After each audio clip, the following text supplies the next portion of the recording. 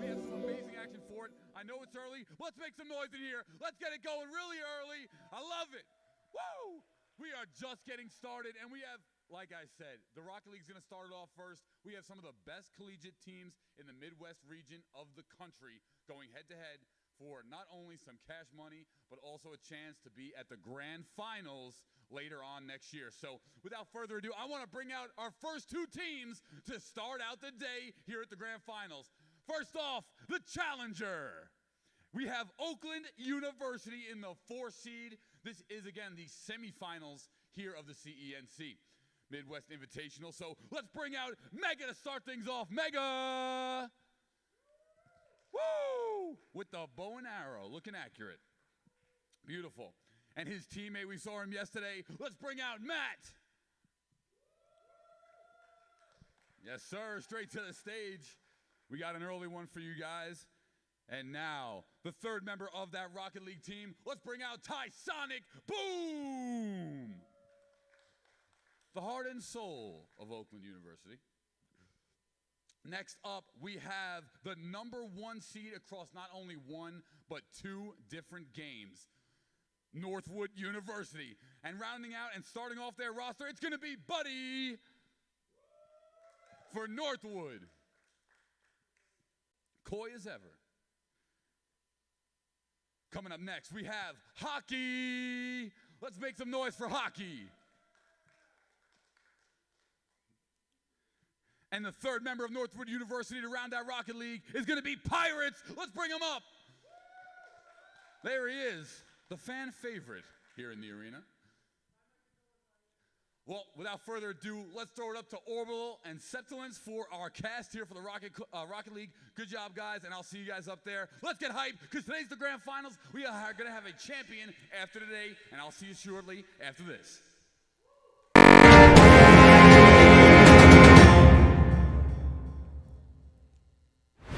Thank you so much, Paulie. Stellar job as always, but I think you hit the nail right on the head. We're going to be jumping into the swing of things. 2 undefeated teams, and I believe, if I'm not mistaken, and I may be, only 2 points have been scored on both of these teams in total. These teams almost went completely unscored on yesterday. Oakland coming out super strong, winning a 3-0 victory. I don't remember the school they beat, but I remember they didn't get scored on a single time, if I'm not mistaken. Northwood, I think, was scored on twice across 3 games, but still 3-0'd as well. Northwood, that expected first seed, but Orbital, I jumped right into the swing of things, of course. I'm Septilence, joined by Orbital, and we are super stoked to be here. But like I said, Paulie mentioned it as well. We're hyped to get the show on the road. We're super excited. Orbital, what do you think we're going to be looking at here from these 2 teams in the first game of the day? I think we're going to be looking at, obviously, a lot of fun. Yes. Number 1. Number 2 is it's going to be a lot harder battle for either of these teams. Number 1, first match of the day, that's always a little bit rough. If you warmed up, that's great. But you're still looking to get that first win down. And so this is going to be a battle for the first and second game. That's what I think. Whoever wins the first one will take the second one. And it's going to be a race to either get a reverse sweep or a 3-0. That's really what they're looking for. Both these teams showed excellent posturing throughout the entirety of their matches. So Northwood was actually able to beat, I believe it was Louisville. They beat them in the first round. It was a 1 versus 8th seed. And, of course, Louisville, here's the thing. All the matches were 3-0, and yet they were some of the more enjoyable 3-0s that I've ever been able to watch. And each team was able to come up and show their own excellence, and now those teams are working their way through the lower bracket. So that's very fun. Oakland went ahead and beat Bethel, I believe, 3-0. So both teams, again, very, very entertaining to watch. The thing is, neither of these teams have actually, in my opinion, really felt the weight of possibly being defeated. And that, in a sense, is a very different story. So when you ask, what are we expecting here? What do we think we're going to see? I have a feeling we are going to have to watch the nerves of the players the most. Being tested, no matter what, in esports, it's one of the only areas that can really be defined that there is no tie. Ever. Every game has a conclusive ending. There will be a winner at the end of the day. And to know you are down 0-1, 0-2 in a series is a drastically different mindset. Yeah, absolutely. And I mean, I think you're completely right. Both these teams, they've come into day 2 with that safety net, right? We're still in the winner's bracket. None of these teams have lost a game. So the nerves may be a little more manageable, right? Because you know this isn't your last game if you lose, right? You know you've got at least one more lined up. But I'm really curious as well. You know, you've made it to day 2. You're only a couple games away from grand finals. Like you said, the nerves are going to start stacking a little bit. And this is going to be a tall ask, right, from Oakland. This is going to be a difficult matchup, but as I told you this off the stream, and I'll say it confidently here, I think if a team is going to give Northwood a run for their money, it's going to be Oakland. They give us, in my opinion, the strongest showing we saw yesterday. Yes, and no matter what, every game had its own ups and downs, and again, these are now all 4 of the top seeds moving in, 1st, 2nd, 3rd, and 4th, and they will be facing off throughout the entirety. And I have to agree, there is a chance that Oakland is going to have a great time, is going to be able to manage their resources properly, managing the boost, controlling the center of the field, controlling wherever they want to go. And again, I want to see it tuned to excellence. This is a game of inches, of seconds, of predictions. And if you are not on the top of your game, if you are not ready for that, it becomes a massive problem. Now, before we go any further, we, of course, I want to talk about the sponsors and everything, and where we are, because we are at the CENC Midwest Invitational. This is 8 schools were asked, invited, of course, to come out and play at the Bendix Arena here in South Bend. And for me, for you, and for just about everyone here, I think we've had a fantastic time. Of course, yesterday we had some technical difficulties. It was taken care of, and today we're going to finish up the rest of the game. So I'm very, very excited. And I just wanted to mention that we do have our sponsor here today. It is Army ROTC. You can see it on the desk here. You do go ahead and see one of the bottles and the caps. That's awesome here. They also have a booth out front. And finally, one of the kind of cooler things, we both reach under the table here. It's like a magic trick, right? Let me see if I get the logo the first time around. And I held it upside down. You got it. Yeah, see, this is why you are on the left side of me, at least. But yeah, they have the shirts. It's pretty cool. It's pretty cool. But again, thank you to Army ROTC. If you are interested about anything that they can offer, go ahead, check them out at goarmy.com/ROTC. So I just wanted to let everyone know about that and where we are, of course, because it's a fantastic spot. And hopefully the teams are ready to play in this awesome arena here. If you can come down and take a look, they're playing center stage right now in front, and I think that's just a wonderful experience. Just want to get that out there. Yeah, just want to get that out there. Absolutely, covering all those bases, and I believe we'll even hear from ROTC a little bit later today as well. I believe they've got something going on then, so you'll definitely hear more from them about them, and more about them from us. So you're going to hear a lot about ROTC today, but of course, today would not be possible without them, so we want to give them as much thanks as we can. And like Orbital said, we're going to be jumping in just a couple of minutes. I know the players wanted to get warmed up because, I mean, we're still looking at a single digit in the hour slot right now, so it's an early day. It's an early morning for a lot of these players. I think, they're not often playing Rocket League, this early in the day. Maybe not you. True, I'm not. I'm not. I may or may not have done a 12-hour binge at one point and gone to work and gone, I don't know what I'm doing here at work. Probably should have asked for a day off. Amazing. Absolutely. Some of them had done this, and it's very entertaining. Yeah, absolutely. True dedication. We know that they did get a chance to warm up a little bit in the LAN center earlier this morning. We were kind of getting things set up off to the side, so both these teams should be at least a little warmed up. It'll be the first competitive game, of course, but probably not their first game of Rocket League here today. Yeah. They definitely don't strike me as the type of team to just, we'll see how we do. We'll roll with the punches a little bit. Now they're going to be warmed up. They're going to come in. I definitely think, like I said, this may be the most competitive match we have this entire weekend. Yeah, and so the reason that we say that is because going back to day one of the interesting things we saw is, of course, Northwood. Yes. Northwood is a very storied school. They have a lot of great players coming out here today. And the main thing, if you follow Rocket League, if you follow any of like the RLCS or any of the major competitive areas, Northwood actually has a few great members. My brain currently is shot right now, but their entire squad is very well noted. Yeah. The thing is, this is their B team that is coming out. It is not their main roster squad that they tend to field. And to still say that and still say that they are the top school means that they have a history behind them. The reason that we're saying Oakland is going to give them a tough time is Oakland came out to play. Oh, my goodness. They absolutely came out to play. It was Northwood taking it a little bit slower. It was measured. It was measured aggression. It was the precision of, I almost want to say, the surgical tools, right? In the surgery or, medical precision. Oakland was just like, let's run it.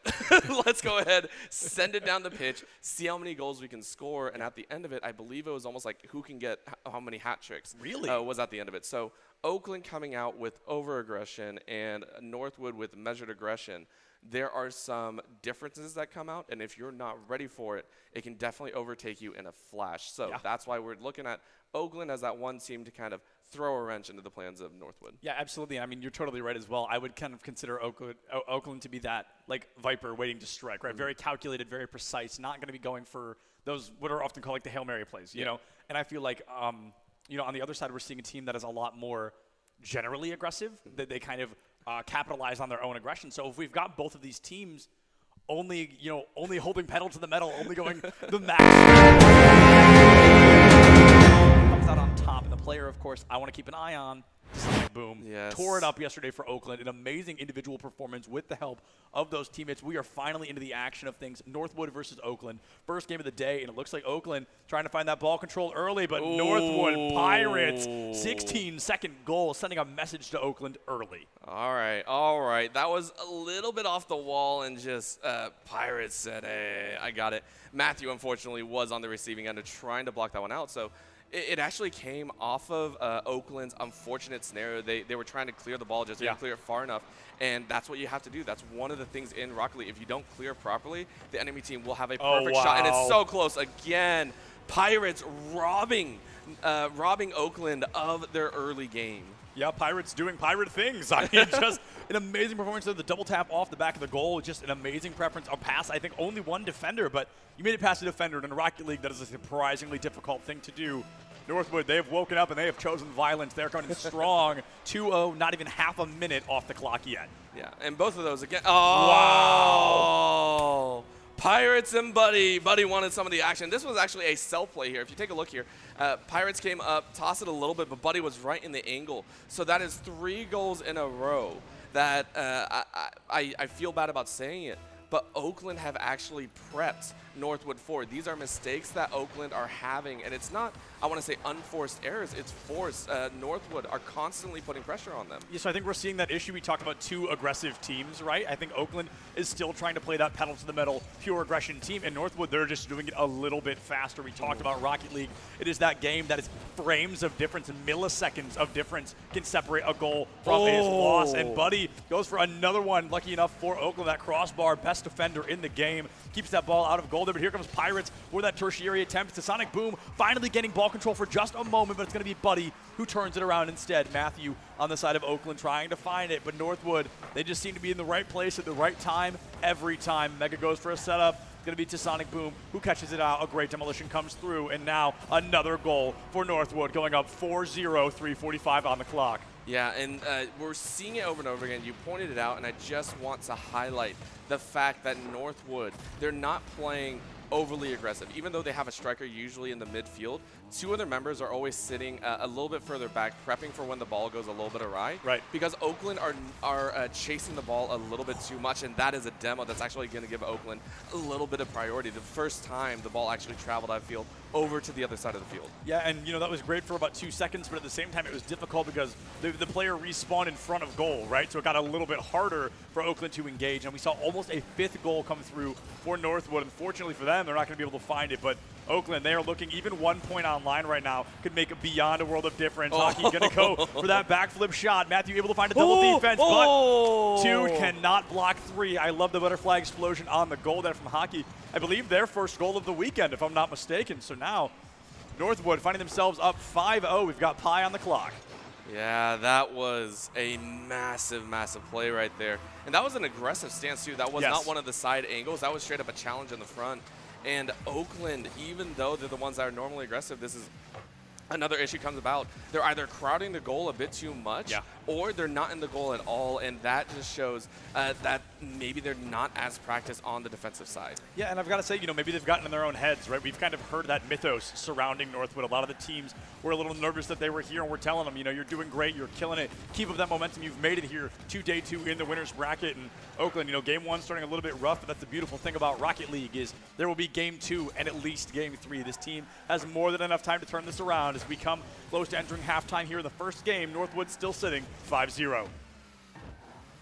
It's going to be a long game, I feel, here. And for the first time, Oakland actually on the aggression. They've taken at least 2 to 3 shots, but the clearance coming out now for Buddy as they're going to bounce it. And you can see, right, they're having a bit of trouble with Oakland. They have to put all 3 on the aggressive stance and all 3 on the defensive. It's a constant fluctuation, whereas Northwood are constantly able to manage a 1-2 scenario or a 2-1 depending on how they want to play those sets. So I'm loving what Northwood are showing here.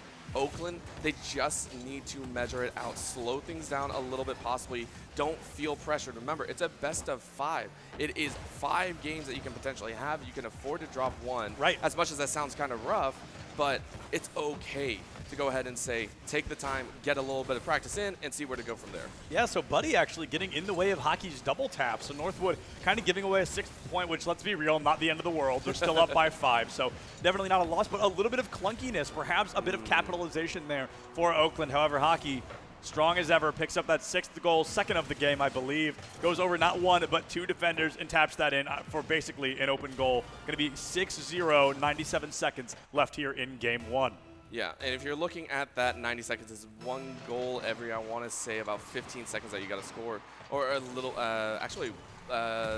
yes, that is correct. Math is hard. It's math tough. is hard. I usually do League of Legends math, and that's the one that you really don't want to do because that's a bunch of number crunching. This one I can get away with a little bit. But yes, it is one of those scenarios where you're looking at a hard deadline to try and get that information in. And so far, once again, Oakland, you can see the only shots that they're being allowed to take are some of these aerial battles, which is not what you want to gamble on. So Northwood completely controlling the ground game. And if you want any chance, it's almost like, you know, we talked about Bethel in day 1. They were the ones going for the areas. They were the ones going for those all tricky plays. If you're not practiced on it, you're not going to make it. Yeah, absolutely. And now 60 seconds left on the clock, so that is 1 goal per 10 seconds here for Oakland, which is not impossible, but by golly, is that difficult, right? So unfortunately, game 1 probably going to be coming to a close in favor of Northwood. Oakland, we talked about this already. They've got a world of difference, plenty of time to turn this around. They lost game 1. They've got at least 2 more to complete this redemption arc. Just a few moments left, and it looks like Oakland, they're aiming for it, which I do appreciate right now. And you can see them, they're starting to get a little bit of a rhythm going now. A few of the midfield battles are actually going their way across the board. And I don't know if that's Northwood letting the foot off the gas just a little bit, knowing that they don't have to go all out here in the final minutes. They just have to defend, which is a great strategy, conserve your energy. But Oakland, if you give them a chance to kind of get into the rhythm, get into the groove, find out why they were missing out at the beginning, it might impact you in game 2 or 3. Possibly, of course, Northwood are playing off an excellent degree here. And here comes a juggle at the final second.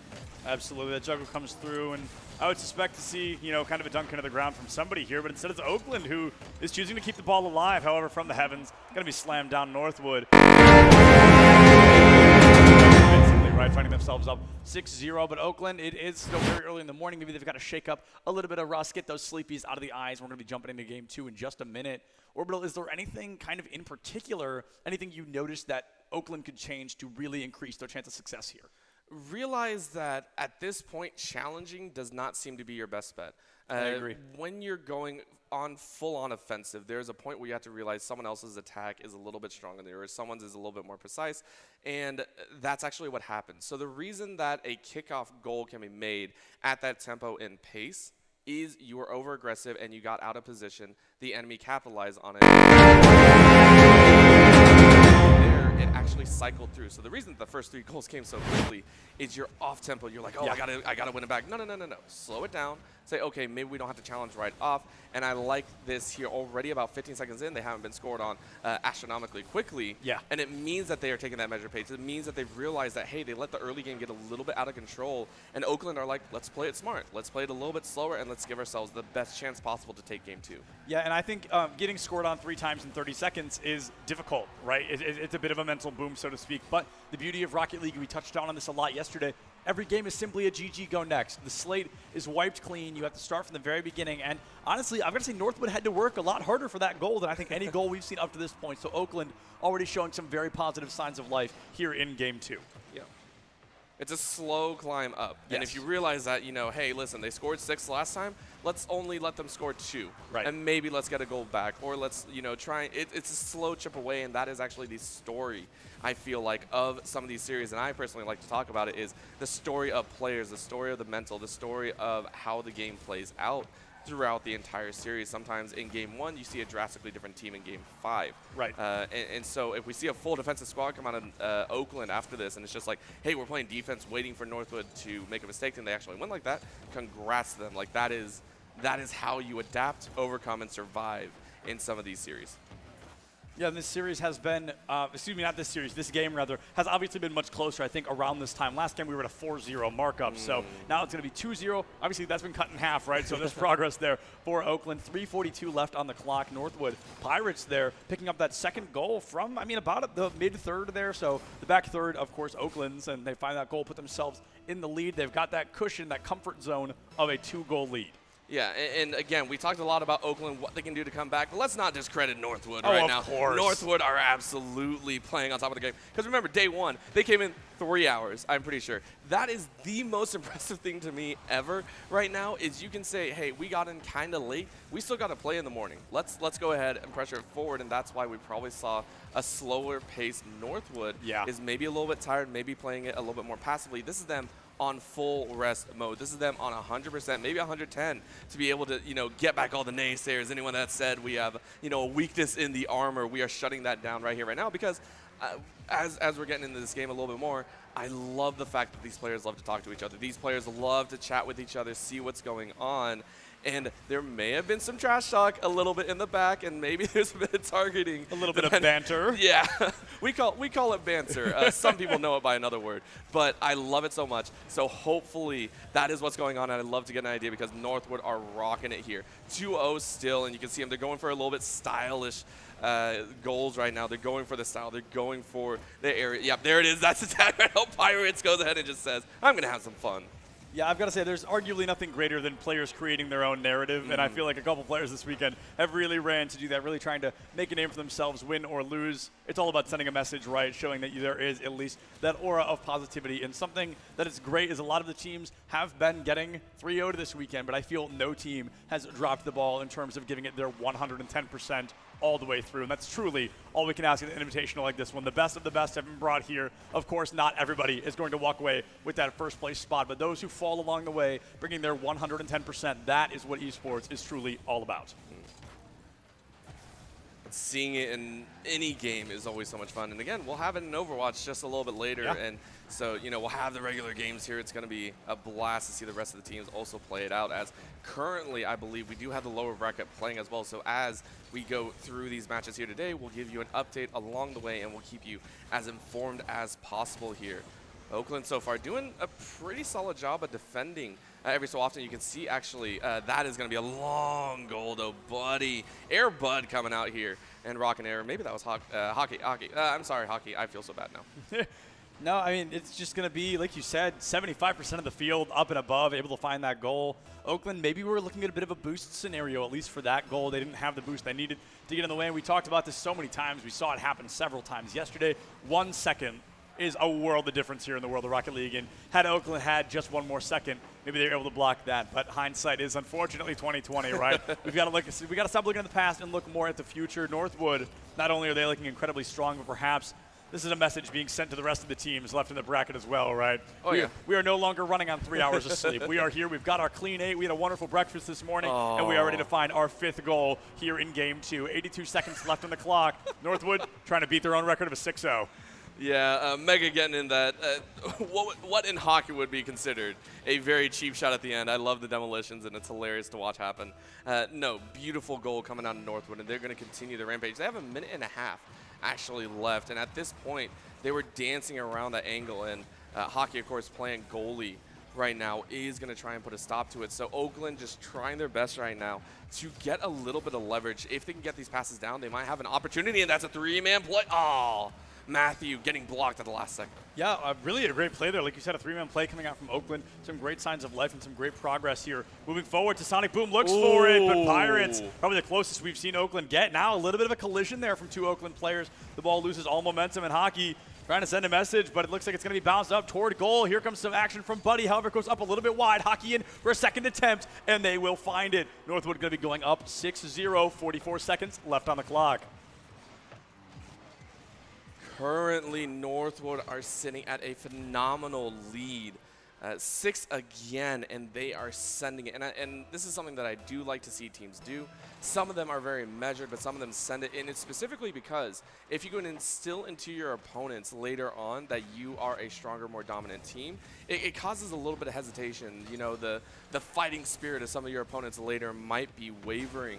and Northwood are putting it to the test right now. 30 seconds left on the clock. Oakland are going to try and keep him down at the same score. You know, don't let him score too much more. But Pirate says he wants at least one more goal. Yeah, absolutely. Like I said earlier, Northwood trying to break their record, right? Yeah. Trying to go for that 7-0 instead of the 6-0. This is going to be, again, another very convincing matchup. 9 seconds left on the clock, so Northwood going to find themselves up in a 2-0 fashion here on the series, but this is a first to 3 or a best of 5. So they're going to have to win at least 3 of the 5 matchups there, and they were about to find a bonus goal at the very end, but it stayed in that 6-0 fashion, I believe. Hockey Pirates and Buddy, they are just, I mean, tearing it apart right now. I've really got to say so. They are living up to that #1 seed placement. They are pulling no punches this morning. Yeah, and again, that's what you want to do. And I say it over and over again, is you want to play to your full potential for a very good reason. #1 is these are not your nights where you're playing in the league and you get to stack up the wins week after week after week. There's a majority of the time, and these players know it, the more energy you can conserve and wait and watch, it can be good for you. Now, it does have a little bit of a con sometimes. You know, if you ice yourself a little bit too long, it's not fun. That's why people warm up. That's why people have the scrims. But the less energy you expend in some of these matches, the better it feels later when you're fresh. You get to have, 90%, whereas another player that may have had to run through the lower bracket is now sitting at 60 or 50. And in a game like this, where you're for 5 minutes straight going as hard as you can, it is so, so dangerous. So, yeah, making sure that they are fresh, trying to close it out as quickly as possible. Northwood 2-0 going into Game 3. Yeah, 2-0 going into Game 3, and Oakland went for a pretty aggressive hit off the kickoff, but it looks like it's going to be Northwood who tries to capitalize on the action here. Matthew with the 1 defensive play. Pirates in for the secondary goal. Here comes the tertiary from Buddy, but none of them going to be able to land quite yet. Oakland giving us a just impossible, impenetrable wall there for just a moment. Some great defense, but they will have to crack eventually. Defenders can only block so many times, and it looks like Hockey is going to be the one to break that wall down. Going to be bringing Northwood back up 1-0 here in Game 3. Yeah, I was also to Sonic Boom as well. You saw it right there. He was trying to pass it to his teammate. And that's the unfortunate thing, right? In these very quick skirmishes for the ball, it's so difficult to predict the trajectory that you know the angle that you want to go for, but if you are not prepped yourself or you didn't have enough boost that you thought you did, it actually crashes and burns very, very quickly. And so Northwood, not only are they controlling where the ball pitches into, where they angle it in, they're not allowing Oakland to get a strong pattern set up of a boost to be able to give themselves that extra oomph. Yeah, and Pirates, they're going for another goal, but Oakland's defense, I've got to say, is showingly better here in Game 3 than I think it has been in Game 1 and 2. They're really trying to fight. They know it's kind of the 11th hour, if you will. They're trying to put their money where their mouth is finally. If they can if they can score even a single time, they'll really be able to turn this back around. And here we go, a great shot from Sonic Boom, a Buddy waiting for that ball, waiting for the action. Mega there, a great disruption here at the midfield, but it may be, it's Oakland. Mega keeping that ball control alive for Oakland here. Buddy with the shot from the heavens, incredible aerial game control, but it looks like it's going to stay around the midfield a lot. Game 3 feeling a lot on how I would often refer to a Game 1. This almost feels like a feeling out period. Some very slow pace, some very slow action as well. And Oakland, they are really giving Northwood a run for their money here in Game 3. Yeah, to be able to challenge in some of these stances is Oakland. They're starting to get a read. Right. They're starting to get a handle on where some of these players are going to go. And again, I said it before, the patterns are starting to be read by these players.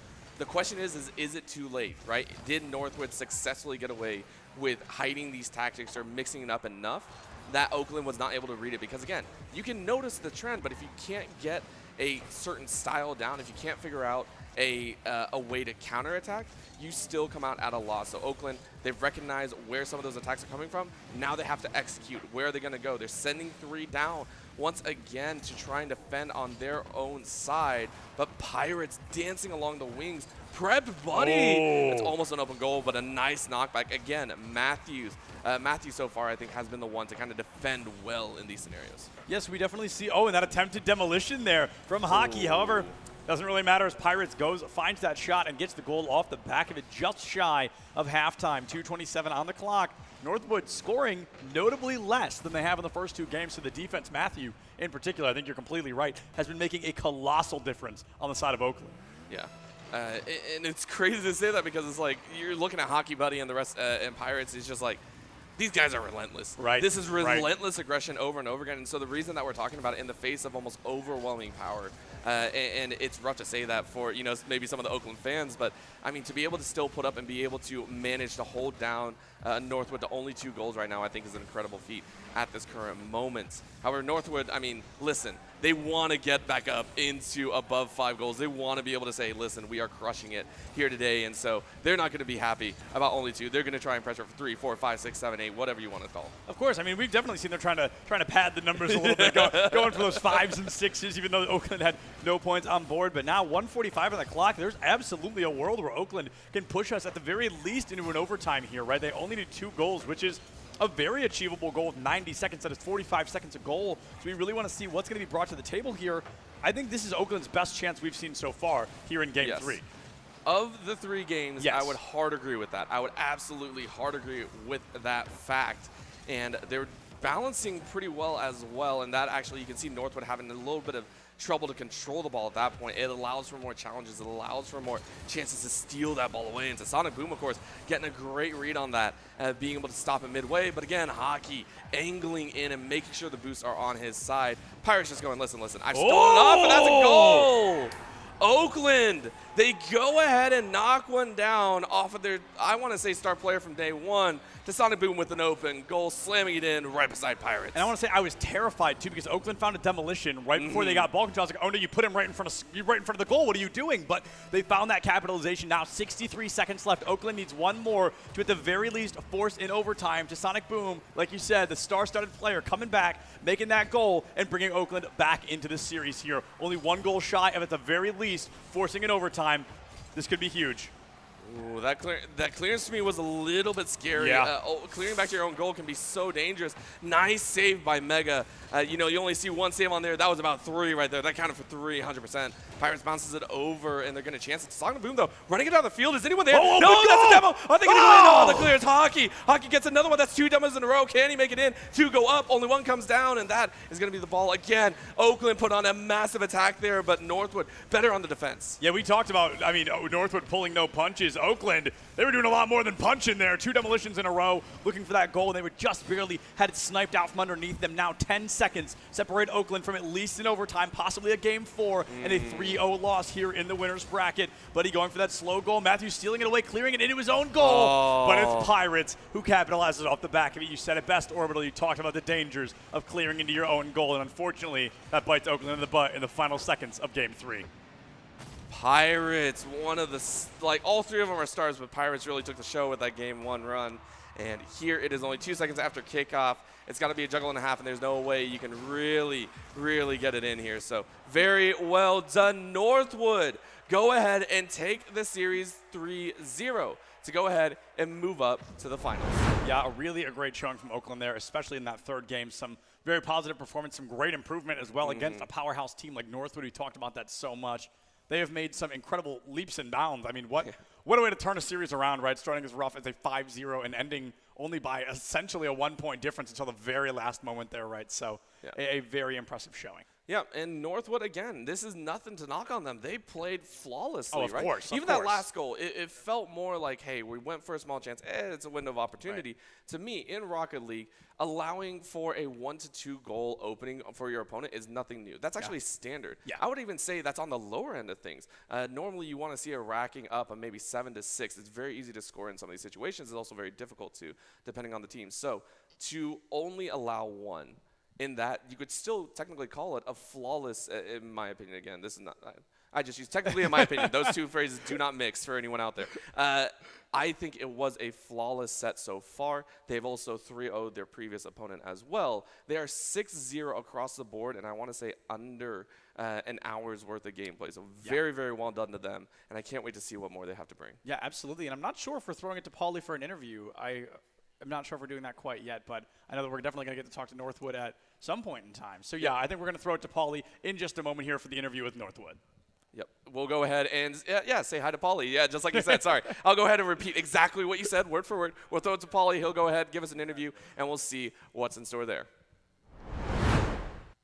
All right, everybody, welcome back. I am here with Northwood University. They are just sweeping through the Rocket League bracket right here as the #1 seed. I'm alongside, we got Hockey, right? All right, my man. I just want to make sure. Hockey, you guys are dominant this whole tournament so far. What's the mindset like going into the grand finals?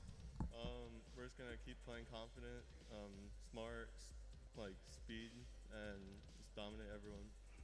I love it. That's a perfect mindset here going into the grand finals. They have just looked impeccable. You guys just did another 3-0 sweep once again. What's the morale like on the team and going in once again to the final? We're just having fun with it and not taking it too serious because like that helps our team just having fun. And once you start taking it serious, then it gets like harder on us. So. Do you guys feel like if it starts getting close, which so far it really hasn't, but if it does start getting close, do you feel like you said the seriousness kind of takes back away from your skill level? You guys played your best when you're just calm, soothing, and chilled out. Yeah, I'd say we're at our best when we're calm and playing fun. Perfect. Well, you guys are amazing. Finals of the winners bracket coming up next. We're having so much here in the Rocket League, and we have Overwatch coming up after that. We have our second semifinals match coming up next, so don't go anywhere. We're having a quick change, and we'll have our next two teams coming up for the lower half of the bracket for the semifinals match. Cadets in the U.S. Army ROTC are enrolled in almost 1,000 universities nationwide. They are studying in over 450 different academic disciplines, and they come from all 50 states and each of the American territories. Keep going. Proud of you, son.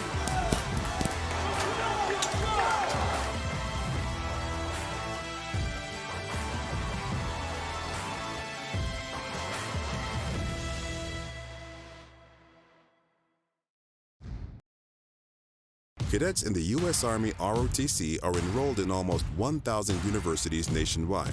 They are studying in over 450 different academic disciplines, and they come from all 50 states and each of the American territories. Some will choose to serve in active duty roles throughout the country and around the world, while others will serve part-time in the National Guard and the U.S. Army Reserve. Although they have many differences, they have two things in common. Cadets are full-time college students, and they will one day be officers in the United States Army.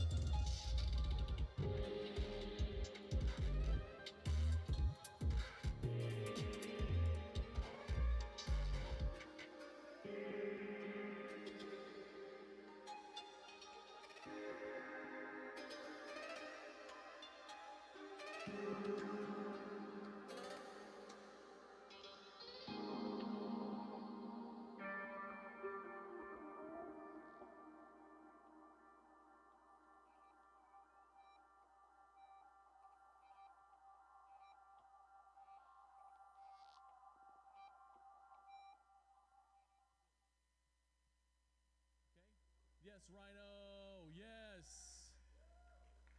Let's go. He's got the red shoes on to match the Cardinals. So my name is Matt Allen, and my in-game name is Matt. I'm here to play Rocket League for the University of Louisville. And which seed is the University of Louisville currently? So we are currently ranked number 8, which is bottom seed, but we're looking to make a strong losers bracket run, and we're not going to come in last. So is the primary goal kind of just that mindset of don't end last? Well, not don't end last. We ideally really want to take second place. Sure. We know Northwood's going to be a real big challenge, but I think all the other teams we have a good chance of doing really well against. So yeah, we're going to shoot for second place. Yeah, and is this your first LAN personally, or just your first in-person event? So this is not my first LAN. I also attended the University of Kentucky LAN a few months ago, and it could have went better. Our roster had some changes that needed to happen, but they happened, so we're good now. Absolutely, and you got to touch down and kind of visiting another event. Is there anything specific just in that LAN atmosphere that you're really excited to be back and be a part of? I really like playing on stage. I think it's just when the pressure's on, it's just a lot of fun, especially when like the games are being casted. It's that added pressure makes it, it's a fun atmosphere. It's the whole LAN atmosphere. Getting to see everybody in person is super exciting. So. Absolutely. I'm Rylan Jaquez. In game, I just go as Rylan. Yeah, I'm here to play Rocket League for the University of Louisville. And which seed is the University of Louisville currently placed? We're the 8th seed in the team. So entering in the 8th of 8 teams, kind of being that underdog to an extent, how do you guys feel about your chances going into this weekend? Yeah, we're pretty confident. We hope we can get second place. Northwood's pretty strong, and we play them in the first round, so we're looking to make a strong losers bracket run. Yeah, absolutely. So have you personally had any LAN experience or been to in-person events? I've been to a 2v2 tournament. It was a Helix in New Jersey, and yeah, it was pretty fun. Yeah, so kind of returning to that in-person event atmosphere, is there anything specific that you're really looking forward to? Yeah, just getting adapted to the setups is going to be the main obstacle. If I can get my comfort going, then I'm sure I'll be fine. Yeah, that's perfect. And have you played any schools here? You kind of talked about looking forward to going up against some schools already, but is there anybody specific, any teams, or even just specific players that you kind of want to have that head-to-head matchup with? Like Rhino said, we scrim a lot against UK. We've got a pretty good record against them, so if we play them, I'll feel pretty confident. Yeah, absolutely. Tyler Sullivan, and Rhino is my gamer tag. I play Rocket League, and we're representing University of Louisville. And which seed is the University of Louisville currently placed? We're 8th seed. 8th seed. So how do you feel about your chances going into this weekend? So we have a lot of resources to find out who the teams are, and we know the best teams and what we're capable of doing. So we're hoping to get upwards of second place. I don't think we can beat Northwood how we are right now, but if that happens, or even if they disqualify or how it's going to be, that'd be really nice. But yeah, we're shooting for second place. Yeah, absolutely. And do you feel that there's kind of anything specific that Louisville brings to the table that maybe other schools aren't going to be able to compare to or expect? Our analytical skill is really, really high, and we're able to adapt in game fairly easy. And we're able to catch out, opponent mistakes and opponent, strengths, so we can really capitalize and catch up where we need to. Yeah, absolutely. And have you been to any LANs or in-person events before? Yeah, so not this roster that we have right now, but a few months back we went to a LAN at UK, and it was very nice. Yeah, absolutely. So is there anything specific that you're looking forward to returning to or just experiencing for the first time within the LAN atmosphere? Yeah, I think it's a real challenge to get used to and be able to play properly on other people's setups. So I think it's a really nice challenge to be able to surpass and get through. And I like the challenge. It's a little nerve-wracking, but if you're able to push past that barrier, you can really shine through. Yeah, of course. And you mentioned this a little bit already, that you're looking forward to one school, that kind of the #1 seed. But are there any other schools that you're just kind of looking forward to playing against or getting to kind of go head-to-head with? So I'm really looking forward to playing with UK. They're our main scrim partner, so we play them a lot. We have a decent record against them, so I'm really looking forward to that game if it comes, and also against Akron, because we saw their player Reticence come in, and we had a tournament before that we had to play, and we played against their roster, the B team, and he wasn't on that team, and we beat them 4-0, and then they came back in the finals with Reticence, and they double reverse swept us 4-0. So he's a really outstanding player, and he can change a game just like this.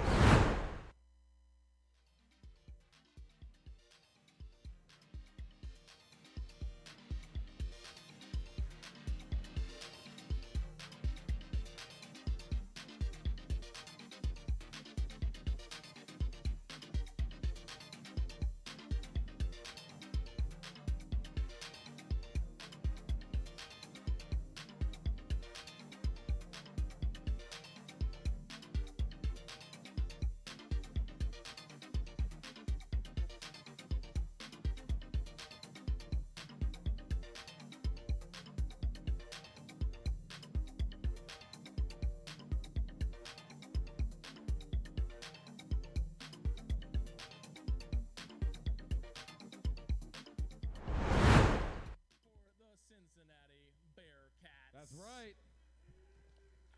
Cincinnati. Colin Kahn, Windmill. I play Overwatch, go to the University of Cincinnati, and play main tank. All right, this is your first LAN. How long have you been with the team? I've been with the team since 2018. I was on the original UC Overwatch team.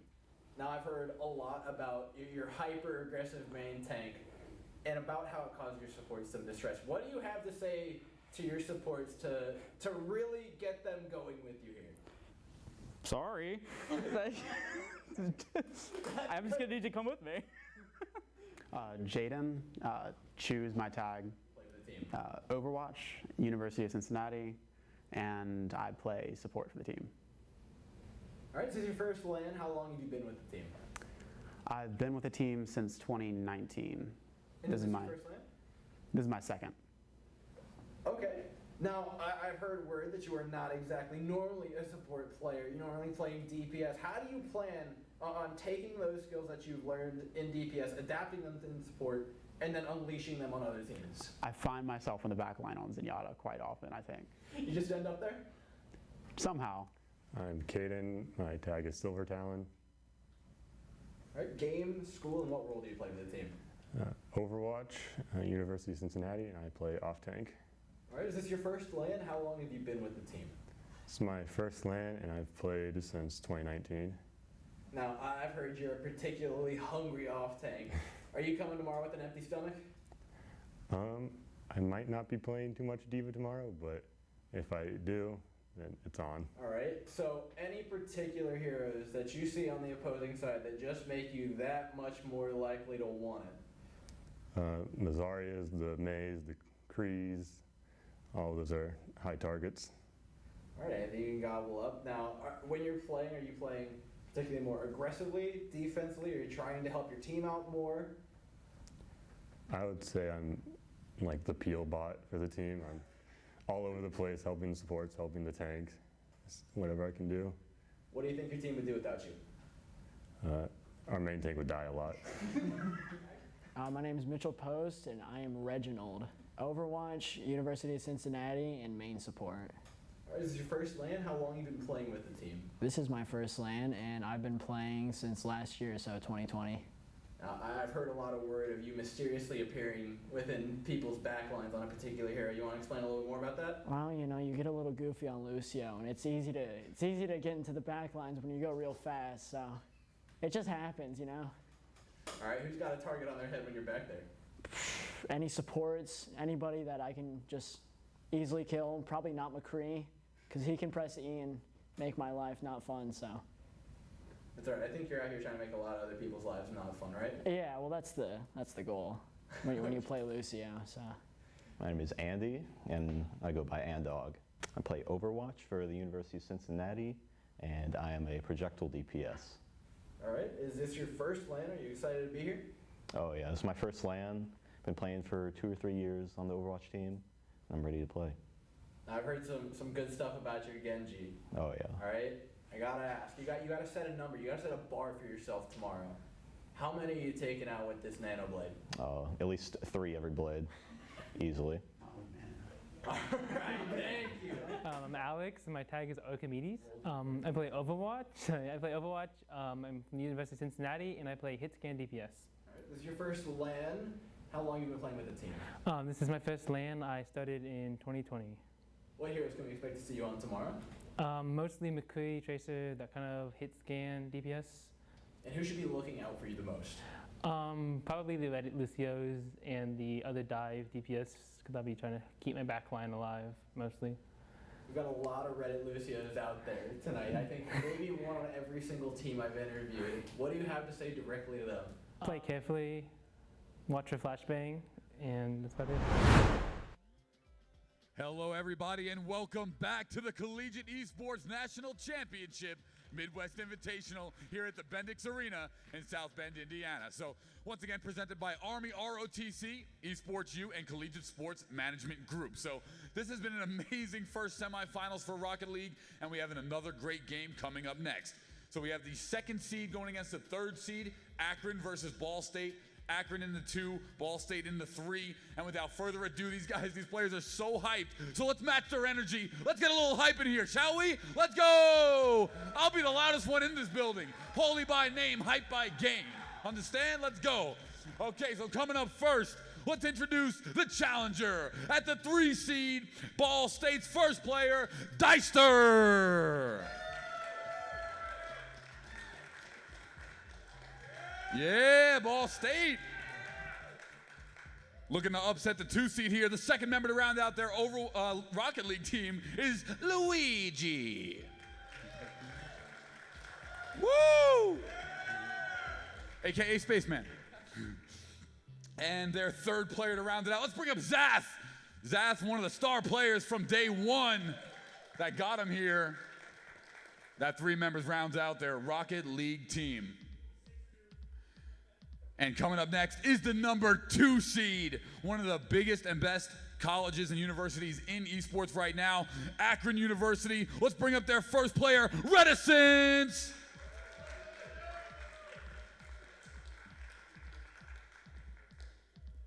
Beautiful. Second player coming up here for that team is going to be Potato. Let's bring him to the stage. Love it. And the third player to round out their team, one of the more complex names in the arena. Let's bring out Will.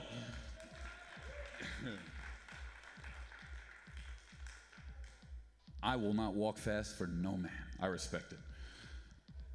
All right, coming up, we have the final semifinal match here. One of these teams is going to be joining Northwood over in the winners bracket finals. So without further ado, let's throw it back up to Orbital and let's get some hype on this stage. Let's go. Semifinal number 2. Woo!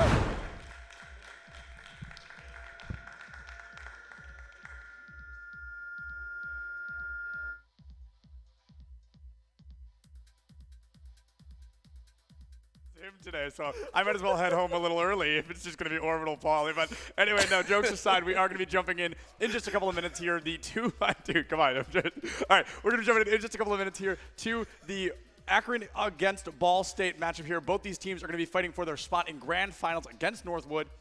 And at this point, I mean, we've got to talk about Akron. They came in, they were telling us, you know, we're the B team, we're a little bit nervous, we're a little bit shaken, and they've shown us the exact opposite. They've been tearing it up to this point in time, a very strong front-running team. But Ball State, just as, if not slightly more, impactful. I said this at the first game, and I was completely wrong, but I think this is going to be the closest matchup we have this weekend because these two, they are fighting tooth and nail. This is the last chance for that spot in grand finals. Yeah, and the thing about it is, again, these are all first seed, pretty much in the upper side of the bracket here. So this was pretty much down the road. First, second, and third, and 4th seed all made it into their respective semifinals.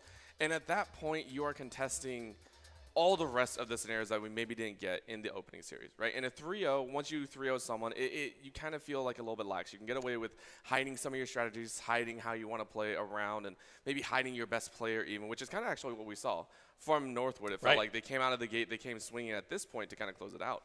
So between these two, I do agree it will probably be close, but again, I still feel it's that situation. Whoever wins game 1 is going to steamroll through because, again, these guys have not fully been tested. No matter what, in a 3-0, I always say, no matter how close it was, no matter how far it was, you weren't fully tested until you were put in that game 5 scenario. Yeah, absolutely. And Potatoes, a little fun fact about him before we jump into the game. I got the chance to interview him for Media Day. And when we asked him his gamer tag and like what game he played, he said he was Potato, and it made me laugh, and then he laughed. We had to start the whole interview over because it was just so funny to see somebody say, I am Potato with a straight face. It was hysterical. But these players, I'm sure they've got nothing but straight faces on right now. Speaking of Potato, the man going for that early goal, Zath, going to be the one to block it out. Ball State and Akron, two teams really trying to make a name for themselves here at the CENC Midwest Invitational. So we're going to have to see what is brought to the table from them. Already half a minute off the clock. This is a crazy thing to say out loud. This is the longest we've gone without a goal today. Oh, no. I think we had a full minute. It was in, it was in game 3. It was in game 3, and it came very, very close for a first goal. I will agree.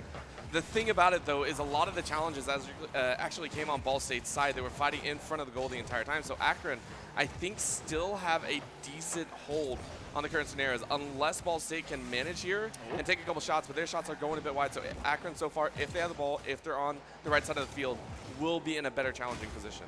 Yeah, and this is interesting because this doesn't feel like a traditional game one kind of feeling out period. This feels like a level playing field, right? We have seen great offense and defense from both these teams already. We're only a minute and a half into this. So there is some great progress to be shown, some great growth already to be shown. And right now, I mean, as simple as it sounds, it all comes down to who picks up that first goal, because the first goal might be the only one we see in a game as close as this one already is. Yeah, and seeing some of these air challenges actually has me a little bit worried, because it might turn into a game of how many people can be sent into the air after the ball. Yeah. That is something that we see fairly often when the teams are pretty stagnant. They just start going for kind of those Hail Marys like you were talking about, and it was a good try.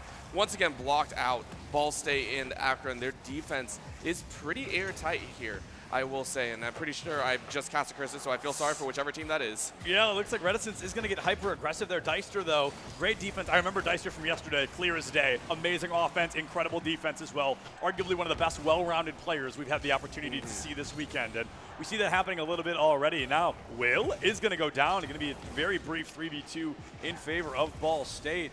Akron now going to be trying to turn ball back in favor, but here comes Zath up and above. It's a bird, it's a plane. Nope, it is a car up in the air. A little confusing, I know, but follow me on this one. Zath is going to get that hyper-aggression toward the midfield. Luigi, the next one to come in, trying to find that, forcing Akron into that defensive play style. Will demoed again. The physicality from Ball State, very clearly kind of what they're aiming for to succeed. And honestly, the jockeying for position just shows how quick both these teams are on their feet right now. No one is getting a clear read on the ball. Right. That is something that I appreciate from both defenses, is they are constantly being challenged on the wings. Again, angle shots are some of the worst to take. Again, you don't have the full goal to shoot at. So to constantly put your opponent on edge like that means that you have a higher rate of defensive success. All their shots are currently being taken from a low and mid angle off on the corners, and neither team seems to be prepared for it. Akron, though, I think they have a little bit better read, so that's going to be an aerial challenge. Open goal maybe, but a great block coming out of Akron once again. Yeah, Zath from the heavens there goes from being that defender to that offense, trying to find some great opportunities, and Luigi looking for some of their own. Reticence, though, the goalie extraordinaire, finding some great value. Potato almost with an own goal, and oh my goodness, the double intentional collision there from Akron, trying to keep the ball above goal. They were able to do just that. I'd say by the skin of their teeth on that one. That was a last-second opportunity, and they were able to keep the goal down. Now 73 seconds left on the clock. Ball State desperately trying to break through Akron's defense, and this just might be the opportunity. The crossbar is going to catch the ball, unfortunately, and Akron now they have been given the opportunity to flip the ball back in their own favor. This is under a minute here. It is getting ridiculous. Again, no goals scored. Last game, we had, it was, I believe, 15 goals across 3 games. That is insane to think about. That is over a goal a minute.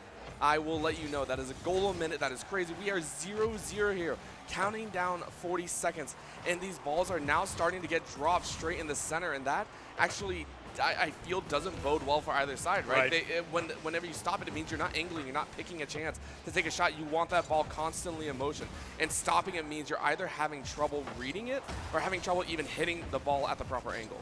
Yeah, absolutely. And, you know, this may sound slightly hypocritical because I feel for a lot of what I've said this weekend is you want to play slow, you want to play calculated, but I feel both of these teams aren't being necessarily opportunistic, right? Yes. They're only going for calculation, and you can't do that in a game as fast-paced as Rocket League because I'm confident to say 7 or 8 out of 10 times your calculations aren't going to work, right?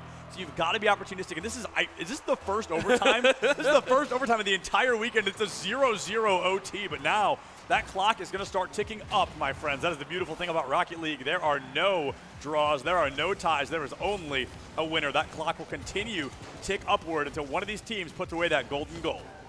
It's hard, right? These are both teams that won, and they know the strength of the opponents. They know one wrong mistake can cause a lot of problems, and that does tend to actually build up walls very quickly. It forces you into a defensive mindset. But you said it, right? You have to be aware that you have to be a little bit more aggressive. You have to take that gamble. You know, it sounds bad. I equate it a lot to a game of poker. It's a lot of you have to throw in your chips. You have to be willing to take that risk. You have to be willing to put your team. Oh, there it is! Potato! He is a potato, but he's a fast one. That's going to be the goal for Akron. They will go ahead and manage. I mean, that potato's the best driver I've ever seen. I don't know about you, but I mean, that is some impressive gameplay there. We saw a Ball State as well. I think it was Zath.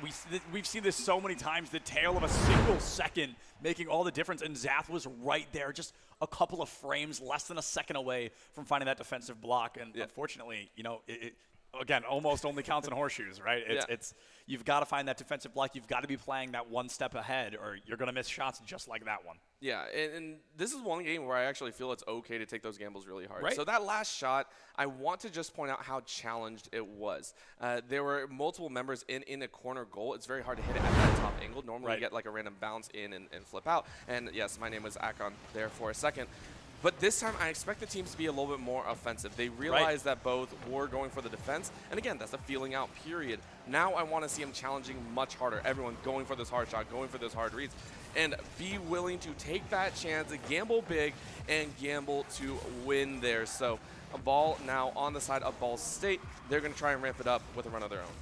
Absolutely. And Ball State, they've got to put their money where their mouth is at this point, right? And I was thinking about this is perhaps there's almost a level of respect between these two teams, right? Everybody's almost respecting each other a little too much. They don't want to go for those opportunistic plays. They don't want to go for those crazy chances because they think we make one mistake, they're going to capitalize, right? So I think that's really what we're seeing is rather than just playing slow or, you know, maybe, you know, they're certainly not playing poorly, right? They're almost playing too careful, and I think we just need to see a little more spontaneity, if you will, coming out from these teams. It's going to be Luigi with a serious air ball there going high up above Reticence. Perfect timing, right place, right time. Zath now, that defensive hero. Luigi goes for the pickup, but throws it right into the wheels of Akron. Potato coming around that corner, trying to find a goal, hopefully earlier than the last one. 3 minutes and 45 seconds already, 75 seconds off the clock. Ball State finding ball control once again. Still the air ball challenges right now, and once again, we're back at that same situation, ticking down minute and a half here. And running out of boost in the air is one of the worst feelings as well. And that's also, like I said, you know, that's why aerial Rocket League is one of the most difficult and challenging aspects is managing your boost in the air so you don't fall at the last second. Right now, Will now out as well. So they are challenging well. But again, no one's taking too many. They're not putting 3 anymore. And again, I like it so far. Just want to see them go for a little bit, you know, 2-man offensive and try and make those combination plays. Yeah, so there's definitely been some positive progress here on the defensive side of both teams. I feel like we're seeing more consistent defense. A lot of the goals from last game didn't go in simply because of a bad angle or the crossbar or the side of the goal, but this time there's been a lot more player interaction coming through. Now, Potato, speaking of player interaction, has been obviously the star player so far. Picked up the only goal that we've seen between these teams, and now Akron, they're going to be looking for another one. Deister tries to find a Potato, though, the man of the hour. He puts it away, the second goal online. Akron finding themselves 1 point in the lead, this time about 2.5 minutes faster. So definitely looking strong here, but Ball State, 2.5 minutes to tie the series back up. Yeah, and this is the nice part. So when I was talking about it, you know, you can be confident in taking the defensive stance all the way into overtime. If that's how you want to play, that's fine. It just means that there's more pressure on the latter stages. There's a reason why scoring early is nice. You give yourself a little bit of wiggle room to work with. And that's a demo open. Oh, Potato can't get any speed on the ball. If he had gotten speed, that would have probably gone in there. So, well, nice attempt. Oh, no way! Oh. Reticence! That is it! Reticence has had enough of this. I mean, just from the heavens, midfield, about halfway there, an open goal. Just I think that was so, I want to use the phrase, so out of pocket, so sudden that even Ball State didn't realize where Reticence was at. Really kind of a secret attack, if you will, a sneak attack from Akron. They found themselves up now 2-0. If they can turn that into a 3, they might be able to walk away with game 2. Only 128 seconds left on the clock. Yeah, and with that, honestly, with how the game played out, Ball State, it's very difficult to flip the switch mid-game. Yeah. Flip the switch from defensive to offensive, and that is what they will have to do. They'll have to say, well, at this point, you kind of gotta. Oh, man. A team hat trick. A team hat trick. The silver lining there, and of course, that third and final one going to come from the Boost Bandit, Will. So we're definitely going to see what is brought to the table here from Ball State. Akron, you know, I think they've really woken up a lot in the second game. The first one close, they almost felt a little bit lucky. They walked away with that overtime goal. With these, cold-blooded, calculated. They are not taking chances. They are finding phenomenal opportunities, or shot opportunities, as I always like to call them. And this is just going to be, I mean, Akron's game for the taking, only 100 seconds left. Yeah, and you can see it now. They are going much more aggressive. It took a little bit to get the ball rolling, no pun intended, but it is that point where you realize, hey, we can play this. Hey, maybe we can go a bit more offensive. Maybe we can start towing the line. And yeah, they're finding it now. They're realizing that the opportunities were sitting in front of them the entire time. You just have to be willing to reach out and grab it. Yeah, so game one, truly a feeling out period, right? Had to decide how aggressive can we get in Akron. They've certainly noticed. They have found out how aggressive they can get. Ball State having that crucial mistake of leaving the goal wide open has been capitalized on twice now in one game. So the score double what it could have been had Ball State had a defender in the back third.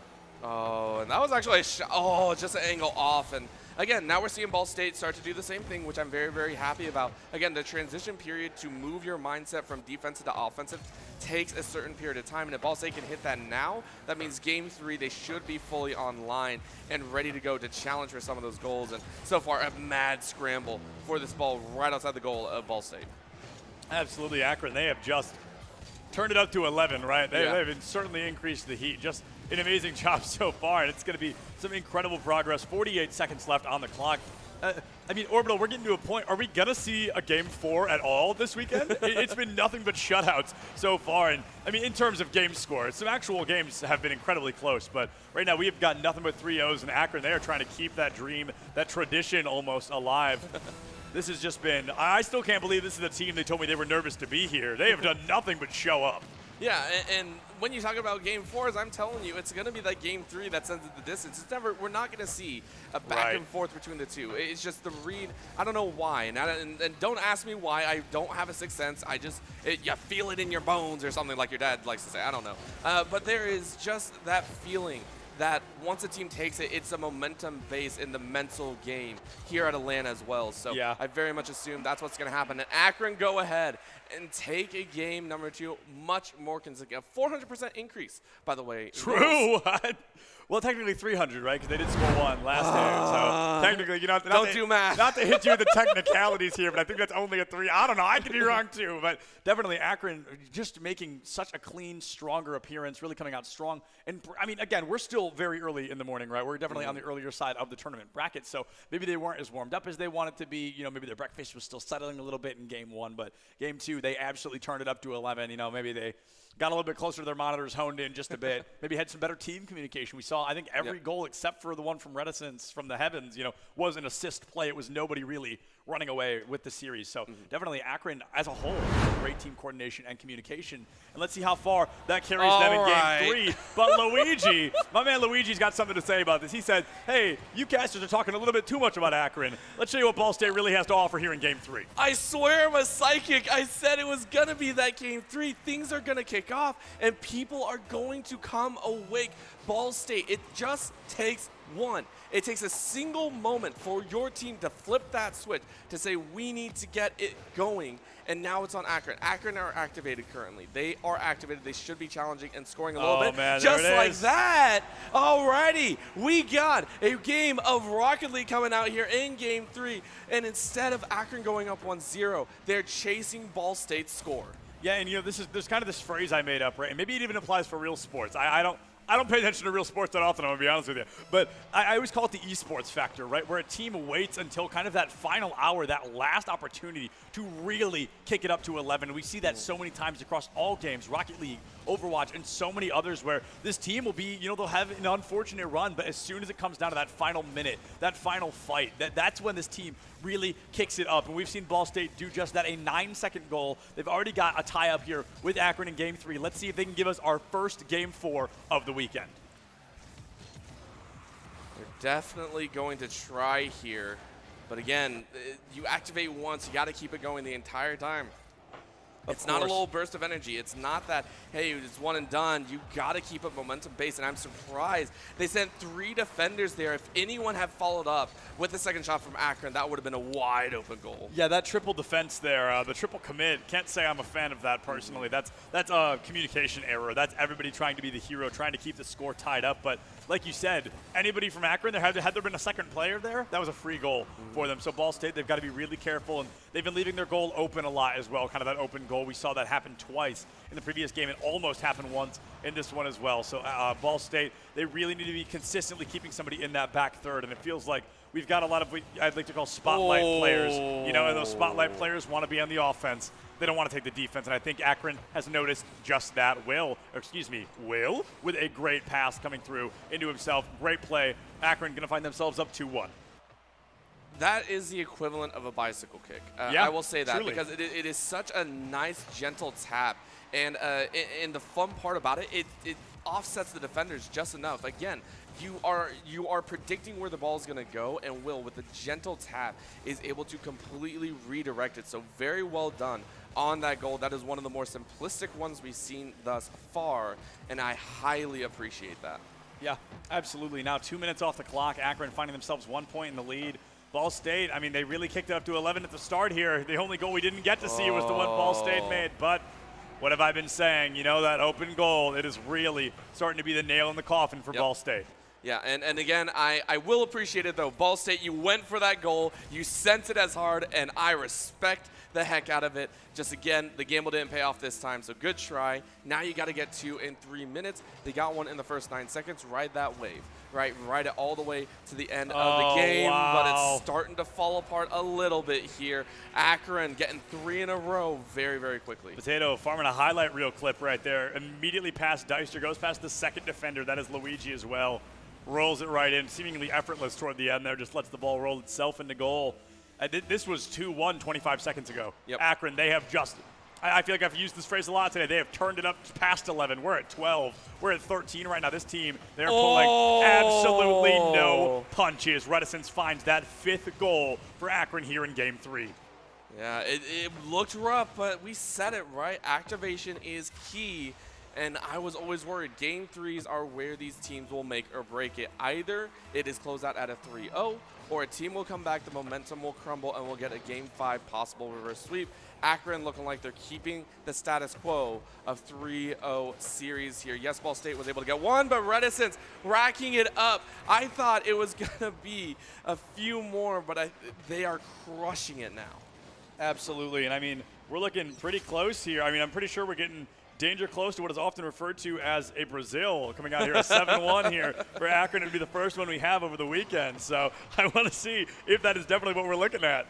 Yeah, you know what? Brazil fans won't exactly appreciate that. That is a sore memory for them, I think. Yeah, and I'm definitely not Googling what is a Brazilian Rocket League right now, just to make sure I'm talking about the right thing. But yeah, it is a 7-1 in reference to the 2014 World Cup. So we're going to have to see what Akron does here. If they can find one more, they can give us a Brazil. I just really wanted to make sure. I had to be sure that I knew what I was talking about. Now, only 120 seconds left. Akron, I hate writing teams off a little early, but the reality of Ball State scoring 5 times in 2 minutes is incredibly difficult.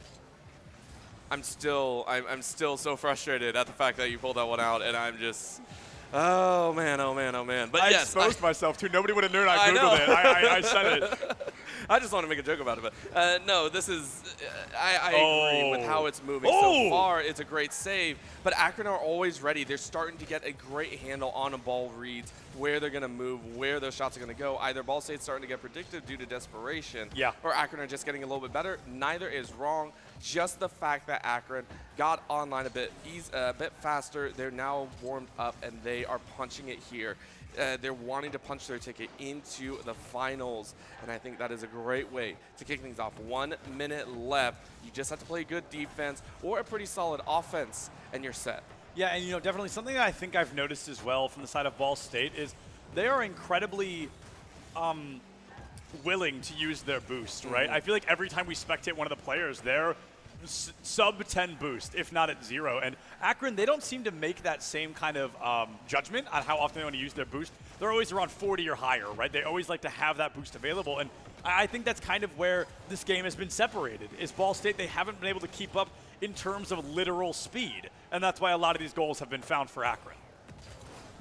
Yeah, with the last 30 seconds coming down here, you can see Akron, they're just starting to juggle the ball a bit, and I agree, right? That is a thing that, again, we talked with some of the teams about. Right. It's controlling those boosts. Sometimes it's not even their fault. Right. Sometimes it's the fact that when they're landing, they can't get to a boost point in time. They're looking for another one, but yeah, Akron have done such a solid job of maintaining that dominance of the field. 7 seconds left, and it looks like Akron with the pinch right at the goal line. They're looking at it, almost in. It's going to be cleared out. Dicer, just listen. He's like, just come on, get it on the ground. Let's go ahead, finish things off. Akron just dancing it all the way through. Akron wants that Brazil, but no. Looks like we're hanging out in Indiana here today.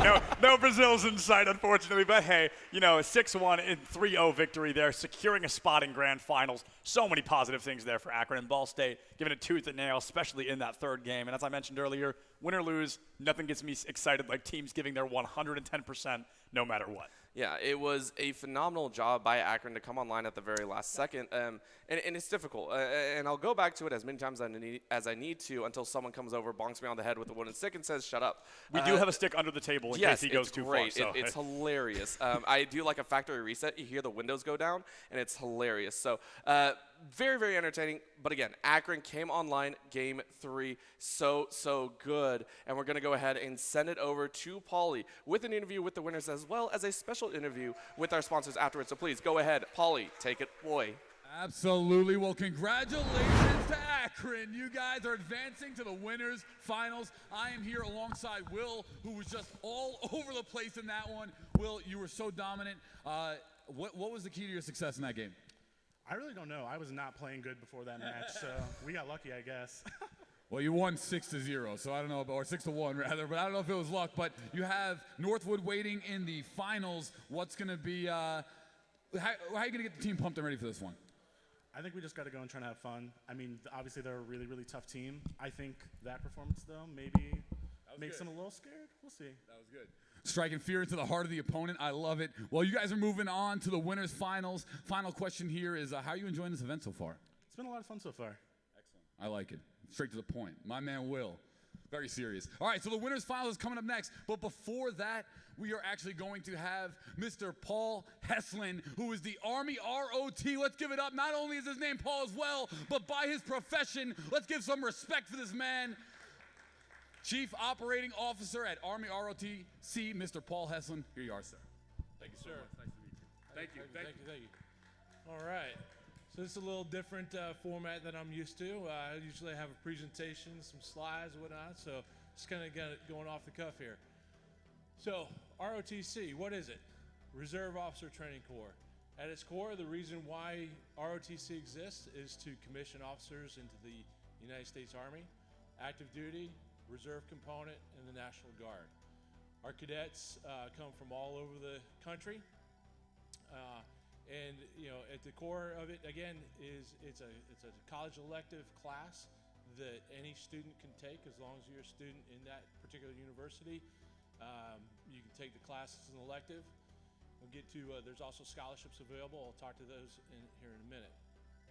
But again, for up to those first 2 years, any student can take ROTC as an elective class. It goes, feeds into the whatever degree program that you're going to be taking. If it doesn't work out, you can drop out. You can even come in as a second semester freshman, first semester sophomore, all the way up.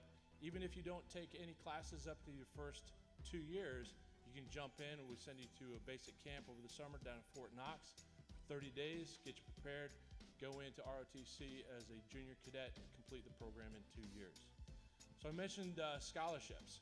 So coming out of high school, there's opportunities to earn either a 4-year scholarship or a 3-year, it's called Advanced Designee Scholarship. These scholarships pay 100% tuition and fees to any school that you're attending, private school, state, out of state, doesn't matter, full 100% tuition. Many schools also have supplemental scholarships whereby if you earn an Army ROTC scholarship, they will supplement that by giving you room and board. Some other schools, if you earn a 3-year scholarship, they'll even cover your tuition for that first year plus your room and board. Rose-Hulman is a good example of that. We also, Purdue, we also have a partnership with Wabash College that we just started up 2 years ago. They provide that to their students, any of those cadets that come up to Purdue to take Army ROTC. So really great benefit. So in addition to that, again, if you earn a scholarship, if you already have another scholarship that covers your tuition and fees, you can have it go towards your room and board. Okay, so it's kind of either or. Another benefit is you get a $420 a month stipend allowance. It's tax-free. You get that for the 9.5 months that you're in school, and then you also get a $600 book allowance per semester. So some really great benefits. Coming out of high school is not the only opportunity that you can earn that scholarship. You can also earn what's called a campus-based scholarship. It's the same benefit.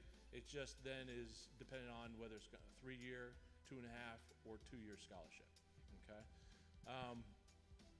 The summer training, I mentioned the basic course. So that's a training opportunity that cadets go to that you only attend if you've missed some portion of the first 2 years of ROTC.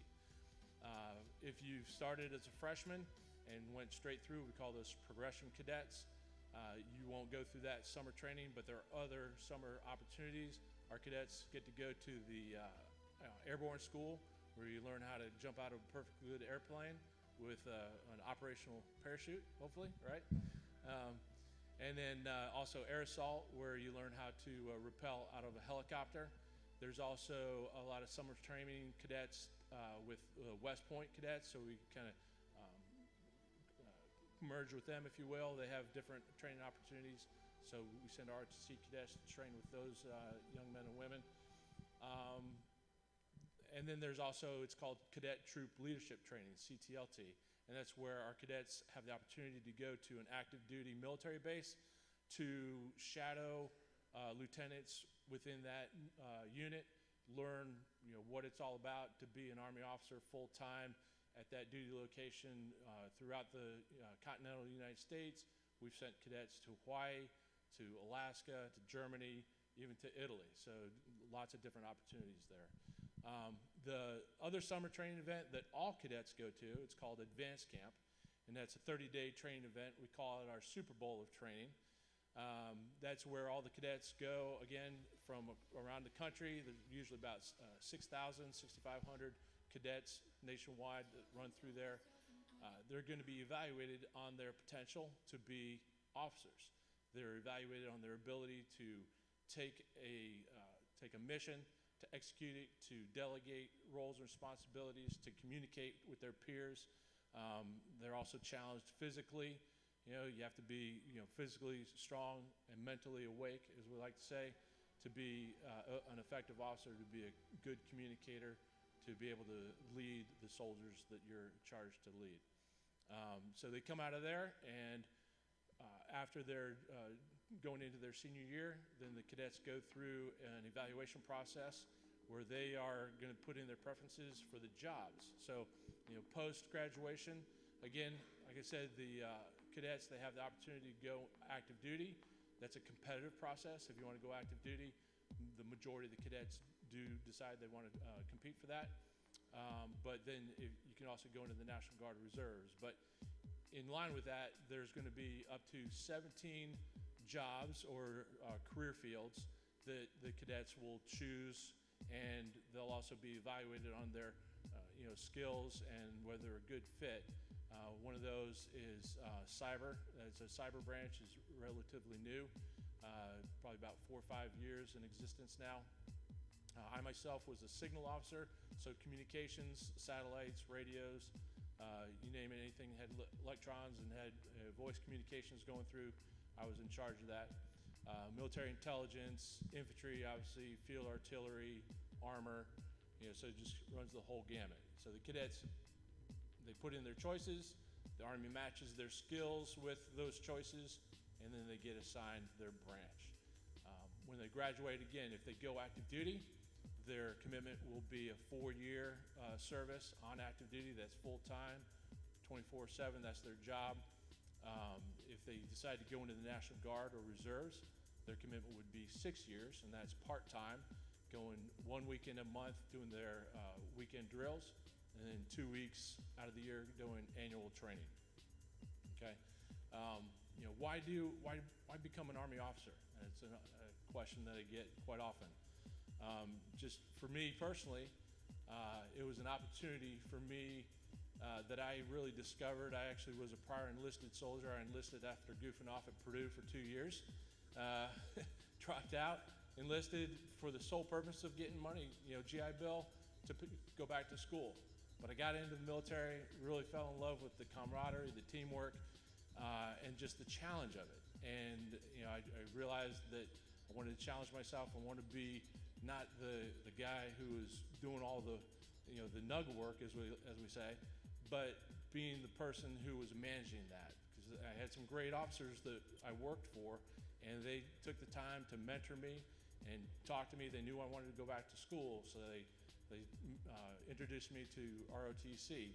So I ended up going through that program. I was in Massachusetts, Fitchburg State College, and went and became a signal officer. But I mean, ultimately, it was a career choice. Are you going to get rich being an Army officer? Probably not, but you're definitely not going to be, poor. All right. Starting pay is about $42,000 annually. That's just your base pay. You also earn or get free housing, as well as free medical and dental, and that's for your entire life. All right. Also covers if you get married, if and when you get married, covers your spouse, your children, all those benefits. So really great benefits. But that's the hard benefits. The biggest one, the reason why I continued to make it a career, was again just that camaraderie, that ability to make a difference, be a part of something bigger than myself, and then I got into instructing in the ROTC and being able to communicate with young men and women and answer their questions and help mentor and guide them. I mean, is it for everybody? Absolutely not. But that's why the program is designed the way it is, to kind of bring you in for the first couple of years, let you give it a test drive, as we like to say, and then ultimately decide from there which path you want to follow, if you want to follow any path at all. If you don't, again, if you haven't earned a scholarship or taken any benefits, part ways, shake hands, wish you best of luck, and go on about your business. So that's Army ROTC kind of in a nutshell. We have any questions for anybody? I have a question. All right. Well, I have a question. Why would gamers make good ROTC candidates? What's the connection between gaming and what you do in the military? Well, one of the things that, just from watching, I got to be honest with you, I'm a novice in this. This world is completely foreign to me. I mean, I've got a 23-year-old son. He's into it a little bit, but I'm learning a lot here. I would say the biggest connection is just that teamwork, that developing, the communicating, it's key. And so, having that intrinsic ability to, shift that from one event to the next is truly important. I would say probably also the technical aspect. I mean, the military, absolutely, STEM degrees are, absolutely sought after. we need, even though I'm a manager or was a manager as an officer, still have to have the technical knowledge so that when my soldiers, who were the guys and girls that were doing the real hard work, if there was an issue, I had to help them troubleshoot or just kind of be overall knowledgeable about what those systems were. So having that technical knowledge is truly important. So that would, to me, probably be the biggest connection. Any other questions? Anything, Paul? Yeah, you got one?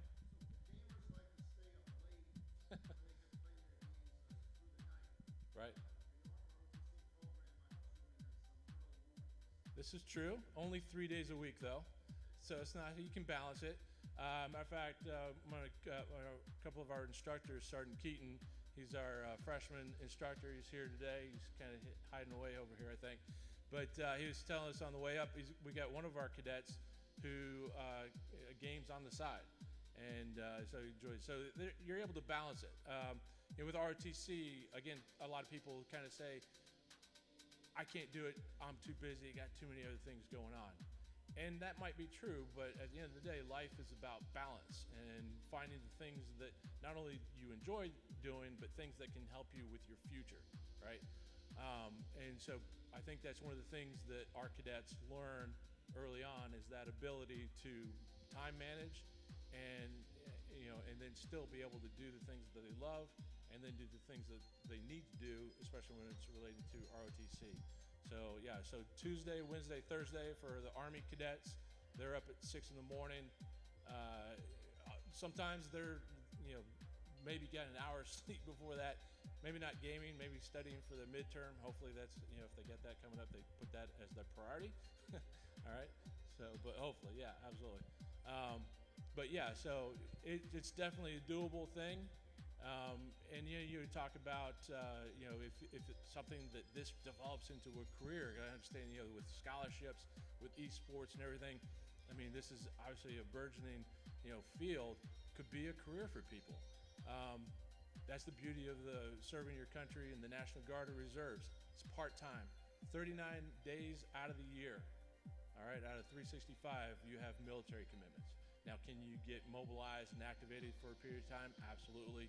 But, I mean, those are, hit or miss and depends on what type of unit you're in and what state you live in and all that kind of stuff. But the reserve forces is a perfect fit also with something, if this is something that you decide to make a career field or go beyond. Whether it's as a gamer or working in the industry with marketing, with the Collegiate Sports Management Group, or, game development, things like that, they can definitely fit together. Excellent, great question, thank you. Any other questions? All right, too easy, huh? Thank you. Thank you. Let's give a round of applause for the Chief Operating Officer at Army ROTC, Mr. Paul Heslin. Very well. Very nice to meet you. Thank you so much for your service. Absolutely. We are going to have a further Q&A with Mr. Heslin upstairs at the top of the stairs, and they also have free CENC merch to give away. So if anyone has questions or anything like that, please head to the top of the stairs out to our main lobby. There's a ton of booths out there and things to check out and free CENC merch. So feel free to check that out. And when we come back, we will have the winners finals of Rocket League right here for the Collegiate Esports National Championship Midwest Invitational. Don't go anywhere. When we come back, grand finals for Rocket League.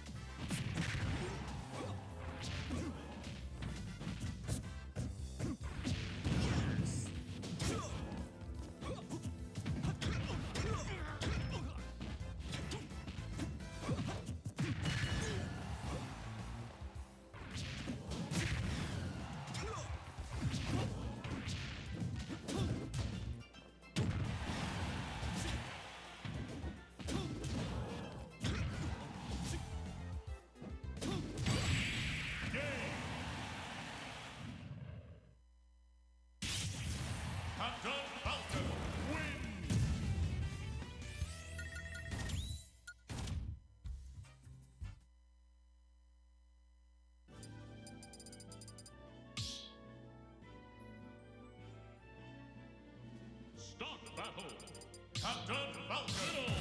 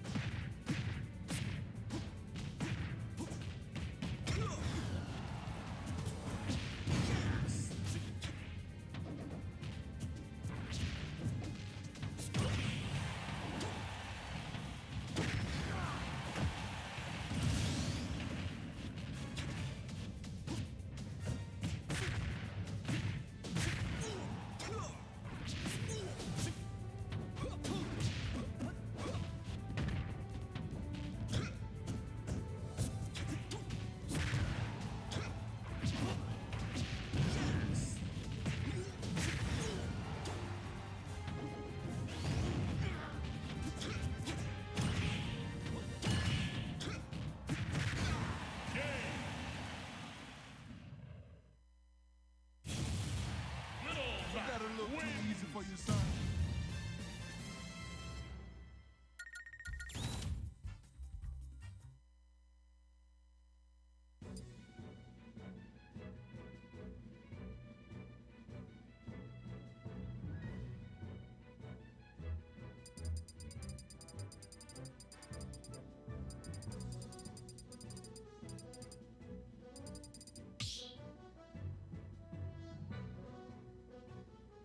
Start the battle.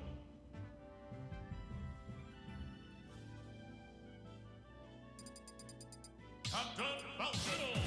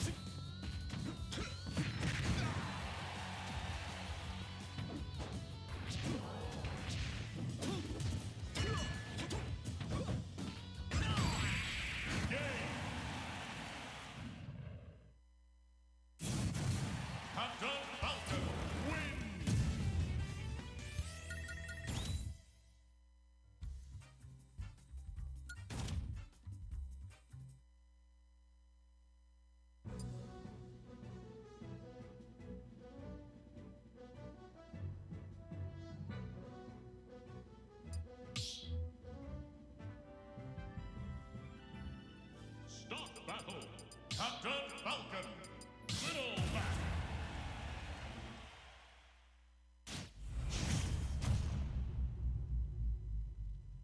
Three, two, one, go!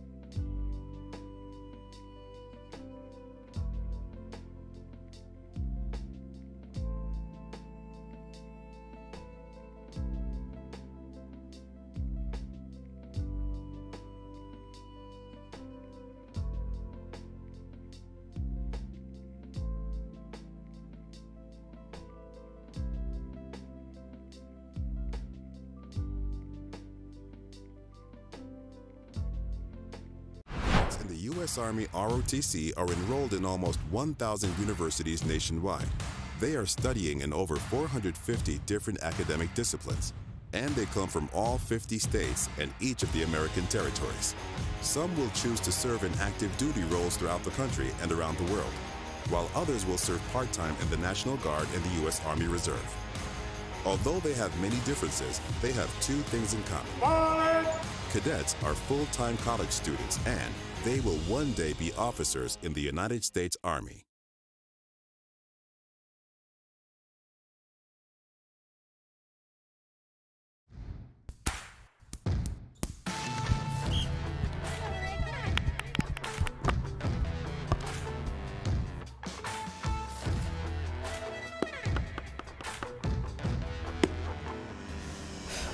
Keep going. Howdy, son.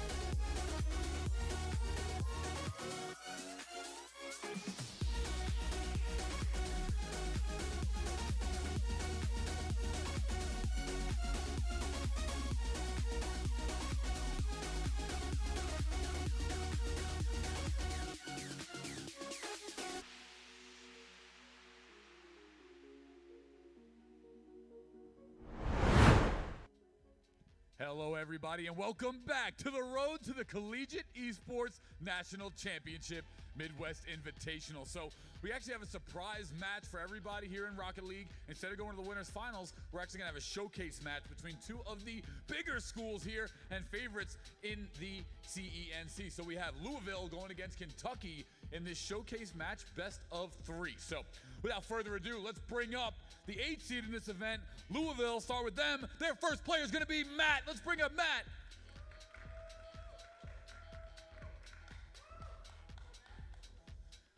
Beautiful, following him right there, his lead. Let's bring up Rhino, the big man, to the stage.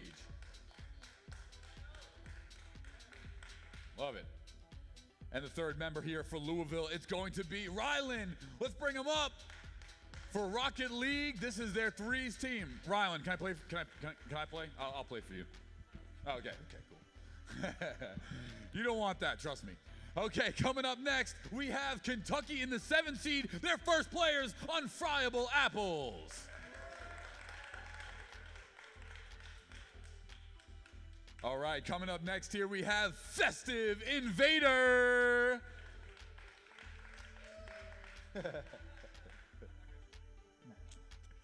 And to round out University of Kentucky, it's going to be Graydon. That's right. There we go. Finally a little trash talk here. It was light, but I'll take it. All right, so we have this showcase match coming up right now. Let's throw it up to Septilence and This time, I'll do it to the other guy. So, Sentinels, take it away, baby. Gotcha, Orbital.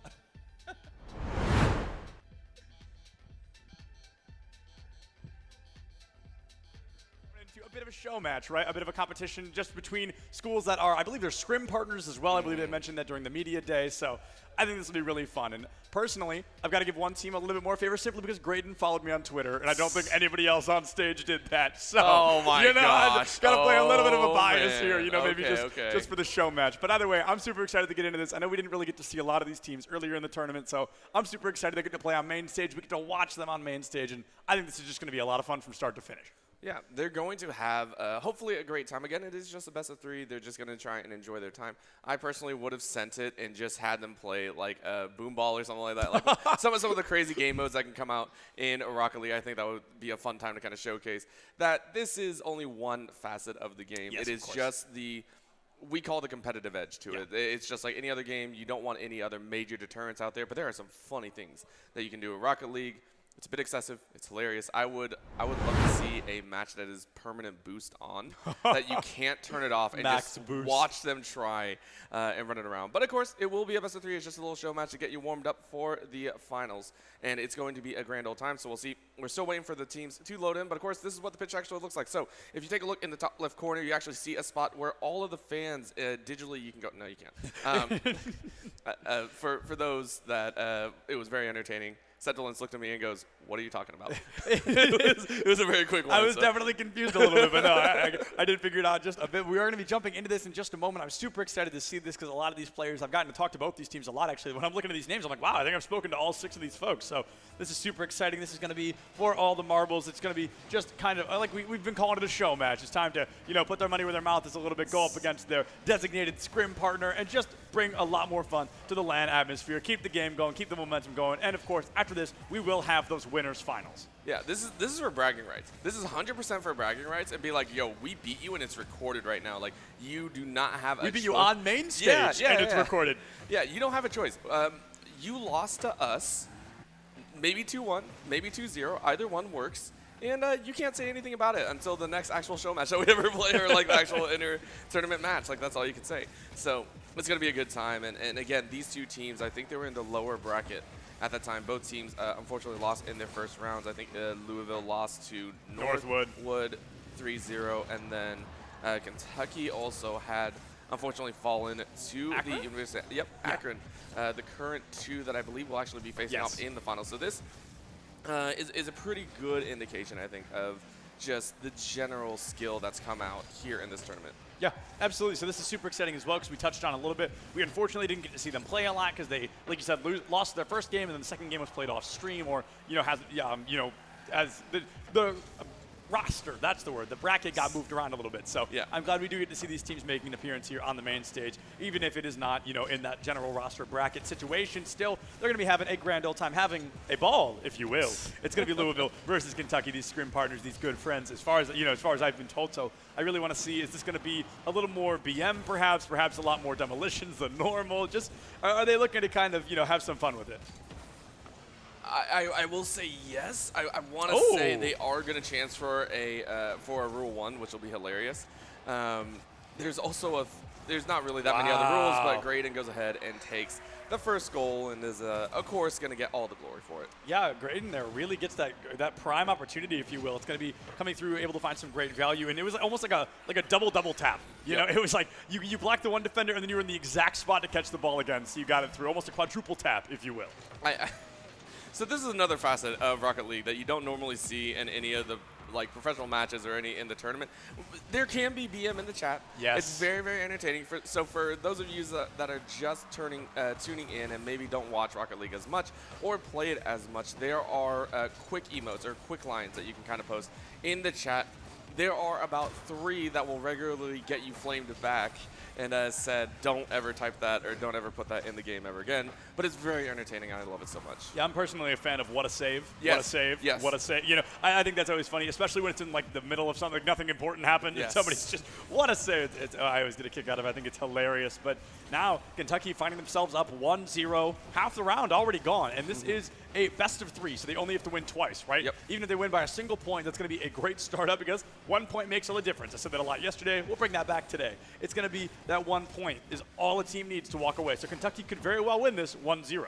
Yeah, and in your famous words, it's a first to 2, right? It is a first to 2. It is Never going to live this down. No, you're not. No, you're not. This is listen. We are in a show match. This is the best time to flame you, my casting partner. True. Here. It's great. Very It's true. great. We love it so much, and we might have some choice words in the parking lot after this. Maybe, perhaps. We are leaving at the same time. Don't forget. Please don't fight me. All right, but we are getting underway, and I will say, for all the battling that's happened in that one goal that did occur, Louisville and Kentucky are actually putting up a lot of beef both ways. It's so much fun to watch because they're going so aggressive. At any one point, all 6 players are on the exact same location each time, Right. and it leaves so much open for the rest of them. Absolutely. There's another demolition there onto Ryland. The goal left wide open. Oh, psych. There's come Matt around the corner, able to find that block for Louisville. So it's going to be that 80 seconds left on the clock. Louisville constantly 1 goal short, just one even half-decent play away, right, from finding that goal and putting that first point on line, forcing perhaps our second overtime of the weekend. Yep, it's a chance of it, and it would be very, very interesting to see that because, again, the first overtime that we had, it lasted about 43 seconds, and it was almost an immediate goal into the top corner. And normally when you see that, you get one of two things. You get very aggressive teams that send it all or nothing, 30 seconds, or you get teams that also play still very defensively. They don't want to make that mistake in the overtime. The pressure kind of builds up, and we can see it. Oh, this is a dribble. This is a long dribble. It's going to go. Ryland! Oh! Goal to goal, Ryland! Clean This as a is whistle. style. Oh my God, right down midfield, juggles it, goes up. Rhino there to catch Graydon out. Unfriable Apples cannot catch up fast enough. Ryland, it's a show match indeed because Ryland's just putting on a show single-handedly. What a save indeed, Ryland. Absolutely. Coming through here, 44 seconds left in Louisville. They are all of a sudden back in the swing of things. It's going to be tied up. Only 40 seconds to determine if we jump into an overtime here. But honestly, what a play. I love it. I love it so much. We're gonna see all this BM start spamming through, and it's so good. Whenever Rhino, come on, Rhino. No, okay. What a save. Don't actually do it, please. Don't do it. I'll get in trouble for it. Dang it. Okay, we're getting it. Anyway, again, a fantastic goal from these two, and I'm loving it. I've created a monster. We both have. It's so funny. But both of them, honestly, were able to showcase. Again, I want to go back to Ryland's goal. It's very difficult to pull it off. I want to stipulate how difficult it is to be able to run from.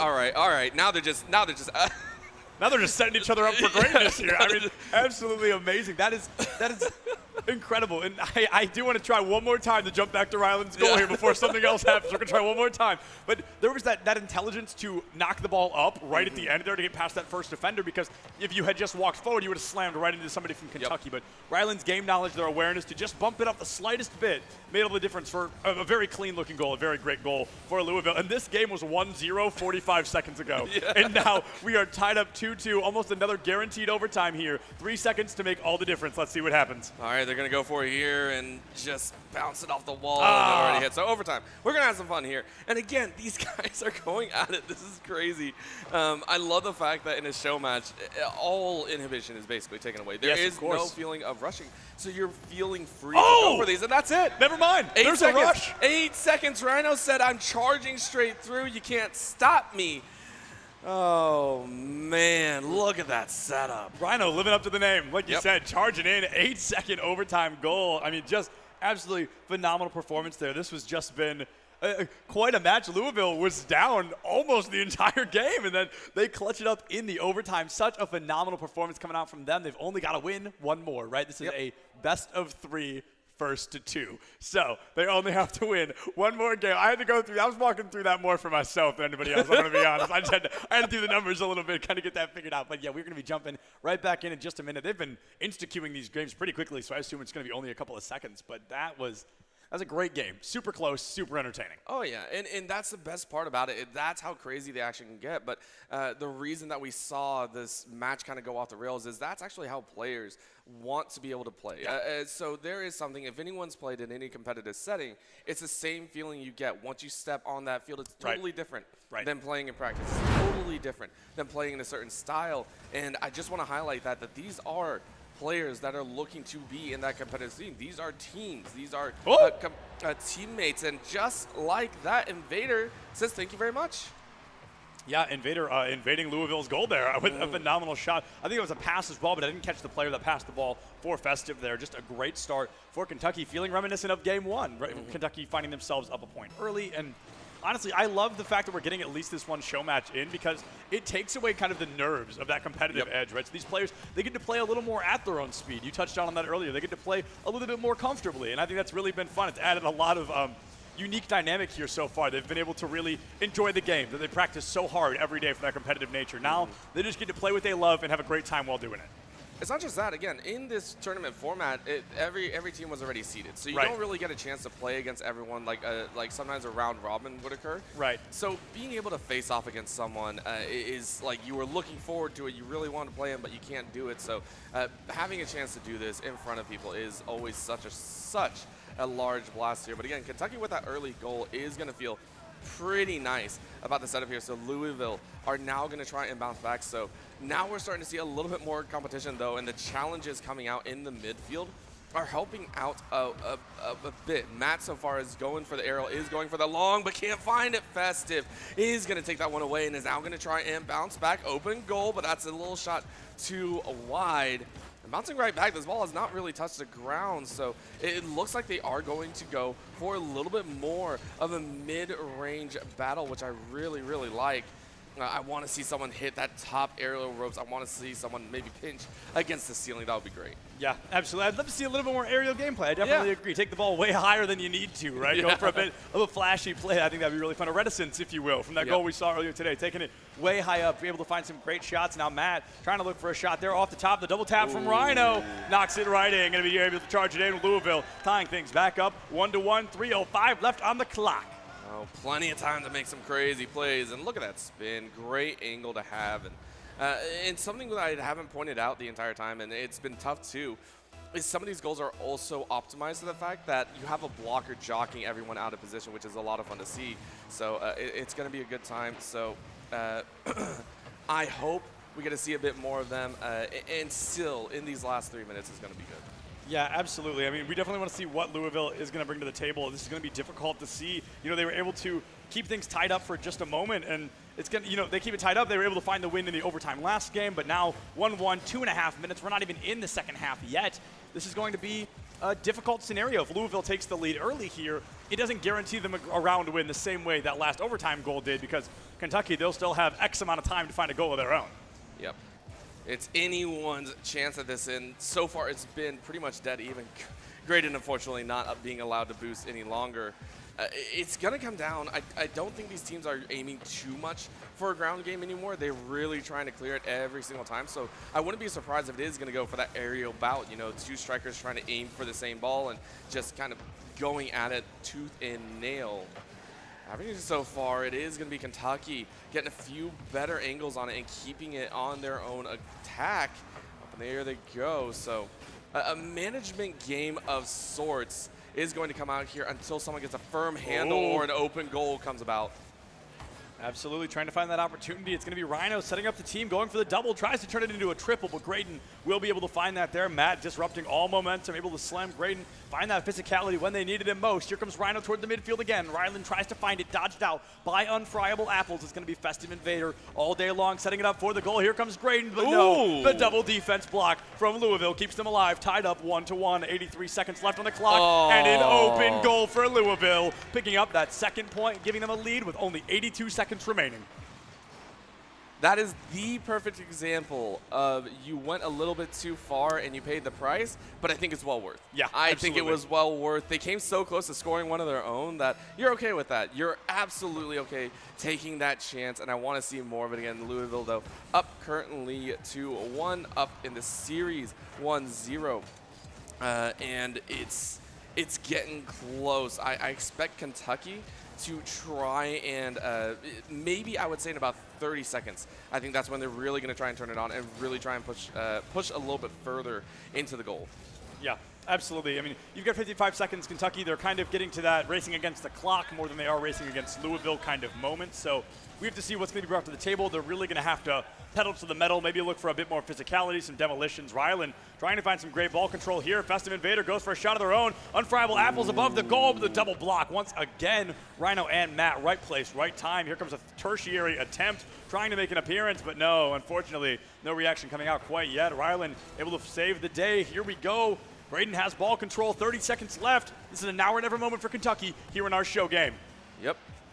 Getting close to what could potentially be the end. And just off the back ropes and a nice little slow tap. A challenge at the goal line and a nice clear out by one of the Kentucky members. And they're chancing it, but that's the goal. Rhino goes ahead, finishes it off with 11 seconds left.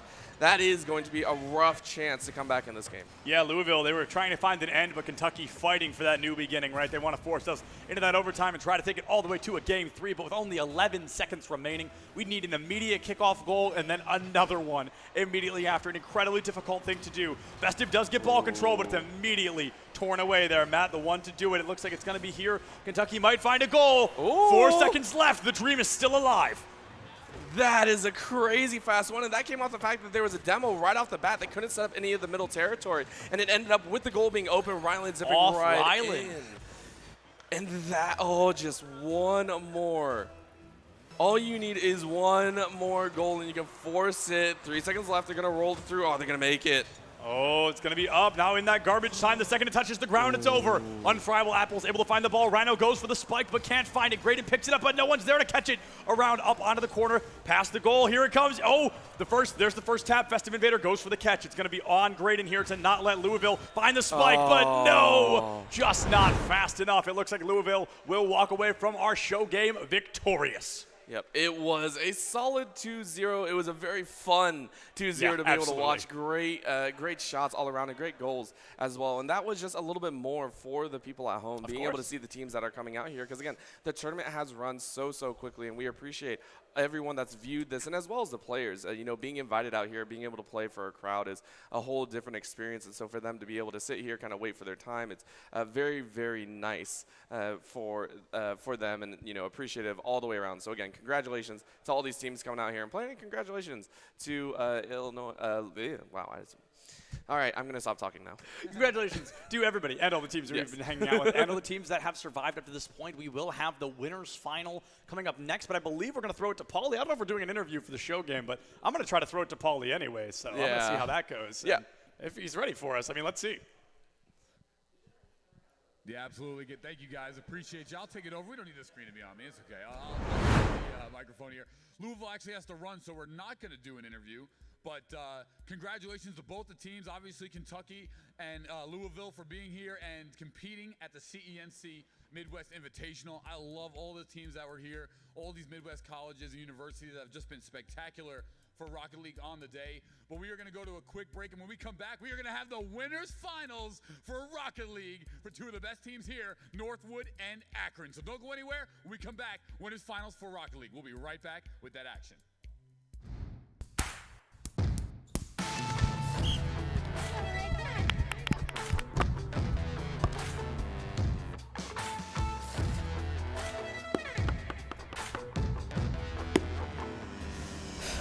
Keep going. Howdy, son.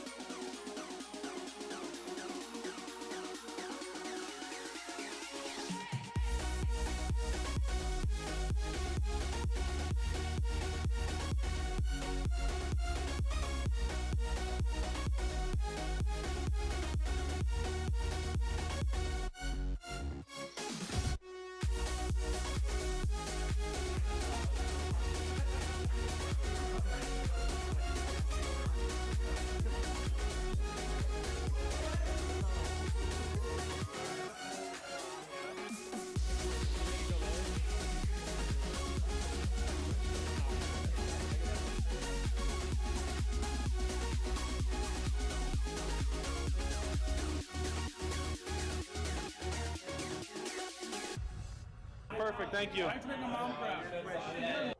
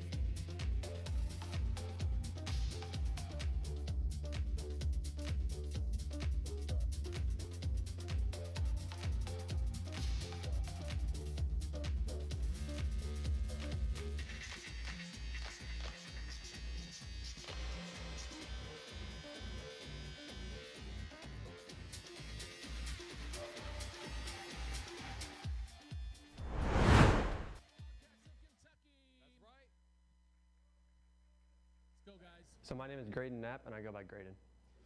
I represent University of Kentucky, and I play Rocket League. And which seed is the University of Kentucky this weekend? We are the 7th seed. How do you feel about your chances this weekend? I think we have all right chances. I'm just excited to play with everybody. Yeah, absolutely. And is this the first LAN you've been to? I've been to another LAN in Charlotte, North Carolina, and that was really fun, but I was the coach, so I didn't actually get to play. So this is my first playing LAN. Yeah, sure. So is there any part of this, either as somebody going or as a player, just that LAN atmosphere that you're really looking forward to? Yeah, I'm really looking forward to meeting everybody. I think everybody here seems really cool, at least so far, so I'm looking forward to meeting all the other new schools. Yeah, absolutely. And out of those schools, is there anybody that you're kind of really looking forward to playing or going up against here on the main stage? I think our first match against Akron will be a really good match. I'm really excited to play that, for sure. Absolutely. My name is Jacob Hunt, and I'm Unfriable Apples. I'm here to play Rocket League, and I'm representing the University of Kentucky. And which seed is the University of Kentucky currently placed at? We're the 7th seed. How do you feel about your chances this weekend as a team? I feel like we have all right chances to place fairly well. There are some really good teams here. We're just going to come play our best, see how well we can do. Yeah, and speaking of really good teams, is there any teams here specifically that you're really looking forward to playing or going up against? We're really good friends with Louisville. We play them quite a lot. It would be pretty fun to play them at some point during the tournament to keep that competition between us going. And I wanted to ask one more. Is this your first LAN? Have you ever done an in-person event before? This is definitely the biggest LAN that we've ever been to. We hosted a very small, kind of more local colleges LAN, but this LAN is on a different level. Yeah, and actually that's a great lead into the next question. Is which part of this LAN, which part of the atmosphere are you kind of enjoying the most so far, or looking forward to? The theater. I can only imagine like what it looks like actually standing on the stage, kind of looking up and seeing everybody around like that. I'm very much looking forward to that. I'm Eric Adams, and I am. What is going on, everybody? Today is just full of surprises, full of a whole bunch of brand new things, and we've got one more for you. We had a bit of a schedule change. Something happened, and we had Oakland. They were kind of like, hey, we want to keep playing. We know there's a little bit of downtime here and there, so we went from Oakland wanting to play, and Kentucky said, hey, you know what? Main stage is open. We'll take it not once. We'll take it twice. So we're going to have another show match, which is super exciting. It's going to be Oakland versus Kentucky. It's going to be another best of 3. Yeah, and listen, you were being very gracious there. You were being very gracious about how this went down. Here's how I think this went down. Kentucky was bragging a little bit once they won the show match. They were talking some, and someone overhears it possibly and goes, you know what? We'll challenge you to that. And it just became a grudge match. I think that's what's going to happen. If it is, that's hilarious. If not, it's great. Seeing, again, I'm completely exaggerating, by the way. So I think it's great, though. Getting more games in, being able to compete a little bit more is so much fun. And for them to be able to pull this off, and again, thankfully we have a little bit of time in our schedule as well, it's great and fun to see these teams still come out, play with their hearts on their sleeves, and be able to show off a bit more of maybe what they couldn't prior in the tournament. Yeah, absolutely, and I love both these teams. We've seen both these teams really show up today, just this weekend in general. Oakland trying to really find some goals here. To Sonic Boom back in action here, one of the star-studded players arguably one of the highest individual scorings this weekend. But it's going to be Mega who finds that first goal for Oakland here. Only 17 seconds off the clock, and things are spicing up already. Oakland finding themselves up 1-0. Yeah, Kentucky, you know, they won the first one. Someone's probably like, all right, maybe we should kick this up into high gear.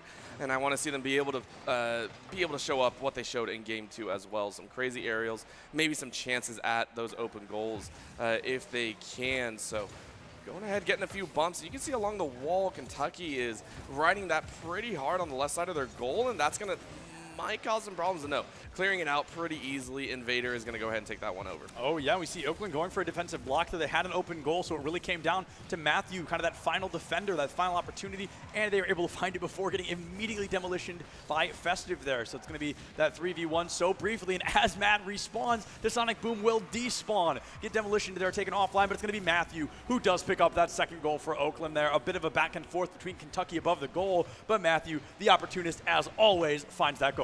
Yep, and that's the importance of clearing properly. That is the unfortunate scenario. You have to practice that a lot, and it's very difficult to get down properly, I will say. So very well done to capitalize on that, be able to make it to a 2-0 with 4 minutes still left on the clock. That is plenty of time to still manage a couple more goals.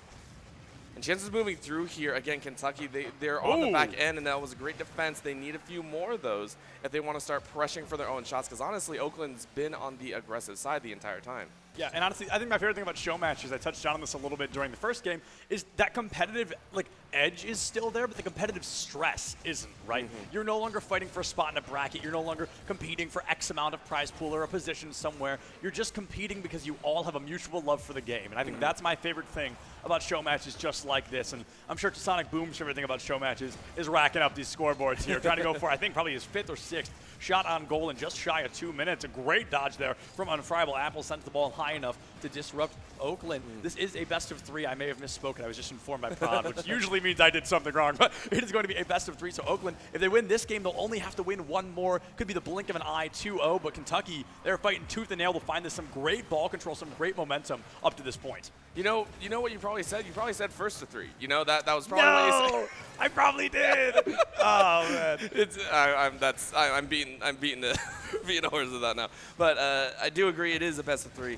And my favorite thing is also, this is the time to try out all the things that Coach said you couldn't do. Yes. So it sounds bad, but there are some things that coaches say you probably shouldn't do because it's not good to try and do that in a game, right? It's just too risky. It's too so-and-so.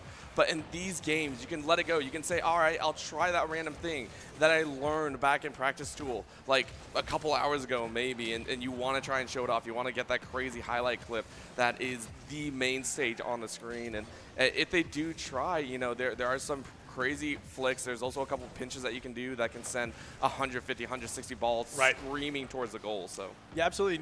Like you said, you know, kind of doing what Coach said not to. I am a little sad they're all still playing with the traditional vehicles, right? No Scarabs, no Batmobiles, no battle buses, right? We're definitely sticking with the known and loved vehicles, the tried and true, but Unfriable Apple's giving us something brand new. Going to be able to find that first goal for Kentucky. Oakland going to be up by 2-1. Kentucky fighting for their lives, trying to tie things back up here in Game 1. I mean, they're doing it, right? Yes. That's the thing. Remember, the first 2 goals from Oakland came all the way in, I think, the first minute and 5. And here, remember, it's only a goal every 2 minutes that they really have to accomplish. And now you can go ahead and tie things up. If you want to aim for that goal a minute, you will be able to take it without going to overtime. So plenty of opportunities still left. Open goal right now, and that's a roller. Invader just rolls it right in. Yeah, that was a completely free goal. I mean, that's an Invader from beyond half field here. Going to be able to just send it. Like you said, open goal, rolls on in. Mega couldn't do a darn thing. The angle they were approaching from, all they would have done was knock it in a little faster. So that was a goal, a guaranteed goal for Kentucky. They have tied it back up, feeling like the last series all over again, tied up 2-2. It's funny, the show matches, they're probably the closest we've had all weekend. They're the ones that don't matter for the bracket, yet they are the closest that we have been feeling up to this point. And Kentucky, I mean, it'd be great to see them walk away with a Game 1 victory after falling 2-0 so early on. Yeah, it's like if Messi just went out on the pitch and was like, yo, show us the coolest trick that you can do, and he just runs it. That would be what that is, and that would be so much fun. It's so awesome to see, but a couple shots are going a little bit awry right now for Oakland. This is, you know, even in a show match, you still don't want to lose. That edge of just, listen, it's show matches for fun. I still want to beat this opponent. And it's going to possibly happen again. Both sides challenging each other. A couple demos left and right. The ball bouncing between Kentucky, having a little bit of trouble maintaining that position. So Matthew going on the defensive, might pop out with that setup.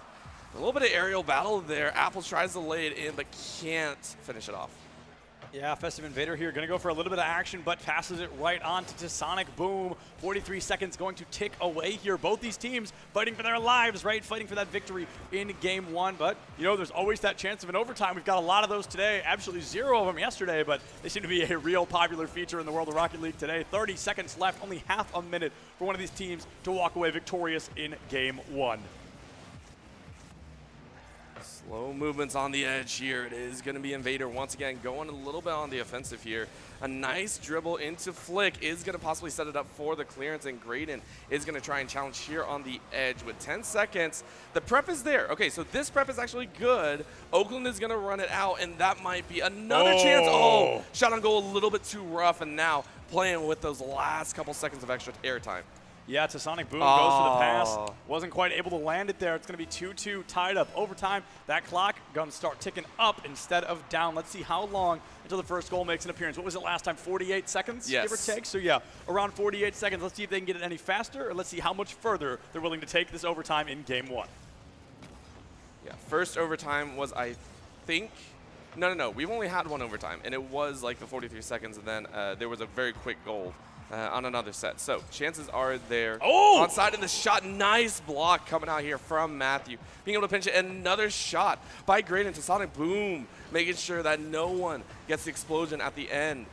Now that's going to be a challenge to Sonic Boom running open. It is an open goal, but can't get control of the ball, so it is going to bounce out. Now we are encroaching on a tournament record here in overtime. I know it's really not that crazy. It's only less than a minute, but we are going to be passing it still. I wouldn't be surprised to see us jump perhaps into a minute plus. These teams have both been what feels to be very defensive-sided. We've seen some great double defenses, some great double plays in a row, but now somebody's got to put that point online. It looks like Kentucky is going to be the one to try and do it. They're going to be able to get a little bit of action. Ball bouncing out of the corner, sending toward the goal of Oakland. It looks like they're going to go back in. Graydon past one defender, not quite past two, finds the demolition, perhaps a second or two late, and it looks like it's going to be Unfriable Apples with that tertiary attempt. Mega finds the disruption, and all of a sudden, Kentucky finds themselves on defense. An open goal, just barely going to be caught out by Unfriable Apples. Sonic Boom with the second try, not able to find it either thanks to Festive Invader. Here comes Matthew, great setup onto Mega, and no, it will be Graydon. All three defenders have made an appearance. Unfriable Apples for number 4, but number 5 going to go a little bit wide. Kentucky back in the driver's seat. Jeez, that was a quick exchange of blows, and no one's able to score. That is a textbook defense and offense right there. That's it. Matthew, out of nowhere, is able to take it home. They go ahead and take game one of this best-of-3 show match here. Oakland stepping up 1-0 over, I want to say, the uncrowned showcase champions here of Kentucky. Yeah, Kentucky doing a great job so far, and Matthew being the last one to score is actually a great lead into my next point. There's way too many people here named Matt. I have to say, there's a Matthew on the Rocket League team. There's another Matt in the Rocket League. I think there's a Matt in Overwatch, and then my name is Matt also. So it was really unsettling to like hear them calling like Matt on stage and stuff, and I was like, wait, I'm not supposed to be up there right now. But it has definitely been something either way, whether we share a name or not. Matt looking great there. Honestly, very strong. Oakland really waking up, reminding me much of the Oakland team that we saw yesterday. Yes. Very strong. I don't think they were scored on a single time yesterday, and if they were, it was once. They really were strong. They seemed unbeatable at the time, and they really seem to be giving us that same energy here in this show match. Yep, it's one that, again, it's releasing that tension. It's that scare factor that's gone. And they also, as they lean more into it, that level that they had before raises higher and higher that they can go to. And one of the things that I really hope people don't do is like, some people are like, oh, why weren't they playing like this before?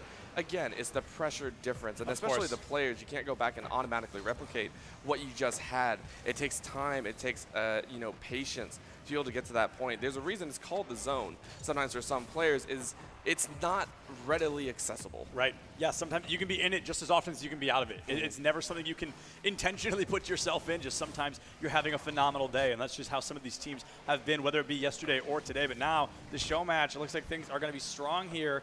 going to have some great action. I believe Oakland is up 1-0. It says Kentucky, but it is actually Oakland. So I was looking at that.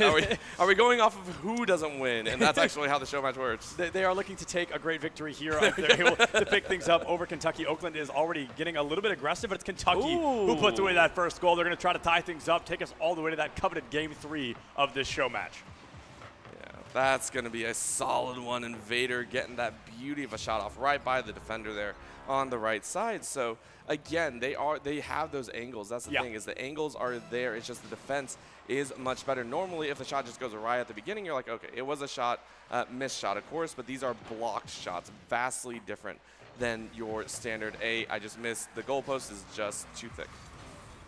Yeah, absolutely. And I definitely want to see kind of the answer that Oakland has available. You know what I mean? So we see Kentucky coming out super strong. They find an early goal, a little shy of a minute, and I want to see Oakland really kind of step it up, meet that level to Sonic Boom. Probably one of the strongest front runners I've seen as an individual on a team. So I really want to see them pick up like they were able to yesterday. Those passes from the remaining Oakland players really making a world of difference. And I also want to call out, I appreciate that Festive Invaders player banner has Christmas lights on it. I thought that was very nice. It has those holiday lights available. So that was, I like that they're on theme. I really appreciate that. Yeah.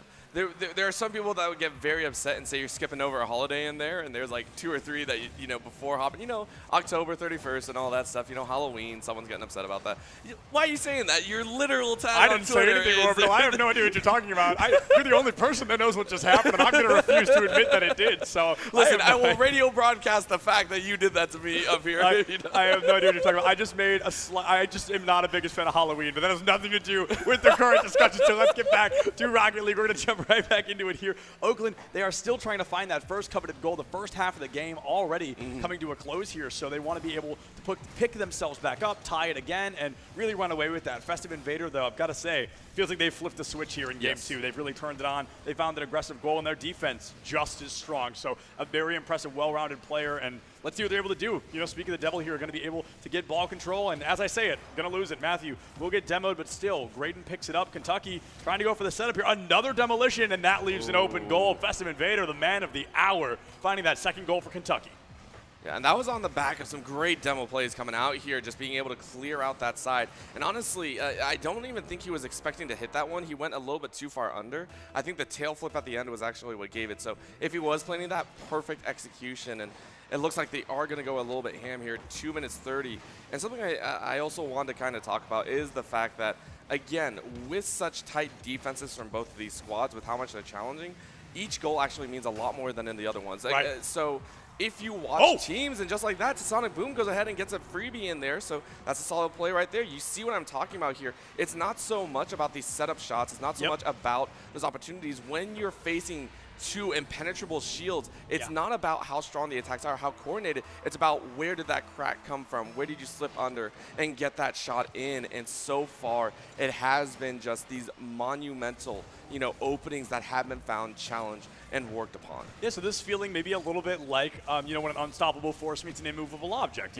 Both these teams expected to be that front runner, that outcomer, if you will. And so far, we've seen some incredible individual play. I also want to comment on that last goal that we saw from Oakland. All 3 players participated. It was Matt onto Mega, right into the hands of our boy to Sonic Boom. So it was really a great play. Now they're looking for another one. Going to fall a little bit wide. It's Festive Invader that picks up the action off the back of it. Now it's going to be in favor here of Kentucky all over again. Mega struggling to Sonic Boom as well. They want to flip this back. Only 90 seconds remain to tie things up, force an overtime, and maybe take the series 2-0. But they've got to really pick up the game because Kentucky, they're pulling no punches.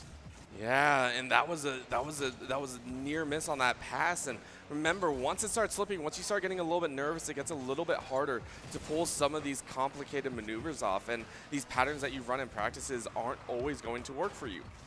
You have to always be ready to overcome, to adapt, and take your chances. So now, once again, Oakland, 1 minute remaining. Where are they going to move to? Matthew watching that ball skyrocket straight to possibly an open goal. A little bit of a wide, and now Festive is going to go ahead and grab it, flip it right back, but Sonic Boom is going to go up to challenge him, and Apple's waiting on the wings is going to keep it on Oakland's side of the field.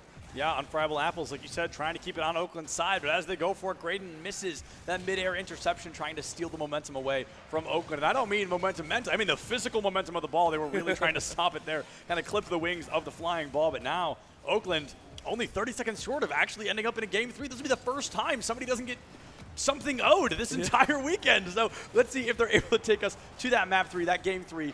And 16 seconds going to be the one to make the difference. Oakland going for a goal here. They've got probably one more solid attempt, but Festive Invader, right place, right time, and open goal, a little bit wide to the right. Now it's going to rely on the shoulders of Matthew, or perhaps the shocks of Matthew here, all 4 wheels in the air. Sonic Boom goes for another attempt. Here's Matthew for the tertiary. Let's see what comes of it. It's going to be up high, above Unfriable Apples. Mega finding that shifting, finding that momentum, possibly in overtime, in the garbage time, and there it is! Sonic Boom puts it away, forcing a 2-2 overtime into the garbage time. That was a 0-0 on the clock, but Sonic Boom, the man of the hour, arguably the strongest player individual that I've seen all weekend, keeps the game alive, forcing an overtime. Let's see if Oakland walks away with a 2-0 victory. Sonic Boom, I don't know if he forced it or not, but he forced the defender to actually go for the ball instead of sitting in that goal. It's so difficult to pull off, and it made it work. Beautiful job to get that one in. And again, both goals so far, I think, have been scored by Sonic Boom in this game, and that's going to be a challenge coming in. So now we're starting to see a lot of these midfield shots. They're just going for it, and that's it. That's it. It's over. Unfriable Apples able to pick up Game 2, and for the first time all weekend, I think across both games, I think this is the very first time somebody is not getting something owed. Maybe there was 1 or 2 lucky ones in there, but either way, we are definitely seeing a Game 3, a Map 3, whatever you like to call it, but either way, we're getting more Rocket League action here in the show game before the winners finals, which will be coming up next. But of course, I mean, we've got to see who walks away from this. I was so positive Oakland was going to take it after that solid performance in Game 1, and then all of a sudden, I mean, coming back to life, Kentucky just chef's kiss performance there. Unfriable Apples cooked to perfection there, really carrying the team in that final overtime. It's the only way to play, right? This is how you play. This is how you watch all the action unfold. And again, it comes down to the fact that each goal means a little bit more. There are some games where you see a run-up of like 7-7, 7-8, 7-9, whatever you want to say, and it just feels like the goals lose their meaning after that. After that point, it's quite literally, oh, I just got a point or something like that. But these ones, everyone feels like a hard stab into the chances of your own team, and that's why I love teams that can play defensive, but also those minuscule goals that come out give so much credit to these teams. Yeah, absolutely, and it's going to be 4:35 on the clock now. I want to see what kind of comes from each of these teams. Does Oakland try to take an early lead? Do they get a little more hyper-aggressive, trying to find it? But no, instead it's Graydon who has the answer for that. Going to be able to pick up that first point for Kentucky. Feeling very reminiscent of Game 2. Kentucky, it feels like they've really found their footing here in this matchup. All right, Kentucky, the Showcase Kings here, getting a little bit upset. And they're like, look, it came too close the last one. I know you guys won one series. We still got to take it home. We still got to take it home. So they're trying to move a bit faster here. 30-second goal is great. But again, Sonic Boom is the one we want to keep eyes on. I'm wondering if they're going to start targeting him and start just trying to demo him pretty much anytime he gets close. Speaking of demos. Yeah, Graydon got the short end of the stick there. Yeah, Graydon got disintegrated. You know what I mean? Just absolutely obliterated there. Sonic Boom picks it up, finds it, and Festive goes for one of their own, but Sonic Boom coming in at the same speed. It's going to be exactly there to catch that ball when they need it to most. Great aggression now from Kentucky. And just an open goal. Mega hands it to Sonic Boom, and that is a soccer equivalent of a slam dunk if I've ever seen one. Just effortless there, completely clean across the field, immediately in the back third. Picks it up, ties it on the minute. 4 minutes left in the game. That style right there, that was a long haul ball into a clip, and it's like you said, it's that dunk, it's that slam dunk going in, alley-oop, whatever you want to call it, and it's tied 1-1 again. 4 minutes. These guys are not going to let up at all, and we're starting to see some stylish wall clips, and I want to see them play with all of the facets that they have available to them. Both sides of the walls, the ceiling, everything. Bounce it off of anything to get that right angle, to find that opportunity that you need. Matthew, of course, playing a little bit back defender, trying to clear it out from Kentucky. Absolutely. And Matthew, speaking of trying to clear things up, trying to clear up that scoreboard as well, trying to give Oakland that 1-point lead. Unfortunately, caught out by, I think, 2 of the 3 defenders on the side of Kentucky. Sonic Boom finding ball control with the ball, moving crazy slow, no momentum available, goes for the double tap. Let's see the follow-up. No, it's Unfriable Apples with that disruption there, giving Kentucky ball control. Mega with a disruption of their own. Here comes a cleanup crew from Matthew, an open goal currently in favor of Oakland. They just have to get over there to find it. To Sonic Boom meets Graydon in the air, steals the ball away. It's going to be Unfriable Apples on the pickup. Oakland doesn't have the boost, and they're incredibly lucky that went a little bit wide, or they'd be 1 point down. Oh, they very well still may be. These are close now. These guys are playing very, very aggressive now. So the teams at this point, the two teams that we are looking at on the defensive stance, have pretty much given up on the defense, right? These are teams just going hard, going at it, and they really don't worry too much about who's in the goal. If you can get back to the goal, great. Don't worry about it so much because we can challenge in the midfield. We can challenge when they're going for the shots itself, and it's that man-to-man defense almost. It's that, listen, the goal's there, it's whatever, but if we can catch them in the air midway before they even make their shot, we'll have a better chance.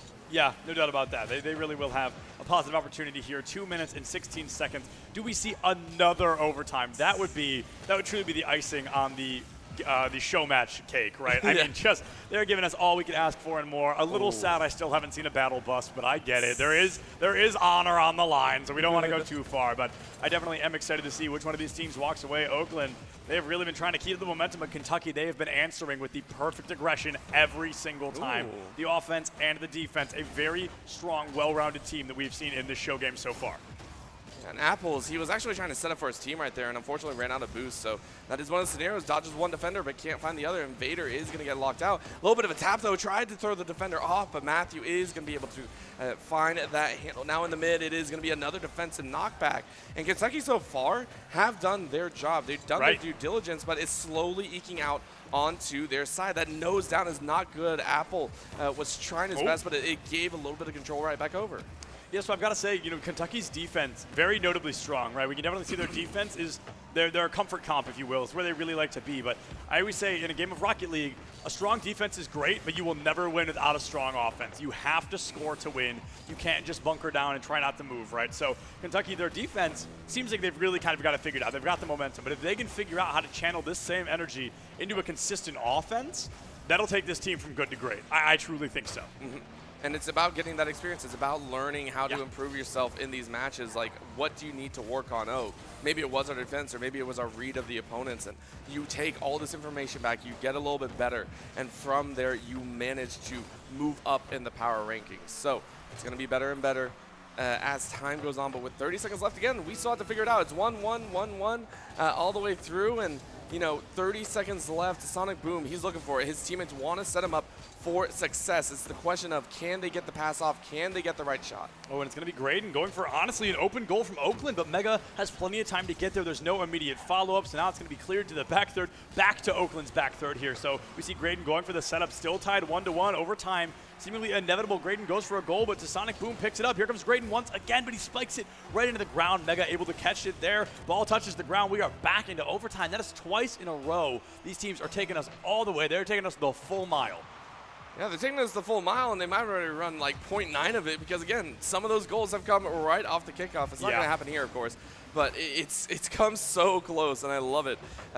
Seeing those kind of like, oh, well, yeah, game's over, pack it up, let's go. We didn't expect that either. So bounce up in the air. Mega is going to take that chance. Sonic Boom can't find the angle. That could have been a potential shot. Double tap, not going to angle the way he wants. Yeah, unfortunately. I want to talk about as well. We always keep talking about, oh, this isn't necessarily competitive. It's not the tournament bracket, but this is great for VOD review, right? This is great just for practice to improve as a team, both in and outside of a tournament bracket. They always say the closest games are the best for VOD review, right? The ones you just barely lost or the ones you just barely won. And I mean, look at this, second game in a row out of 3 that we are going into overtime, so it really does not get much closer than that. But Mega from Oakland is ready to tie it up, and this put a little bow on top and ship it out for my favorite holiday. That isn't Halloween.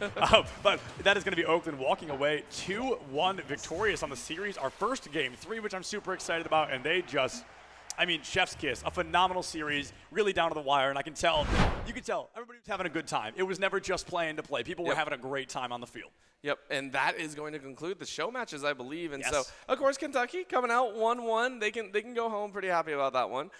Oakland are going to say, we take the uncrowned or belt or whatever you want to say. I think there was something talking about that, the uncrowned champion overtime. It's literally just head-to-head matches. So it's going to be so much fun here in the winners finals once we get them up here. Yeah, absolutely. And we are going to be throwing into a super short break. Well, actually, I don't know how short it's going to be. We got to get the teams ready and stuff. But winners finals is coming up next. So we are going to throw it to a break. We'll see everybody right back here in just a couple of minutes. Use this time, get up, stretch your legs, get some water, do what you got to do, but come right back here because winners finals is going to be a great one. We'll see you then.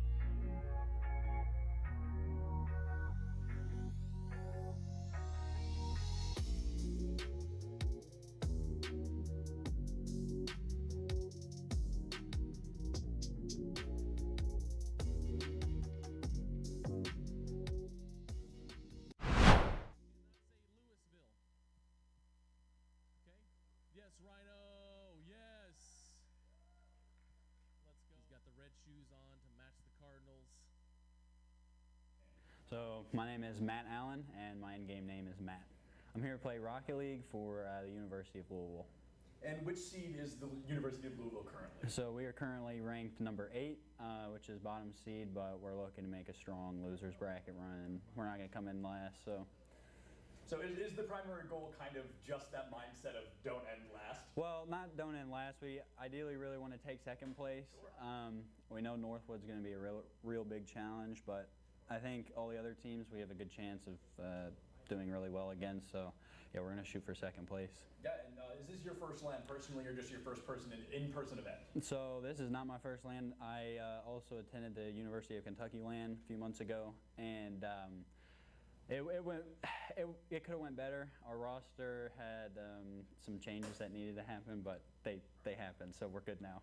Absolutely, and you got to touch down and kind of visiting another event. Is there anything specific just in that LAN atmosphere that you're really excited to be back and be a part of? I really like playing on stage. I think it's just when the pressure's on, it's just a lot of fun, especially when like the games are being casted. It's that added pressure makes it just a fun atmosphere. It's the whole LAN atmosphere. Getting to see everybody in person is super exciting. So. Absolutely. I'm Rylan Jaquez. In game, I just go as Rylan. Yeah, I'm here to play Rocket League for the University of Louisville. And which seed is the University of Louisville currently placed? We're the 8th seed in the team. So entering in the 8th of 8 teams, kind of being that underdog to an extent, how do you guys feel about your chances going into this weekend? Yeah, we're pretty confident. We hope we can get second place. Northwood's pretty strong, and we play them in the first round, so we're looking to make a strong losers bracket run.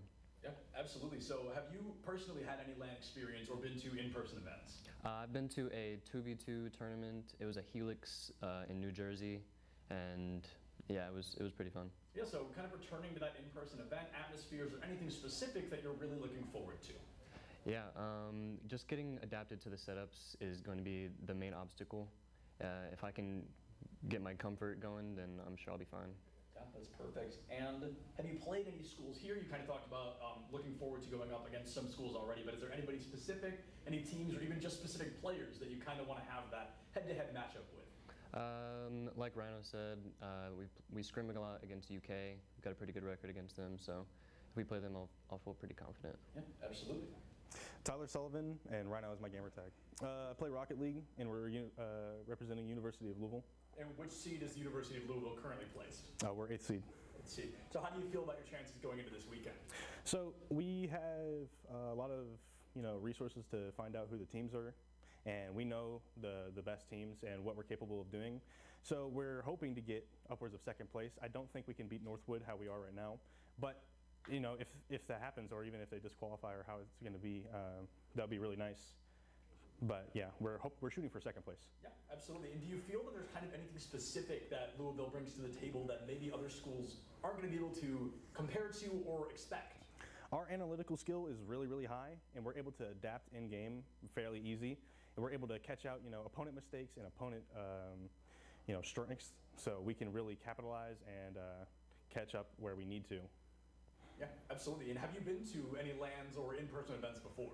Yeah, so not this roster that we have right now, but a few months back we went to a LAN at UK, and it was very nice.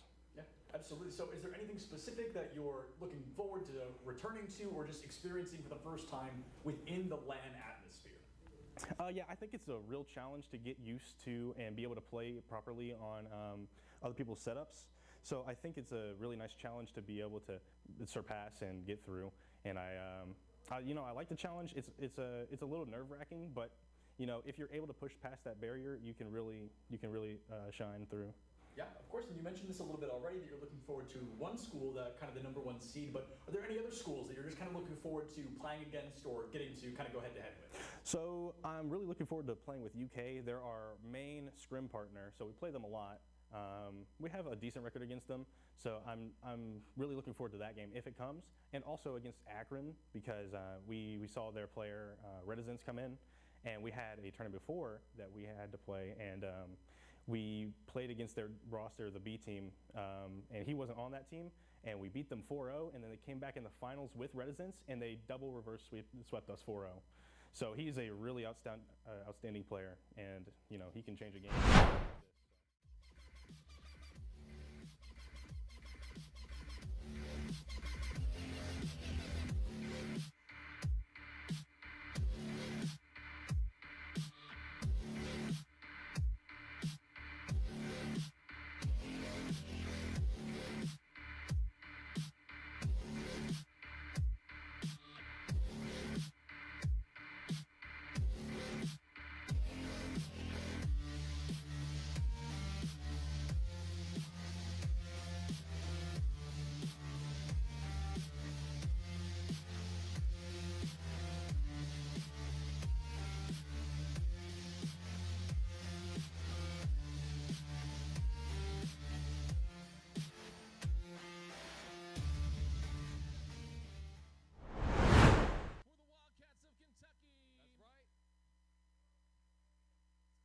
So my name is Graydon Knapp, and I go by Graydon.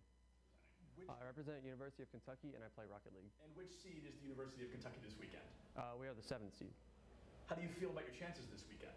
I think we have all right chances. I'm just excited to play with everybody. Yeah, absolutely. And is this the first LAN you've been to? I've been to another LAN in Charlotte, North Carolina, and that was really fun, but I was the coach, so I didn't actually get to play. So this is my first playing LAN. Yeah, sure. So is there any part of this, either as somebody going or as a player, just that LAN atmosphere that you're really looking forward to? Yeah, I'm really looking forward to meeting everybody. I think everybody here seems really cool, at least so far, so I'm looking forward to meeting all the other new schools. Yeah, absolutely. And out of those schools, is there anybody that you're kind of really looking forward to playing or going up against here on the main stage? I think our first match against Akron will be a really good match. I'm really excited to play that, for sure. Absolutely. My name is Jacob Hunt, and I'm Unfriable Apples. I'm here to play Rocket League, and I'm representing the University of Kentucky. And which seed is the University of Kentucky currently placed at? We're the 7th seed. How do you feel about your chances this weekend as a team? I feel like we have all right chances to place fairly well. There are some really good teams here. We're just going to come play our best, see how well we can do. Yeah, and speaking of really good teams, is there any teams here specifically that you're really looking forward to playing or going up against? We're really good friends with Louisville. We play them quite a lot. It would be pretty fun to play them at some point during the tournament to keep that competition between us going. And I wanted to ask one more. Is this your first LAN? Have you ever done an in-person event before? This is definitely the biggest LAN that we've ever been to. We hosted a very small, kind of more local colleges LAN, but this LAN is on a different level. Yeah, and actually, that's a great lead into the next question, is which part of this LAN, which part of the atmosphere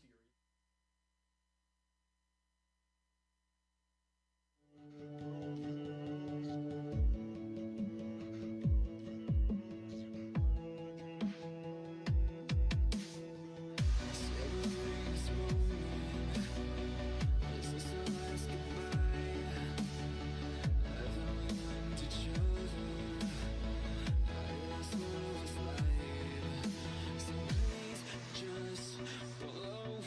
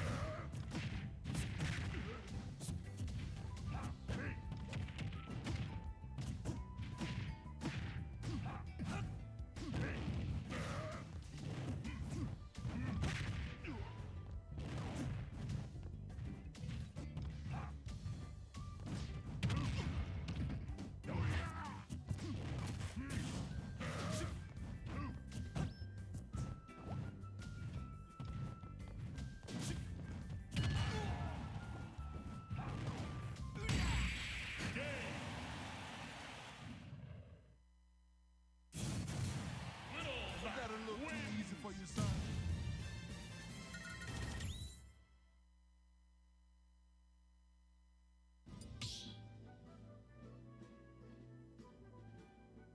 Start battle. Little Mac Cannon.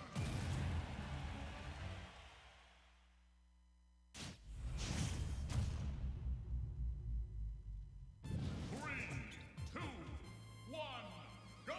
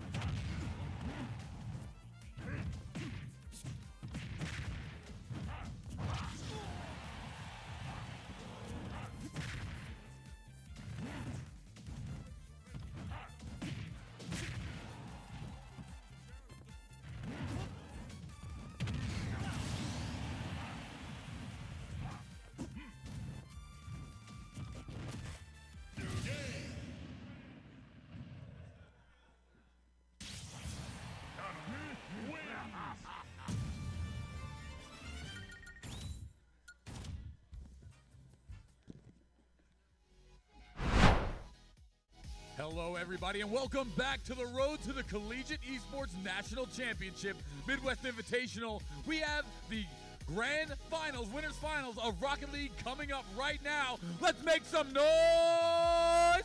Yeah! Woo!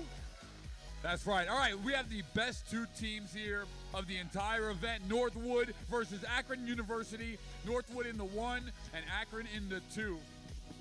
And let's take a look here and bring them right up to the stage because they are waiting to play. And let's get some of this top tier action. Starting out with Akron, the 2 seed. Let's bring up Reticence. Woo! That's right. One of the taller members here in Rocket League. Coming up next is Potato. Let's hear it. These are the 2 seed going against the number 1. And then we have Will. To round things off, seriously, he has a question mark in his name. His name's Will? Yeah, let's go. Bring it out. Will. And then to round things off here, let's bring out the number 1 seed, Northwood University. Let's start out with Buddy. Woo! All smiles from Buddy. Let's go. Now let's bring out Hockey. And to round out their team here, their 3rd member of Northwood University, let's bring out Pirates. That's right. So this is the number 2 versus the number 1, and it's going to be a first to 3, best of 5 series right here. So let's get ready for some Rocket League. Let's start up to Orbital and our other commentator. I'm getting them all day today. Let's go, baby. Woo! Grand finals time. Let's Paulie, make some noise one more time. Paulie, you're breaking my heart, man. You're breaking. I know it's a hard name, but you're breaking my heart, honestly. Oh my goodness, no. But we are super excited to be getting into this. Of course, it is going to be a super interesting matchup. These are the top 2 seeded teams. Orbital's still getting it together. Statistically, the 2 best teams, the expected kind of top dogs, so to speak. And I'm really interested to see this because the Akron team, it's so interesting. The first time I got to talk to them, they were very almost anxious. They were almost scared. They were worried they were the B team coming in very last minute. They didn't really understand kind of everything that was going on around them. But by golly, have they shown up today? I mean, they've made it all the way to second place. You don't make it to winners finals on accident. You know, that's not something you accidentally do. So they've really shown up. And of course, we know Northwood. They're clean as a whistle every time. And I mean, Pirates, but if you living up to that name, trying to steal that gold, right? I mean, trying to find that first place position. I genuinely think, I've said this a lot today, but I truly think this could go either way. It really depends on game one, that momentum for the rest of the series. Oh, yeah. And again, I firmly believe it. With teams that all pretty much don't have any, I want to say LAN experience, or if it's their first LAN, it's very nerve-wracking to set up on stage. And the reason that I always say, whoever wins game one, game two, or wins game one will probably win game two in a best-of-5 series, is because they are the ones that got comfortable on the stage a little bit quicker. Right. And with how short these are, it is going to be those first two games. It takes probably about 10, 15 minutes to actually acclimate. So, again, both these teams should have that stance now, and we're going to see how quickly these teams are going to ramp things up. Again, Northwood in that blue and Akron in that lime green setting. So far, already putting up a pretty good challenge here. Again, Northwood is the team to look to beat here. Pretty crushing there. Northwood with a really close first shot. Yeah, buddy, going for that double tap there.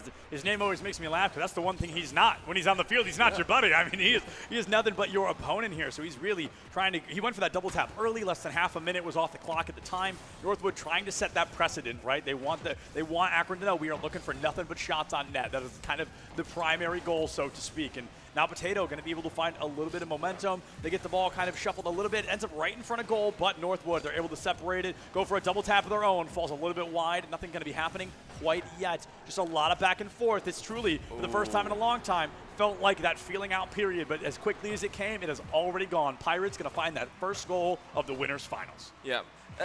As you go through the tournament, the feeling out period gets shorter and shorter, right? Because feeling out period is more for the opponents in general, get a good grasp of how you hear. And the Northwood at this point have already said, listen, we know that we are a strong team. We know that we can play to anyone's tempo and force them to play to ours. So for them, it's not so much feeling out, it's how quickly can we score on the opponent. That's kind of the game plan. And the way Akron can actually combat that is you take some of those harder battles, you try and aim for some of those scenarios, you don't allow them to get that aggressive. But I love the combinations, and it works again. This is Northwood showing off a bit here. That was a triple attack coming out here, and that is what you like to see from a team. Nice little tipper right there, drops it right in the middle. Yeah, and alley-oop at its finest. I mean, truly just a great scenario there. We saw Northwood looking super strong, able to find some great momentum already, not even in the halftime yet. It's going to be moving through those paces and very slow lob all the way into Akron's side of the field. And thus far, again, one of the things I really have to give props to Northwood is they do not single shot it. They do not wait for only one of their teammates to go for it. They always have a game plan, and it's something that you will notice very, very often. A really difficult thing for defenders to do is obviously get back in position. It's very hard to redirect yourself in this game. So you have to send multiple defenders at points, so you try and throw one at a time over and over again. That was a close one. But Northwood always have a second or third shot lined up already in the air flying, so I really, really appreciate that from this squad. They always try and ensure that they will have multiple clean shots on goal. Yeah, 100%. Now, Potato is going to be able to get demolition. That's going to open up the goal just for a moment here, trying to find at least a sub-primary opportunity. Hockey goes for that double tap, and the alley-oop comes through once again. Pirates hitting a hat trick here in game one, still not even in the second half. I'm telling you, this is exactly how you want to see teamwork to a T. The rest of the teams all had a star coming out. That's what we had over and over again. Akron as well did the same, and I think that was, I'm not sure if that's a vehicle that I thought it was, but that's pretty entertaining. But Northwood, they're a team of, I don't want to say superstars, but well-coordinated stars. This is something that it's very difficult to pull off because generally there is one person that excels at certain things. This is a team of all-rounders that have ascended to a much higher level of play. Absolutely. And it just turns into a phenomenal style where it's just, you don't worry so much about a single individual player. You just know for a fact they're all going to show up at one point or another. Oh, my. Did you see the backspin on that thing? Potato caught it, but just didn't have the momentum to steal it away. Watch, we can watch this happen here, kind of in slow motion. Catches it, just a little bit of tap, and the backspin brings it right in. Nobody's there to get in time. 4-0 currently in favor of Northwood. yeah, it's only going to keep moving forward. And if you are Akron, you have to start realizing this is going to happen over and over again. This chances of the double shot, the triple shot even, if you will, it never ends, and you have to rely on breaking up that chance. Start forcing Northwood to only take one shot at a time. Try and bake up their constant combinations. It's a difficult call. It's so difficult to be able to do, but they're working off the fact that it's combinations. It's the fact that they are allowed to line up 3 of their play and be able to continuously take shots from midfield over and over again. It's never stopping, and I love it so much. So Akron going ahead, flying up, and that's going to be another goal. And Potato this time takes it home. Look at this ramp up. That is going to be a flip off a little bit of an execute, and off the top wall is going to aim it straight in the center. Splash indeed. You know what? Game 1, great way to start coming back a little bit in this game. So Northwood goes ahead and says, all right, you want to play hardball? Let's play hardball. Absolutely, they are ready to play hardball, and we can talk about it as well. Even if Akron loses this, they found some momentum, they found some opportunity, they found a goal, more than some teams have been able to say up against the powerhouse that is Northwood. But now, 1:30 left on the clock, 30 seconds of goal. Akron could tie this up, but my goodness, would that be quite the feat? Going to be able to get it out. Reticence there, who's got the closest name to my own that I think I've ever seen. It's really caught me up quite a few times, but Reticence is going to be able to get that block, keep the ball out of goal. However, they're struggling to get it out of their back third. Going to have a great setup toward the middle, and a phenomenal shot from Pirates. Now, I didn't catch if Pirates was able to, or was the one to find the 4th goal, but I know they found the 5th, so I mean, that is well over a haul at this point. The hat trick, looking for a 2nd one at this point. I mean, this is amazing. He found the treasure trove and kept it all to himself is what he did, and Truly. it's not stopping at all. And there's a vehicle here that I saw that I think is one that is not used very often, so I'm very curious if Akron, is that the one that I think it is? I don't know the name of the vehicle personally, but I know that it is, I don't believe, it's not that traditional. It's not the Octane or the Dominus kind of defaults, if you will. I don't know the name of it. I'm not sure I've ever seen it, to be honest, but to bring it out here in a grand final, certainly making a statement, or excuse me, in a winner's final, certainly making a statement. So we really want to see what Northwood, or what Akron, excuse me, kind of brings back from that, what they can turn around with. Will we see a different vehicle in the 2nd game, so on and so forth. It's going to be kind of trying these new momentum shifts, but unfortunately, will be Demolition. So it's going to be a great block from the man himself, returning from the dead, able to find that block, keeping this scoreline at that 5-1. Now 30 seconds left. We're looking at a score per like 6 seconds here to keep this fight alive. But Will able to pick up that 2nd goal for Akron. Talk about momentum. That is the lion's share moving into game 2. Akron finding 2 goals here, probably the last one of this game as well. Yeah, that was a shot of shots, and I have to give props because they went for a double challenge on that. They went ahead and just slammed it home. So being able to manage that is going to be a little bit of an icing on the cake. It's nice to have in your back pocket, of course. Still Northwood up miles ahead. Of course. And they have, again, there's a reason they are the favorite. So 10 seconds left here in this round. It is not going to stop. And so hopefully they will be able to manage here in game 2. But this is a great start. Akron being able to at least not go out, 0 goals. Making it 5-2 to me is a very strong telling show against Northwood specifically, who in their semifinal quite literally shut people out in the first 2 games. And this would be so hard to explain to anybody who doesn't play kind of like an esport or a regular sport. 5-2 just doesn't feel nearly as bad as 3-0. Yeah. Right? Like it's still 3 points both ways. But the fact that you're able to put 2 points on the board, like you said, so many teams haven't been able to do that this weekend. Northwood has been, 7-0, 6-0, so many teams. So Akron, signs of life in game 1. Great progress already. The Lions' share moving into game 2 as they found the last goal. I'm really curious to see if Akron can take a game off of Northwood here. This could be the start of a seriously insane matchup if Akron can continue to play to that par they brought out right at the end of game 1. Yeah, it's the climb up Goliath, trying to take down Goliath. You don't really have a slingshot now. You got a short sword and a little dinkly handle on there, and you're trying to make it work. Yeah. That's the momentum. That's the feeling that you get. And it's honestly, we talk up all kind of the underdogs, or because I was an underdog. Of course. But the Giants reign supreme for a reason, and I'm very, very fascinated at this fact. So again, Northwood coming in here so far sitting at 1-0 in this best of 3. And so far still on the aggression. So right now they are ramping it up. Great demolition right off the gate. That was a little bit of a rough one if you are Akron right there. That shows that Northwood is ready to play with fire. Yeah, so I always say, what I believe separates the goods from the greats in the Rocket League is the utilization of the physicality, of the demolitions, of just slamming into your opponent, whether there's a demolition or not, constantly kind of trying to keep them at a moment's notice of, can I get this play off without somebody slamming into me, without somebody removing me from the engagement, from the fight, so to speak. But it's going to be some positive involvement here for Akron. We're going to be a full minute into the matchup, so we're seeing some positive, phenomenal start off here for Northwood. Akron had some momentum moving forward, and then Northwood really got to snatch it out here. It's both hockey and buddy, but it's Pirates, the name of the game, so to speak, so far. I mean, that's what it's at, the 6th goal, 7th goal available for Pirates, really leading Northwood toward that goal. Yeah, it'll never stop. I swear Pirate has opened with a goal every single game so far. I believe it. Yeah, like this is, and again, this goes back. I'm sounding like a terribly broken record. It's not just a broken record. It's a record that's been playing in your grandpa's apartment for like about 10 years. It's the same record. He never changes it out. It's just him. He always opens for Northwood. He is the initiator for the team. It feels like you can see him always in midfield, always angling in.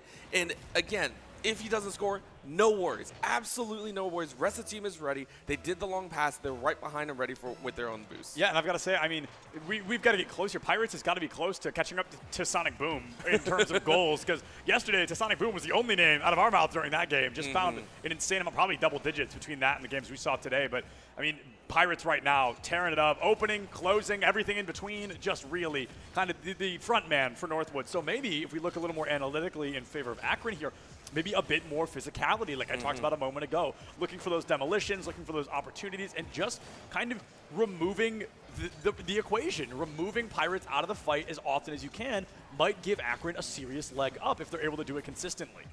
Yeah, the problem is chasing him. So this is something that I'm very, very happy about is, again, because of the fact that Northwood, a lot of the shots are actually run-ups. They're not straight angle shots that some of the other teams took that are more opportunistic. This is where you get really nice setup runs. They're sitting in mid. They start balancing up and above. It's actually very hard to track where some of the players are. To get a demo off, I believe you have to hit directly on the opponent at a high speed, and that's where you actually get the demo.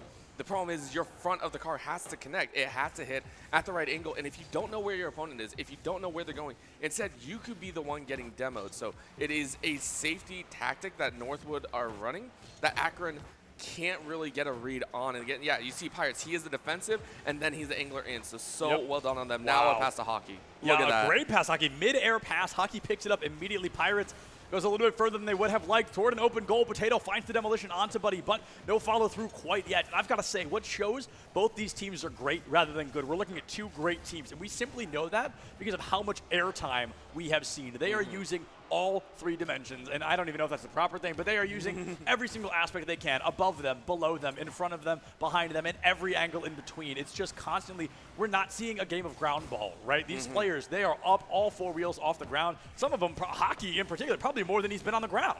Yeah, and I don't know if this is actually something that I want to call an analysis on my part, but it seems like Akron are actually challenging on those walls. So Hockey has a tendency to actually play off the wall a lot more than often, and that is something that you got to read on. You see, they're not actually chasing Hockey anymore. They're chasing where they know he likes to angle off the left side of the goal most of the time, where that's where the setup is. So they challenge at the point of contact above the goal, and it's actually saving them so much time. So maybe it feels like they locked down one player. Now they got two more to worry about.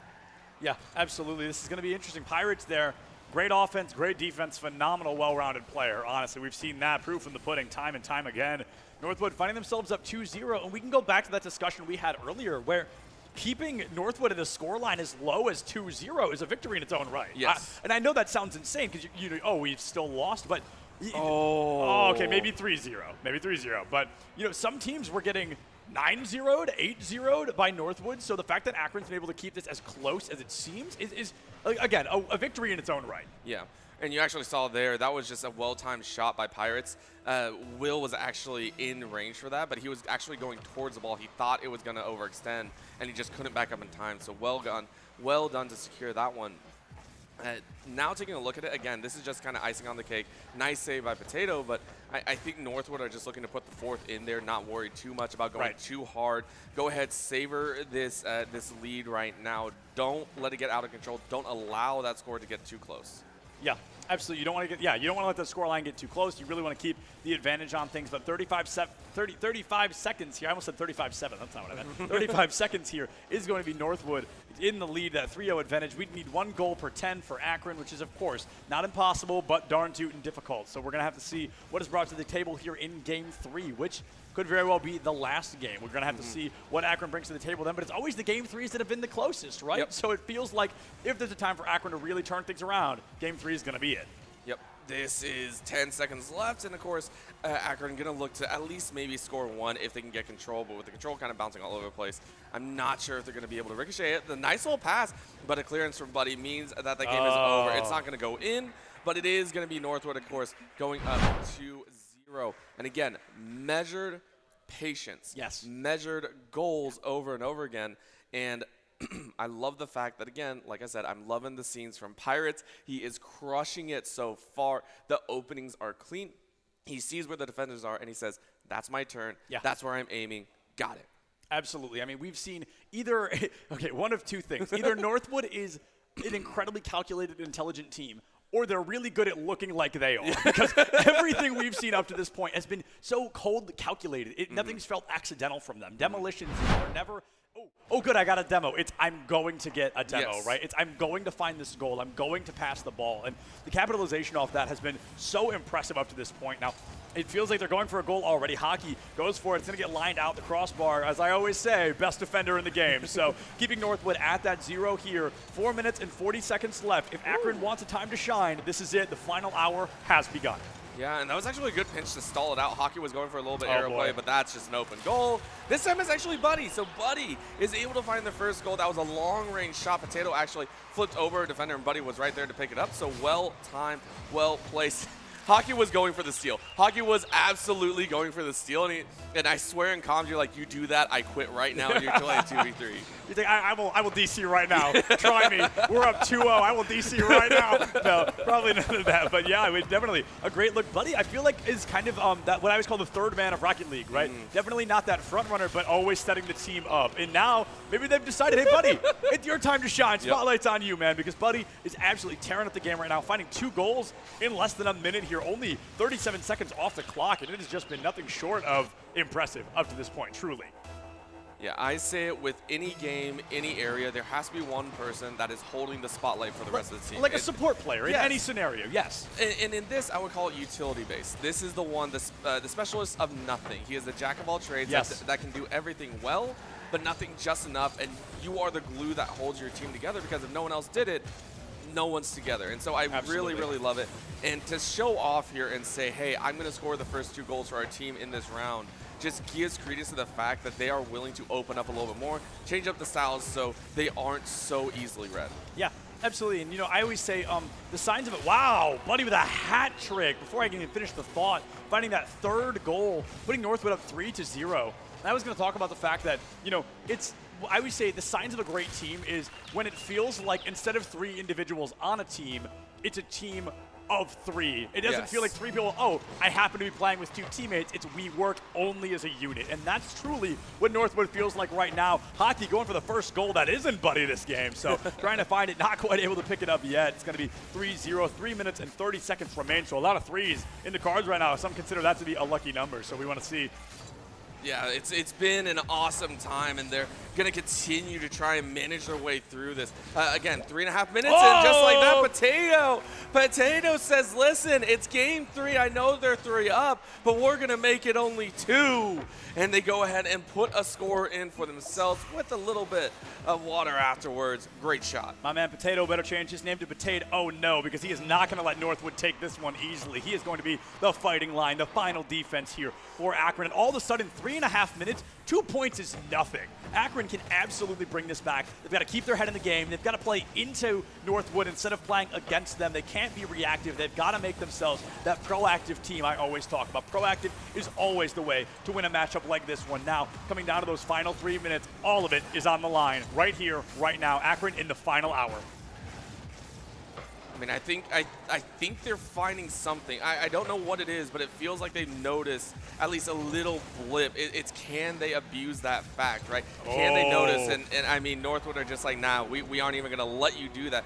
Whenever it's an open goal, Pirates is there to steal it away. Yeah, absolutely. And yeah, pun intended there as well. Pirates stealing away these open goals. I mean, just it's really been a thorn on the side of Akron, I think, is every time they leave an open goal, it's capitalized on. Sometimes you can leave it, you can get back in time, you can play defense, but every single time we've seen an open goal, I mean, Pirates is right there, just waiting for the opportunity. Yep, he's never not going to. Again, these players, they know exactly how to run the map, right. how to run the field in a direction that they want, and it's so surprising to me how clean and efficient they are. And so far, Akron, it's picking up the breadcrumbs, trying to turn it into bread at the end of the day. And they did it with one goal. Now they just need to do it a few more times. But that's a great little bounce off, just off the back wall, right by the goalpost, and now squeezing it right back. It's a goal. Nope, never mind. There was a goal in sight. So you can't do too much else from there. Yeah, absolutely. I mean, this has been something in a great demolition there. Now, Will had ball control, and as I said his name, he was dismissed into the afterlife for just a moment. Will return in about 2 seconds, so it's not that damaging, but, you know, they did lose the ball control. They lost that momentum, so to speak. Hockey looking for a bit of momentum on its own, finding some great physicality, opening that goal up, but now it's going to be Buddy looking for another opportunity. Great pass onto Hockey here. It's going to be Will from the heavens, but not quite able to find it, going a little bit wide of the goal. Going to be 100 seconds left between Northwood and a 3-0 victory here in winners finals. If they do, that is considered a perfect record here. No one cares about the goals at that point. You went 9-0 in your entire tournament run. It was a phenomenal style for Northwood to be able to pull that off and to be able to go home and say, listen, we brought home the trophy. We brought this back for ourselves. It is a great style. So again, nice little save there from that Akron player, and let's see what more they can get. Minute left. It's still doable to get 3 goals, but it's just a high, tall task. Yeah, a tall task indeed. We're looking at 1 goal per 20 seconds, of course, and that's definitely going to be difficult. Akron, I feel their defense has been relatively strong, but it's these demolitions that have really been kind of the nail in the coffin. They've really struggled to find these engagements, and such a simple tap there interrupted anything Reticence brought to the table. So now it's going to be 45 seconds, ball control in favor of Northwood. Akron desperate to steal it back. A goal per 15 is what we need now. It's going to be very difficult to see what they can bring to the table. Here comes Pirates from the heavens. Potato misses the interruption, but Pirates falls a little bit wide. No follow-up from Northwood, and Will going to go for the steal. Going for the steal, but up they go. Reticence trying to prep it. It's almost an open goal. Nice outside, and that's in. Will makes it 2. And I said it right. It's doable. It's hard, but it is doable. That little tap to get over Pirates' head, clipping the top of the goalpost, means it is a 2-goal game. An anime arc, if I've ever seen one, Orbital. Let me tell you what, man. The final time we're about to see a buzzer beater from Akron trying to tie things up. They've got 1 goal per 10 seconds to keep the game alive. And here comes Will from the heavens, looking for a third, but no, Pirates will be the one to put that dream down. Falling down now to 10 seconds. Akron still needs 1 with any time on the clock, and then they have to find an additional in what I call that garbage time, that bonus time. Unfortunately, the clock starting to tick down. Potato going to go for that Hail Mary play, an open goal, but no, does not find it before the 1 second. Reticence, however, puts it away. Only a 1-point differential between the two. Unfortunately, still a loss for Akron, but what a way to go out. Only 1 point separating a grand final. Northwood may be the Giants. They may be the Goliaths here. But honestly, Akron, they came close. They went down swinging, and it is a valiant attempt, a phenomenal play at the very end. And again, it came so close, right? Every time you get closer and closer and closer to that final strike. If they only had a bit more time, got to be a bit quicker on that trigger to pull for that kind of counterattack there. And again, Northwood come out 3-0. Right, absolutely. And no one has stolen the trophy. They grabbed it during the break, so they can take it down to the arena. And just an absolutely phenomenal experience. That does bring us at the casting desk to a close here for Rocket League. And I can speak for Orbital and myself, and I can say this has been a wonderful experience. We are honored and stoked that we were brought on. It has been absolutely amazing working with everybody, and thank you all so much for all of your support and your help through all the tech issues and everything of the sort. We are now going to throw it down to Paulie for the final time here on the Rocket League side. Paulie is going to get an interview with Northwood. So thank you, everybody, again, so much for hanging out with Orbital and I, but let's throw it to Paulie. All right, thank you so much, Orbital and Sepsilence. You guys have been amazing. Let's give a round of applause for our casters on the day for Rocket League. They did amazing, and also the competition. Congratulations to Northwood University. These three guys did amazing, and you guys were dominant the entire tournament. What are the emotions right now? Feeling good, man. Taking first, not dropping a game, feels good. Feels good. Yeah, I'm excited. We got so much sleep last night. So you didn't get any sleep, right? Or you did? You rested? Okay, yeah. You guys were so dominant today. Northwood coming in as the #1 seed once again, staying true to the team colors. You guys are going to be advancing, obviously, later on in the year to the CENC championship. So congratulations on your win. That was an amazing win. Without further ado, though, let's bring up the director of the CSMG, Neil Mavone, to present the trophy ceremony. Here you are, Neil. Thank you, Paulie. On behalf of Collegiate Sports Management Group, I just want to say this Rocket League tournament the last 3 days has been absolutely amazing. We got to meet a lot of the players on Friday night, presented them with jerseys, got to know them over the last couple of days, hanging out in the LAN center, hanging out, having stuff to eat. And I have to say that the gamers, the community is really amazing. You guys, even at the end today, patting everybody's hands and just saying congratulations to the team that you just played. Buddy, and Pirates, awesome job all weekend. On behalf of CSMG, I'm going to turn this over to Mr. Paul Heslin from U.S. Army ROTC at Purdue, who's going to present you with the trophy. Thank you. Congratulations, domination at its finest. Congratulations. All the best. Congratulations.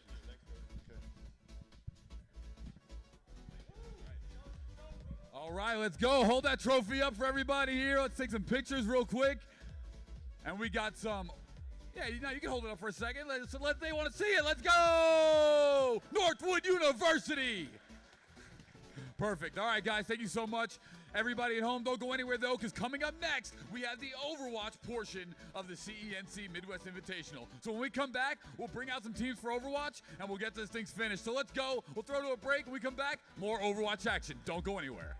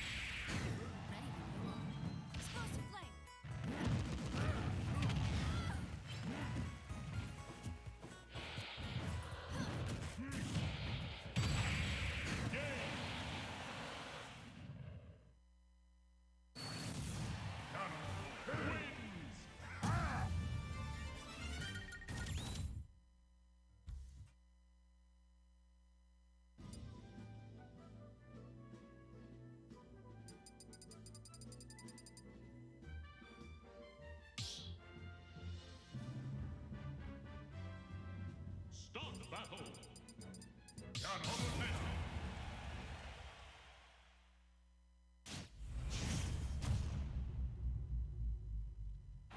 Three, two, one, go!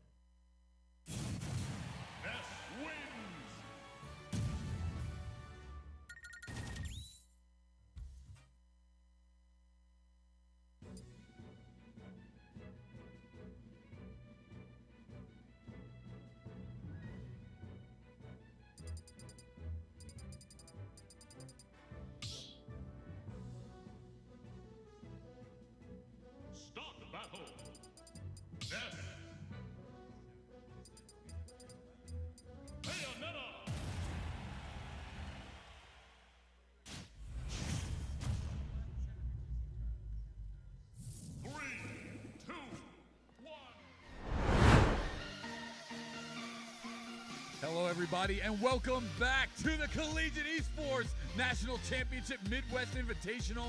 And we're going to bring out some Overwatch. So without further ado, let's make a little bit of noise for the Overwatch teams. Absolutely. This is going to be good. Overwatch, such a fun 6-on-6 competitive shooter. Well, let's bring out the number 2 and the 3 seeds here. It's going to be the Akron Zips going against the Ball State Cardinals. So these are some of my favorite teams here in the event. But coming up first, let's bring out Ball State, the first member of their team, and the captain. Let's bring out U.S. Miller. Coming up next here for Ball State, let's bring out Zang Bees. Coming up next, we have Hornbach. And now, the man with the best hair in the event and looks a lot like Kenny G. Let's bring out Ninja Curly Fry! Next up, we got Finna! Let's hear it for Finna! The man with the most charisma here on the team. And now to round out their team, let's bring out Ethan Penn Park! Woo! Woo! All right, take your seats, fellas, and now let's bring out the number 2 seeded Akron Zips. First off here for their team, let's bring out Stun Ape! Coming up next here, let's bring out Seal! After Seal, we have Tasmino!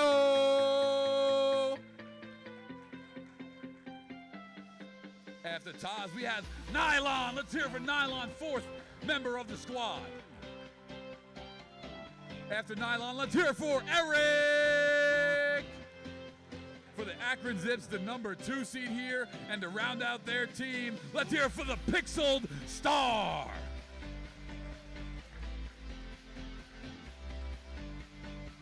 Beautiful. These guys are going to take their seats here. We have the Overwatch portion of this tournament coming up here, presented by Army ROTC. Let's throw it up to Septilins and my man Dorcas for the call.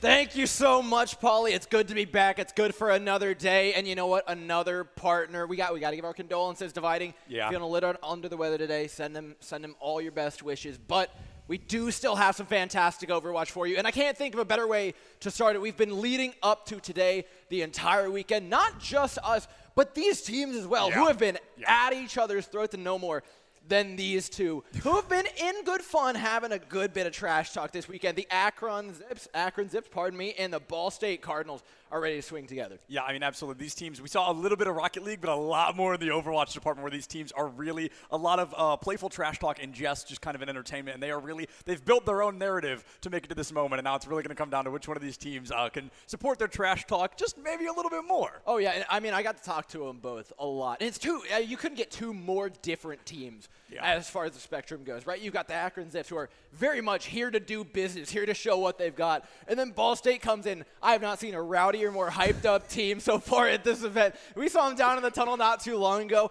They were screaming, they were hollering, crazy, getting themselves hyped up, hands in, this, that, and the other, all types of chants. I think we're in for a good one. Oh, absolutely. I mean, even no matter who wins or who loses, I think this is going to be entertaining. And that's truly what all of us spectators, at least, are most excited about. I mean, this is going to be an amazing matchup. And like you said, the hype, the energy. I mean, Akron, they're coming in. First D1 esports program in the country. Always have these massive shoes to fill, right? So they're coming in with kind of that attitude. Ball State, they're coming in. I think they just want to win. I think they're just hyped to be here. Like, Ball State seems so excited that they've made it this far. And I think everybody's going to be hyped no matter which way this goes. I think the teams are going to give us some phenomenal matchups. Well, let's take a second to run down those rosters. We'll start with Akron, which their DPS Stunape, who has been leading this team extremely well. And for a long time, I was talking to him earlier, getting a little insight on what they want to run, what they wanted to do. They have VOD reviewed not just their game, but Ball's game as well, and trying to counter strat. So they have brought out all sorts of stuff. And when we get into the game, we can talk a little bit more about that. But heading further down the roster, Seal, Tasmino, Nylon, Eric, and Pixel Star have been backing that up excellently. A super coordinated team, plenty of individuals still. But on the other end of the stadium, Ball State Cardinals, led by us Miller, Zane Beast, Hornbach, Ninja Curly Fry, Finna, and Penn Park, have been just so fun to watch. And one of the biggest things that we saw to them yesterday was the coordination in their ultimates, right? Their neutral game was okay, but the combos that they were throwing out were perfect every single time. We saw them running this Metro Rush composition extremely well. It's a composition that we haven't gotten out of a single other team here. It's incredibly hard to run, and that's what Ball State have brought to the table. We're going to be starting things off on Mecha Base. It was Akron's pick for the map, and of course, given all the review that they did, it's fitting that they're going to take us here. Yeah, absolutely. Mecha Base is definitely a map. I would highly suspect to see Reinhardt's on both sides. This is, other than King's Row, I consider this to be the Reinhardt map. Now, we've seen a couple people go double shield recently, but it looks like neither of these teams are going to be rocking and rolling with that. We've got almost a full-blown mirror matchup. The difference here Oh, never mind. There it is. I was going to say, I personally believe you should not be playing a Reinhardt in the current meta without a Lucio to boot. And I was going to give Akron a little bit of flack for that, but it looks like they decided the very same. So this is going to be a full-blown mirror matchup. And the good thing about those is it comes down to individual talent. Who can play each hero just a little bit better. Yeah, and in this mirror, no hero in the first fight is more important than the Mei. Those first walls are absolutely critical. Yesterday, Stunip had a little bit of issues with the walls. Not a lot of them were landing, but the right clicks were absolutely hitting heads. Now, we got to see that E cooldown come out quickly. The first one does land. There it is. Stunip cleans it up. Great counter wall, though, by Osmiller. Gives them the peel that they were looking for. Immortality fields out for both teams, and it is Seal large and in charge. So much damage being put onto the Reinhardt. Penpark forced back as well. The shield is just a sliver of HP, and both teams opt to take just a moment to recollect themselves. Stunip down. No Mei left here for Akron. Ball State are going to be the ones with the wall priority, the need to find the win quickly, and with Seal out of the way, they're going to be able to. Yeah, absolutely. Ball State, they had a great turnaround there. They found the Mei. They found the Reinhardt. You lose the main tank, you've got to tuck tail and run, right? You can already hear Ball State going crazy. They've got that first point cap. This is exactly what they wanted. This is the composition they've been playing for, and now with this nice choke point, that Mei is going to be even better. Yeah, I've got to say, Ninja Curly Fry there, really rootin' tootin', ready for shooting on that Cowboy. Able to find some great value there. And an immediate quick wall, triple flashbang coming out as well. Here's an Ant Matrix to boot from Akron. I love the wall from Stunape. It isolates the Reinhardt, splits the team in half, but the Immortality field from Ball State was perfect. They all group up in the corner, and they got to fight their way out. Now Stunape throws in, but stun down to the Blizzard. Oh, no, it's horrible for Akron. Another one eaten away. Finna drops the Soundberry just to be sure, and the Deadeye to finish things off. The Deadeye insult to injury that the Blizzard was already gone. The damage had been done. Now, Stuna already up to 25% on another one. Some pretty solid ult charge, but Ball State, they found that fight at the high noon from the Cowboy. Like I said, insult to injury. Looking super great. 2 ultimates going in. That Shatter, gonna be okay, but the Blizzard, that's the impact maker they're looking for. Yeah, you're looking at Eric to try and desperately find a need here. And you know the D.Va knows his ultimate is up. It is a big game of chicken between the DPS and the off tank. They have isolated Park though. Blizzard out just a little bit late. Everyone's frozen up, but is there the damage to follow it up? Zane Beast and crew throwing everything in that they can. The Shatter's there though to finish them all off with Seal laying them out. Akron have the follow-up and a sound barrier just to make sure they're going to finish this one. Yeah, I mean, they needed that ultimate. They needed to follow through. The Slayer remech kill, but it's just the remech into DMAC. Akron, they're able to take the lead here. They're going to be able to find 4 on point. Penn Park, the sole survivor. Ryan's heavy, but he ain't heavy enough to 1v6. It looks like Akron finally going to find that flip. Yeah, and I don't think they're too disappointed with 70%, right? You're shooting for about 40% on average to get your winning percentage up. That's not too bad. Yeah, for sure. I mean, they're definitely walking into this next fight. They're almost in that last fight territory, right? Maybe 5 to 10 more % to really boot it up, but if they win the cap, they'll be able to get it to 80 before Akron can re-engage. But of course, let's see what happens here. Eric has the D.Va Bomb online, but that's not the ult I'm looking for. This window from Tasmino, hoping it makes all the difference. Yeah, they try to wall it off, but this is a tough fight for Ball State to win where they're standing. They throw out a window of their own, though, and the Reinhardt does have a full shield. Bomb thrown in for good measure. And Tasmino, 2-piece. For the support, getting his hands a little dirty. Nothing gets me excited like a bloodthirsty support player, and Tasmino living up to that name already. Eric and Seal tearing up the remainder of Ball State here. Akron, they only had to use one ultimate. It was a D.Va Bomb. The least impactful ultimate they could have thrown out there, and that's the one. Tasmino already halfway to another Ant Matrix going into this next fight. Yeah, and we're looking at a pretty even fight, but look at Stunape hiding around the corner here. They're not going to be ready for this should they come this way, but fortunately Ball State just so happened to be going the wrong direction for this little play from Akron to work, and now with that speed, that Mei is all of a sudden out of position.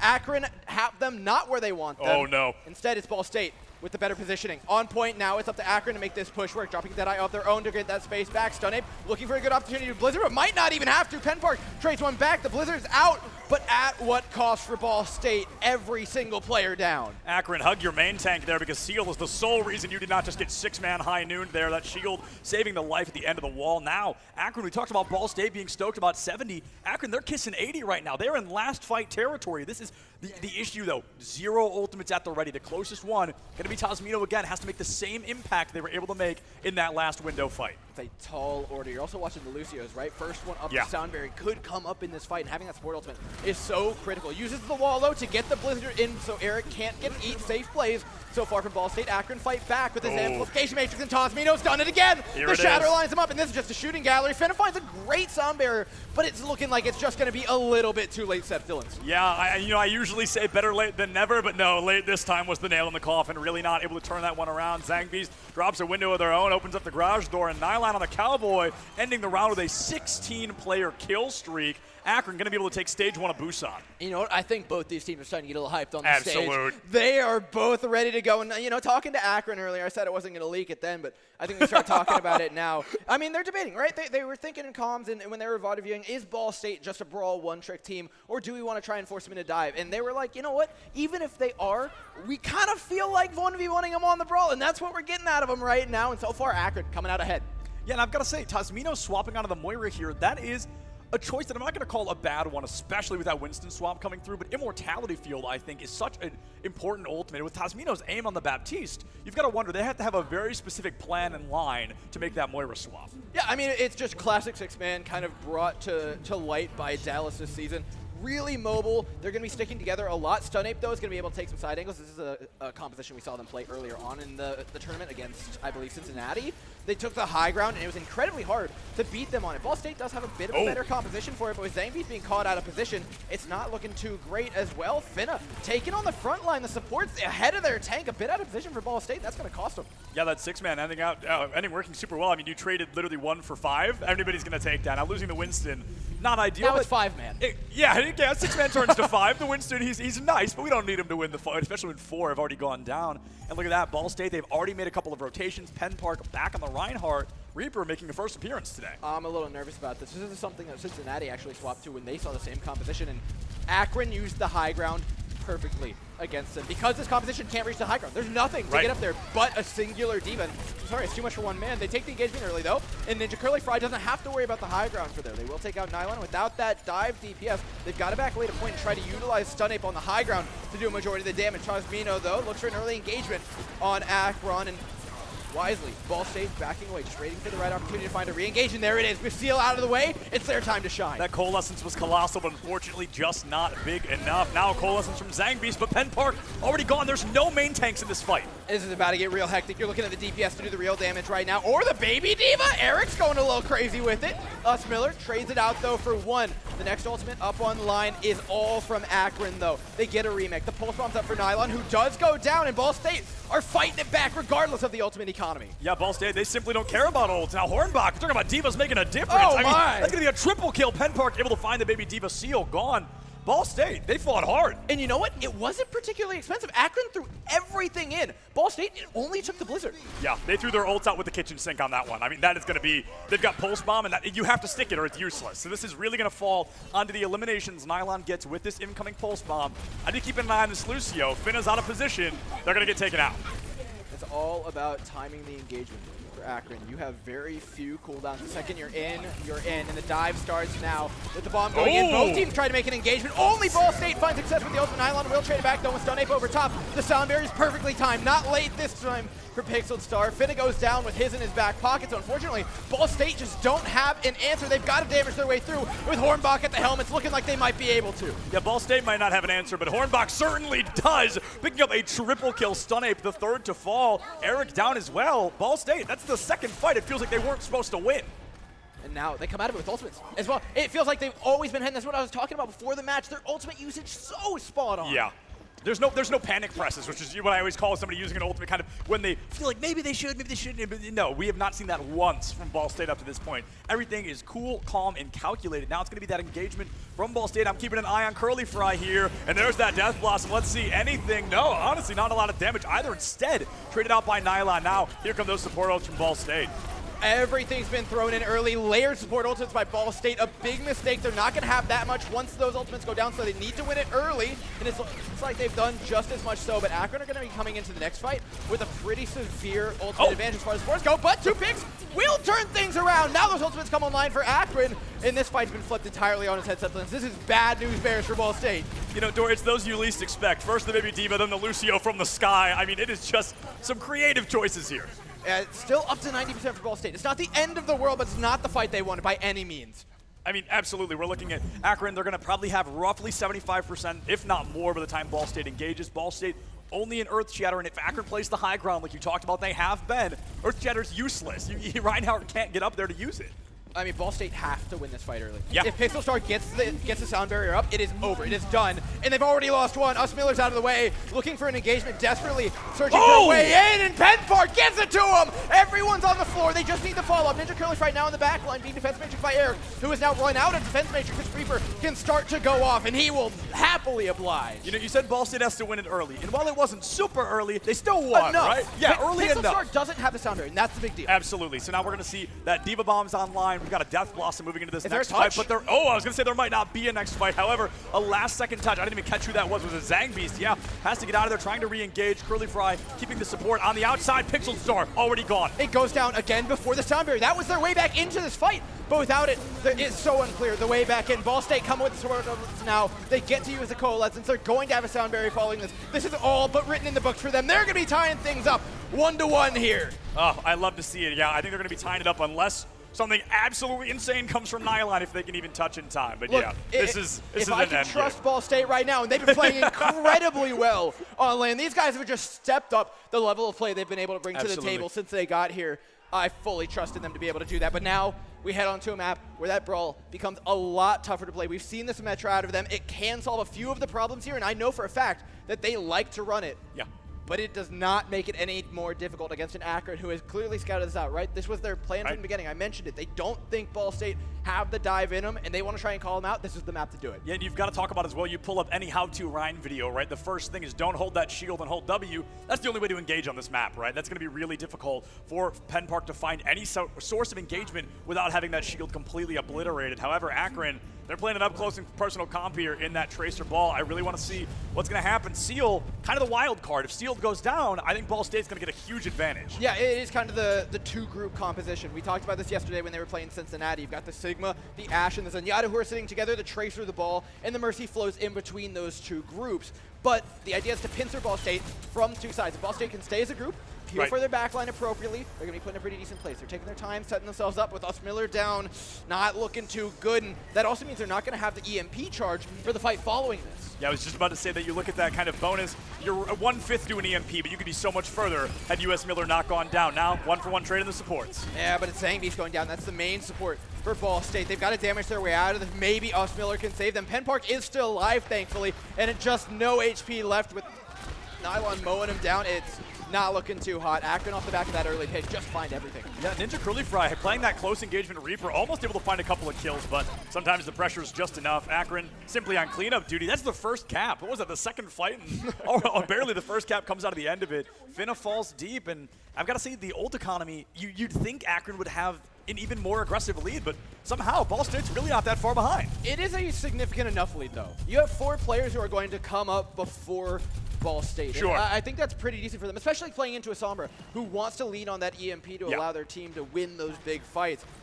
Us Miller only up to 60%. We're working on passive charge right now. It's not too pretty for him. And having to translocate out, the Sombra's not going to be here for this fight, which they're just getting ready to take. The shield's being chunked out for Penn Park as they slowly approach the point. Big boop, though, sends them careening into that dynamite. And now it's pure panic on the side of Ball State. Set up beautifully by Seal. Yeah, and I'd say, Robert, if you would, but I mean, Stunip doesn't even need the bomb. That's a triple kill without it. That's going to be the dynamite comes in. Akron cleaning house, a complete and total team kill. And they used 1 ultimate, 2 ultimates, but one of them's a pulse bomb. They'll have that in 10 seconds. And here's the swap from Ball State. They're coming up on the EMP, so they'll have a way into the fight, if nothing else. But it's certainly a hard one coming in with no ultimates. Oh, yeah, no doubt about that. And I've got to say, US Miller or Us Miller, I personally believe, I feel like we've gone too long without the EMP. You can be getting more value with a different DPS here. You know, it's cost-sunk fallacy. They're a little too far in. The EMP's up, and you know what? Us Miller's going to have it once this Transcendence drops. It's actually very, very good for Ball State that Tosmino tried to use it aggressively. As long as they can stay alive with Penn Park down, it's just not looking too good. They found the engagement just before Us Miller could get that EMP online. Extremely well-timed stuff from Akron. Yeah, now there's going to be one more fight here for Ball State. They have to win it, or they're going to kiss Busan goodbye, right? So that EMP, talk about having a weight on your shoulders. That EMP has to land, has to hit, I'd say, at least 2, 3 as almost a minimum here. Ball State, they've got the ultimates. They just need to find the kills afterward. Akron only has a Diva Bomb to their name. And you know what? I mean, they can try and target down Tosmino. He's going to lose all that shield health the second the EMP comes out. And he doesn't have a Transcendence to save himself. So starting off with the bomb, Hornbox makes space, EMP out, That's and that's big. it. 2 players out when the shield gets taken down, and you know what? Without a player inside, Ball State look good to finish this one off. They'll take it over, but alas, at what cost? 99% is a lot to work back at. Oh, absolutely. I mean, you can't afford to lose even a fraction of a fight, right? You've got to have almost a full 6 every time. Trying to stagger out Eric here. I love that because it's going to help them gain a couple extra percentages. Yeah, poor Eric can't do a darn thing. There's no ledges to jump off of. You just have to try to engage without being taken offline now. The rest of the team here, this is tough. There's almost no ultimates at the ready. Nylon's got that pulse bomb, but Akron, they're going to have to win at least the first half of this fight pretty much dry. Yeah, I mean, they'll be coming with the Valkyrie for some sustain. It just doesn't outdo the Sound Exactly. Barriers of Finna if Finna times it well, which is a big if for them. Akron have a lot of ultimates that can be pretty chaotic. Let's see how they start this thing out. An engagement Sound Barrier coming out from Finna. Doesn't get onto the Winston, though, so his main tank is still feeling a lot of pain. Penfark straight out for Tasmino, and things are looking very uncertain. With the Resurrect going off for Akron, though, they're back up to 6 members strong, looking to retake this point with the Bob. Here he comes, the 7th man, everybody's favorite aim Bob. Sunab already able to find Finna with it. The Pulse Bomb not quite able to land, but Ninja Curly Fry still picks up Tasmino there. One support down both sides. It's trying to be the difference with the Bob still lingering on the point. It's bordering on impossible. Ball State feeling so much pressure. They've got ultimates to make their way back in, but the mines are zoning them right back out. Yeah, I mean, it's the zoning game now. This Wrecking Ball, as long as Seal's alive, we could look at a straight-up spin to win. Miller goes down. Finna finds Nylon, but still, I do believe the damage has been done. A Resurrect on a Nylon gets him in it, and yeah, Akron just continue to farm up on this point. The fact that Pixel Star stayed alive for so long, the support line was still up. They're able to cap that one over. Akron, off the back of the ball comp, is going to be taking over map number 1. It's a simple statement. I'm still going to make it here. I hope every map is as close as that one, because holy cow, what an amazing setup. What a great series, and of course, Stun Knight play of the game. It's got to be that Bob into triple kill right after that amazing boop through shield onto the Dynamite. It's really the setup that did it. It was amazing here. And Stun Ape, I mean, it's just, like you said earlier, it's a shooting gallery at this point. Absolutely wonderful stuff from Akron. And you know what? We talked a little bit about how we thought Ball State would be a little bit more uncomfortable on those larger maps, on the maps where they feel like they'd have to run dive. And that is the case, but the nice part is we've got a beautiful format here where they get that map pick, so they will have the opportunity to take them to hybrid. And I mean, a little leak. I know what map we're playing if we go to hybrid. I know that Ball State want to pick it, and I know that Akron are down to Clown. I can tell you one thing confidently. Of all the teams I've spoken to that are left around in the tournament, I don't think we're going to be seeing Assault very often. That's a statement I can make. Enough teams have expressed disgust, distaste for Assault maps that they feel pretty unlikely unless somebody's trying to wild card something. But if I had to take a guess on which hybrid map we'd see, I mean, I know which one I would pick, but that doesn't necessarily mean which one the teams would pick. Yeah, I mean, we've got a team that wants to run Brawl. I think we're almost certainly not going to Escort. There's too many dive maps there for them to pick. Maybe we go back to Control. There are some decent options like Lijiang should they want to play it, but again, Gardens would be hard there. So I'll be honest, it feels like an obvious choice. And to their credit, Ball looked incredible. Oh, no doubt. On Mecha Base. And they got some really, really great engages off on the other map as well when we were playing in downtown. Yeah. So we're seeing this issue of, you know, you're pulling the shortest straw, but how short do you want to go, right? In these map types, there's so many that work well for the comp we've seen, but like you said, so many dive-centric comps as well, so many dive-centric maps that you have to decide, you know, which wall do you want to punch? Because one of them might work, but you're still punching the wall. You know, so it's an uphill climb, to say the very least, I think. So I do like what you said as well about going back to Control at some point. I think that that's semi-realistic. I think that Lijiang Tower, you statistically, theoretically win the next 2 if you don't win Gardens, right? But I gotta say, I didn't say it out loud, but I'm glad I was right. I'm glad we're going to this one. Look, let's be real. Ball State are a rush/brawl composition team through and through. Of course they want to play Kings. And I spoke directly to Akron earlier, and they talked about map counterpicks and trying to play the dive, this, that, and the other. But the one thing they promised me was that if hybrid was chosen, they would not ban Kings. They would 100% allow it. They want to give us some classic Overwatch, and they guaranteed me they'd be giving me some Brawl. They want to show us the old school stuff. Yeah, I mean, just Kings Row, my personal favorite map in the entire game. As a Reinhardt player, I can't not love it. I adore this map. I think it's great. And Ball State, Penn Park in particular, when they had the Earth Shatters, we saw some huge ones. And Kings Row built for huge shatters. So Penn Park, absolutely the player I'm keeping an eye on here. Unless he goes Winston and everything I say is just tossed out the window. It's all right. They're in the attacking spawn. Let's talk about what Akron are running, though, because we saw them do this on Kings Row as well. This is the composition that they brought out for their full hold. Well, not a full hold. They got taken on point A and then spawn camped them for 6 minutes. Right. It was brutal, which, again, is not even BM. There is a very deadly spawn camp here if you timed it. And I was talking to Stunape about it. It's something we've seen in contenders before. It's really, really powerful, and this guy's knowledge is just so good. But the point A success wasn't quite great for them. They got jumped on pretty quick, and Ball State are going to look to do the same thing. Yeah. And, Ninja Curly Fry probably, it looks like they're going to swap, but I was going to say, I always call that the King's Row Widow. You look for a headshot, you don't land it, you just dip. We've seen it on a couple other maps as well, but usually King's Row is going to be a high ground engagement from Ball State. It's going to be interesting. I wonder if they're going to try to go for that collapse comp, if you will, just kind of rush in and try to make some noise. I'm really not sure what Akron's trying to do here, trying to get some third-party information. Probably going to go for a May wall here, but when you rotate through the hotel, the May wall becomes a little harder to pull off. I love that rotate there from Ball State. They caught Akron off, and now with the wall being down, they get to use it to their own advantage, force Akron to go around you, and then start working on that Reinhardt shield. Now with both teams playing Ring Around the Rosie on point, let's find out just who's the winner. Both Reinhardt's under a lot of pressure. Ninja Curly Fry, though, chunking out that shield. An appropriate wall used beautifully by us. Miller catches out the Reinhardt, and that's a lot of pressure. Akron have got to find a place to take a breather. They will back around the corner. Yeah, they've got to take a breather. The shield, I mean, we can see it. It's cracking. It's almost down entirely. So it's going to be these slow rotations. It's all who loses someone first. Yep, fights back up. Great disengage by Akron, and now they get to find a re-engage with an application matrix of their own. Good wall by us Miller to counter exactly that, but it's stunning. Coming up with the goods for Zangbeast out after a very long and prolonged pre-fight. They've got to find a way back in, but without a main support, it is so difficult. Yeah, I mean, that was just absolute cleanup crew there. Stunape hit the ult fire of a lifetime, killed with a headshot, and then Ball State crumbled. Like you said, no main support, probably no fight win. And that's what I was talking about earlier. Stunape has been okay with the walls, but it's been the right clicks where he really shines. You can see 30% ahead of us Miller right now in ultimate charge. That is not an insignificant amount, but Akron have a big lead here, and I want to see how little they have to use to actually win this. They'll start out with the Deadeye, look for the Shadow in the backline. It's 2 of the 3 ultimates out, and the Blizzard looks to finish things off here. Ball State going 1 for 1, though, aren't in the worst place until finally they get collapsed on here. But having taken out 2, that's some decent spawn timers, and with all 3 of those ultimates from Akron being used, they're going to be in a good position for the next fight. Absolutely. Eric almost just got demeched by Hornbach remecking. That was almost very bad, but no, they were able to dash away. They were able to booster away. Nylon finds that baby Diva kill, so you get, 10, 15 seconds extra credit here. This is going to be pretty fast from Ball State. They know they have the man advantage. They should go in here 5v6. It's not even 5v6. They have the man advantage because the players from Akron are taking so long to get back, but they wait for the baby Diva nonetheless. So it's going to be just in time. Zangbeast out, though. Another big problem for Ball State. Going to calmly back away, use that wall, just wait for the support to spawn. It's 10 seconds off the clock, but at least you're not giving any more away. You hit the nail on the head as clean as Stunape is hitting these headshots. It's these ult fires making a world of difference here. I mean, this has been the second fight in a row. Stunape is the reason that it's won for Akron. There's hardly a fight afterwards.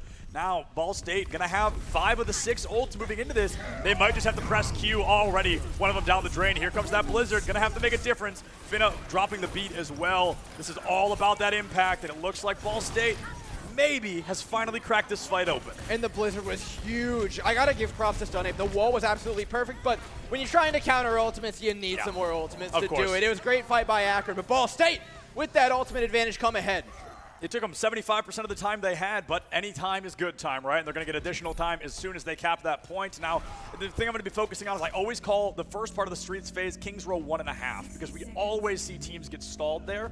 And I'm afraid if Ball State loses this engagement right now, we're going to see another spawn hole. Yeah, they don't want to get held at that choke point right now. They'll have to back away. Akron taking it aggressively. They're trying to utilize that Deadeye. This is a great, amazing amplification matrix. Yeah. Forces them right back, trades ult for ult, and gets you space to start working on that cart. And now, space to charge up more ultimates. There was a spot in there. Penn Park was sub 100 HP easily. I really thought Ball State was going to lose the man tank, and that would have spelled nothing short of disaster. Hornbach isn't going to be able to find some kills, but a Blizzard and a beat from Akron, I mean, that's going to crack it wide open. The Blizzard's huge. But we're in the same position we were a couple fights ago. Right. Akron have only a shatter to their name. Ball State are coming off of Blizzard and a shatter of their own, so no one's really on the same timings here. Yeah, absolutely. And now we're seeing quite an interesting spawn camp. We did predict this if Ball State was to lose that fight. Akron, they're just going to get up close and personal. This is almost what I call the Havana hold, right? You go into spawn, you just be that general nuisance. Any time is good time. Y'all ever play Tiny Overwatch? True. Very similar. Seal just lays them out. The shield under so much pressure. A perfect immortality field from Zangbeast. It buys you a couple more seconds, but nothing more than that. Yeah, I mean, when you're stuck in a Reinhardt and he's staring you in the face, each of those swings doing, 85 damage a swing? Something absurd like that. So, I mean, just Akron, like you said, Tiny Overwatch at its finest. They're going to try to TP out here. I think it's the right call. They're going to have a quick way in. TP out, jump on that cart, and get that thing going through the choke point. Akron decide for the engage. Shadow connects on to 3 on the ground. Blizzard to follow up here for Ball State. It's an easy win for them to take this one through the choke point. And now, those staggered ultimates that we were talking about, how now none of these ultimates are coming up on the same time for both the teams, are really helping you out there getting through that tough choke point. Absolutely. Now, Ball State, we talk about this. We see us Miller and Stunape are complete antithesis of one another. They are complete polar opposites. Every time one of them has Blizzard, the other doesn't. So we really want to look at the Blizzard from Stunape here, because if this Blizzard isn't successful, Akron kind of throws away that small lead. You know what? There's a good chance that it might not be. Ball State have 2 support ults on. Yes. Great count. Wait, Ninja Curly Fry. Throws the teleporter up. Is anything going back behind them? Might no, be a bait. It's just a bait. Yeah. Just a fake out. Amplification Matrix is going to buy them space. Stunape looking for the angle to get the Blizzard in here. But now it's segmented away from the rest of the team. Stunape has to be very, very careful. That's the wall. Oh! That's also the ice block. The Blizzard has to come out, but the E just isn't quite there. Hornbach tried his best to get it, but it was just too late. Akron find the engagement off the back of the Blizzard, and they're going to take another one away. Yeah, lucky enough, Hornbach was the one to eat a lot of that Blizzard damage, kind of caught out Stunape, but unfortunately the team still just took too much damage. Now this is specifically my King's Row 1.5, is this corner right here. We have seen World Championships end on that spot right there. So Ball State, they've got maybe 2 more tries, but I think we're just looking at 1. And not that ultimate up to do it either, right? We're missing the Blizzard. We've only got the sound barrier. A bomb. Akron can pretty much equalize that. The Amplification Matrix is going to be so good for them. You got to get pretty creative here, and they're working their way around the high ground to do exactly that. That Amplification Matrix will line up nicely with the end of this high ground, but they shouldn't use it too early, otherwise Akron are just going to back away calmly around the corner. It looks like they want to drop directly on top of them, but it is very tricky to do. Both teams having the sound barrier up, though. If this fight gets hectic, the Lucio that uses it second is more than likely going to win their team the fight. Ball State now for the engage. Let's take a look at how they want to get this done. Turrets out for Ninja Curly Fry. They start the push. Sound barrier out first from Pixel to start, then Finna both early though. And the bomb from Hornbach finishes off one. Shadows out from Seal. Not sure how many people end up on the ground there, but Ball State looks to be doing pretty all right for themselves. Seal with the follow-up though through the Amplification Matrix finds himself a win. Yeah, Penn Park, insult to injury here, able to find a double Earth Shatter. It's going to be Seal. Penn Park finding 2. Ball State, this is their time to shine. It's Penn Park. They kept the perfect 3 players up. They kept the Baptiste, they kept the Symmetra, they kept the Reinhardt. 1 support, 1 damage, 1 tank, everything they needed to fight their way back in. And that Sim, I mean, she was plugged in. That microwave was full power. She was just roasting people, cooking them to shreds. Yeah, I mean, Penn Park, I'm confident to say Penn Park just won that fight for Ball State. And now Ball State have got not much, but they do have more time, ladies and gentlemen. Yeah, 90 seconds. I mean, that realistically, they're probably not making it to the end, and if they are, it's going to be in overtime. 90 seconds is not enough to complete this. Here's a high noon from the Cowboy, rootin' tootin'. Let's see the shooting. Penn Park will go down. Now a Blizzard from US Miller. It's a flank Blizzard, though, and it comes after Ball State have already been taken out by theirs. It's just a little too slow. Question is, do they want to back out? The Symmetra's charged up, and with them being taken out, yeah, it is one more fight. Yeah, last fight territory. I mean, maybe you get 2, but if you win, you're going to get maybe 1 more. If you lose, you'll get the second one, but I don't know if the card's going to go far. Look, for Ball State, this is it. This could be your last map on the stage should you lose this game. And you know what? They'll get to play a little bit later, but they want to make the statement win. Akron and Ball State, like we said, have been at each other's throats this whole weekend. This is a statement piece for them. They want to put up as much fight as they can on the attacking side. Walls out from either side. Ultimate's up for Akron. The shatter from Seal is what you got to watch. Connects onto 2. It's an all right shatter, but Ball State have a counter push. This is perfectly played by them. And Stunape oversteps his bounds. Amplification makes to try and buy a little something, but a perfectly put up photon barrier for Ball State gives them the space they need to charge up that microwave and get to beaming. Yeah, gets to beaming indeed. 1 turns into 2. Hornbach does go down, but the trade clearly in advantage of Ball State. Ninja Curly Fry. That's got to be it. That's a double DPS headshot kill. Microwave unplugged. I think Ball State's going to lose this one. This is problematic for Ball State. They'll back away for a couple seconds, waiting for the re-engage. Who's touching? Finna. No chance at the touch. Penn Park out as well, forced into the line of sight of that Deadeye. And Akron hold it point C, but I'll be honest, if I'm Akron, if I'm as confident as they were going into this match, I'd be a little shaken up. That's some good distance. Yeah. Absolutely. I mean, things looked good for Akron at the beginning, right? They got Ball State all the way down to a little over a minute before first point cap even happened. Akron really had that positive advantage, that great momentum moving forward. They were looking for a full hold. And then Ball State, they picked up the ball, and it just kept rolling. It just kept going. Every fight they were supposed to lose, they found a way to win it, and they made it all the way to 3rd point. Yeah, and, you know, considering what we saw happen to Cincinnati yesterday, which was, you know, tough to see, it's hard to break that spawn hold. Ball State doing it with ease. Teleport out, they get their ultimates up, they use it beautifully. Now they get to set up their own defense, and I am all but certain we're going to be seeing the same compositions. Yeah, and I think the interesting thing was they didn't just TP to get out. They stuck to the sim. They stayed on it. That was so interesting because I don't personally consider King's Row a Symmetra map, right? Now, you don't see her very often. She's usually utilized more for her teleporter than anything else, but Ninja Curly Fry, I mean, made it work. I mean, it was so impressive. Yeah, and I really like the Reaper. I agree. The Reaper's been fantastic for them. Not having to run the Cowboy. The Deadeye is nice to have for them, but the real damage threat that they're offering up to Eric and Seal has been problematic, and I have a pretty good feeling that they will swap off of whatever 6-man they're running right now back to Brawl, knowing Akron. And no, you know, having talked to them earlier on in the match, I think they're down to run the mirror again. Oh, for sure. And Nylon going for, you know what I called that King's Row Widow. Probably going to look for one headshot. Probably won't find it because people know people do that. And then swap onto something a little more realistic. It looks like Seal's going to be sticking to it as well. Full rotation from Akron here. I suspect Nylon's going to follow suit. Yeah, and I'll be honest, there is a small weakness here for Ball State. Like, Farah could be a real problem. Oh, absolutely. Farah is not bad on this map. I don't know whether Akron want to swap or whether they just want to, you know, honor the mirror matchup here, because that really was something they were concerned about when the Brawl comes out. But let's see if they can win the fight to start things off. Stunning with the second wall will be throwing up the counter. Ball State looking for an engagement here, but with the shield going down, the Reinhardt forced back into the immortality field of Zangbees, and Akron have the advantage because they have that immortality field up, because the Reinhardt shield is going to be a little bit better off, and now because they're the ones who have a Mei wall, whereas Ball State used theirs to get back in. This is a tough re-engage for Ball State to make, but they have an Amplification Matrix now to do it. Pushing them back, Pen Park goes down, and not enough damage being thrown through the Amplification Matrix makes it significantly harder. Yeah, and I want to point out, other than the Lucio, everybody on the side of Akron is charging their ult notably faster.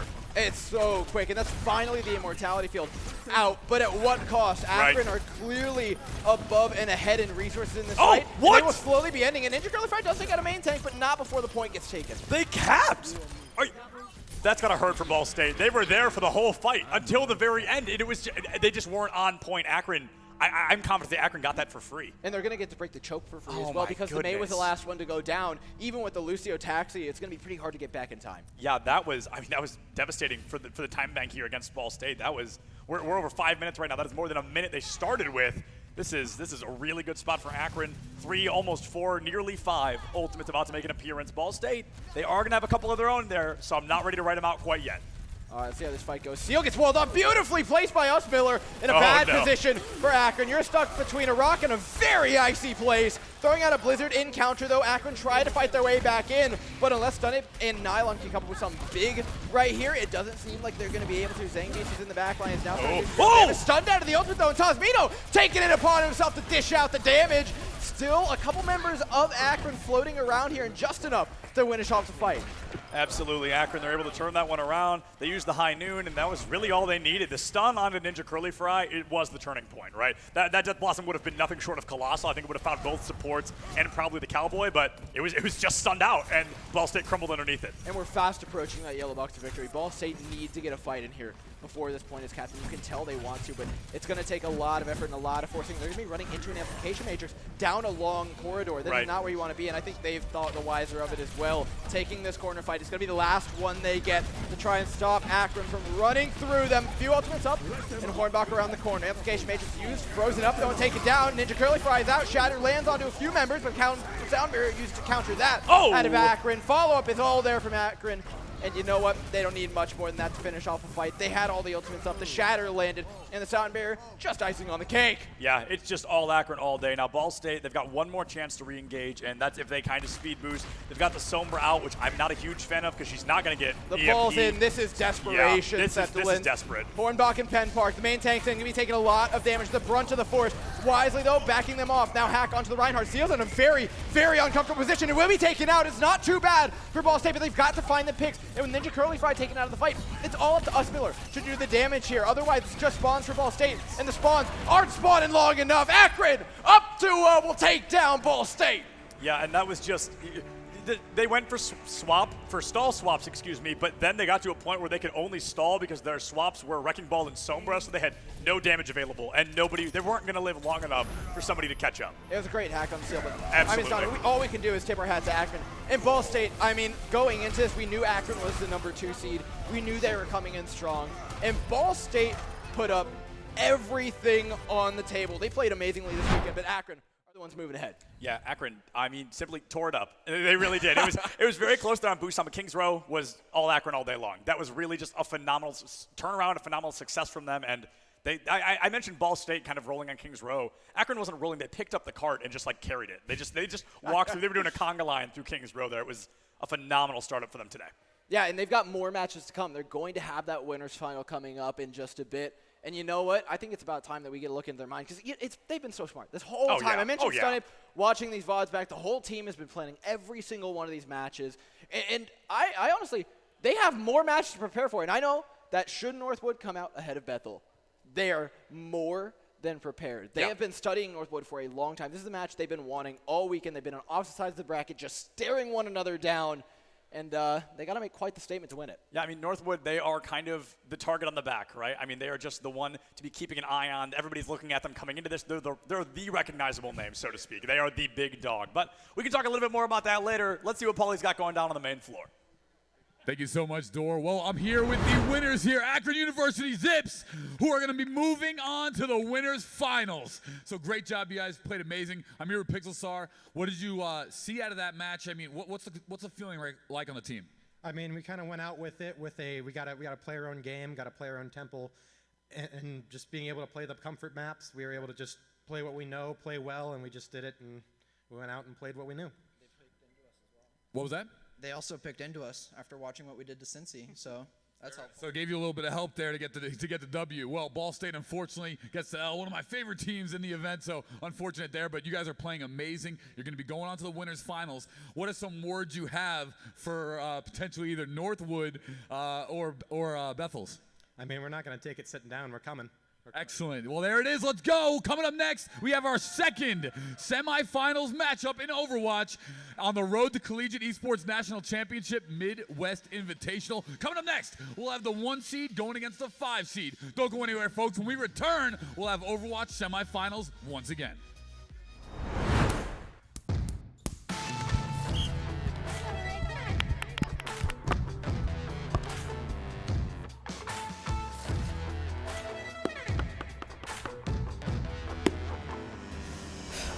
Keep going. Howdy, son. Keep going.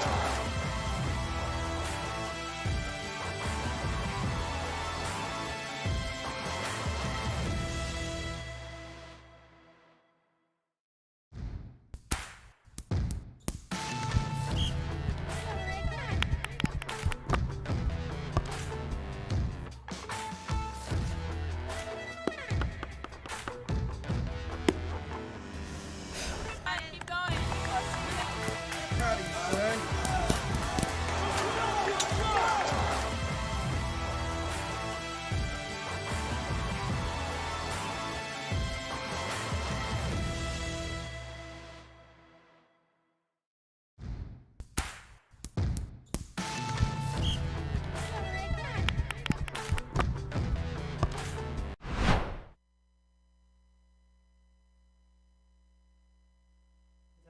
My name is Alex Weber, and I go by Stunape.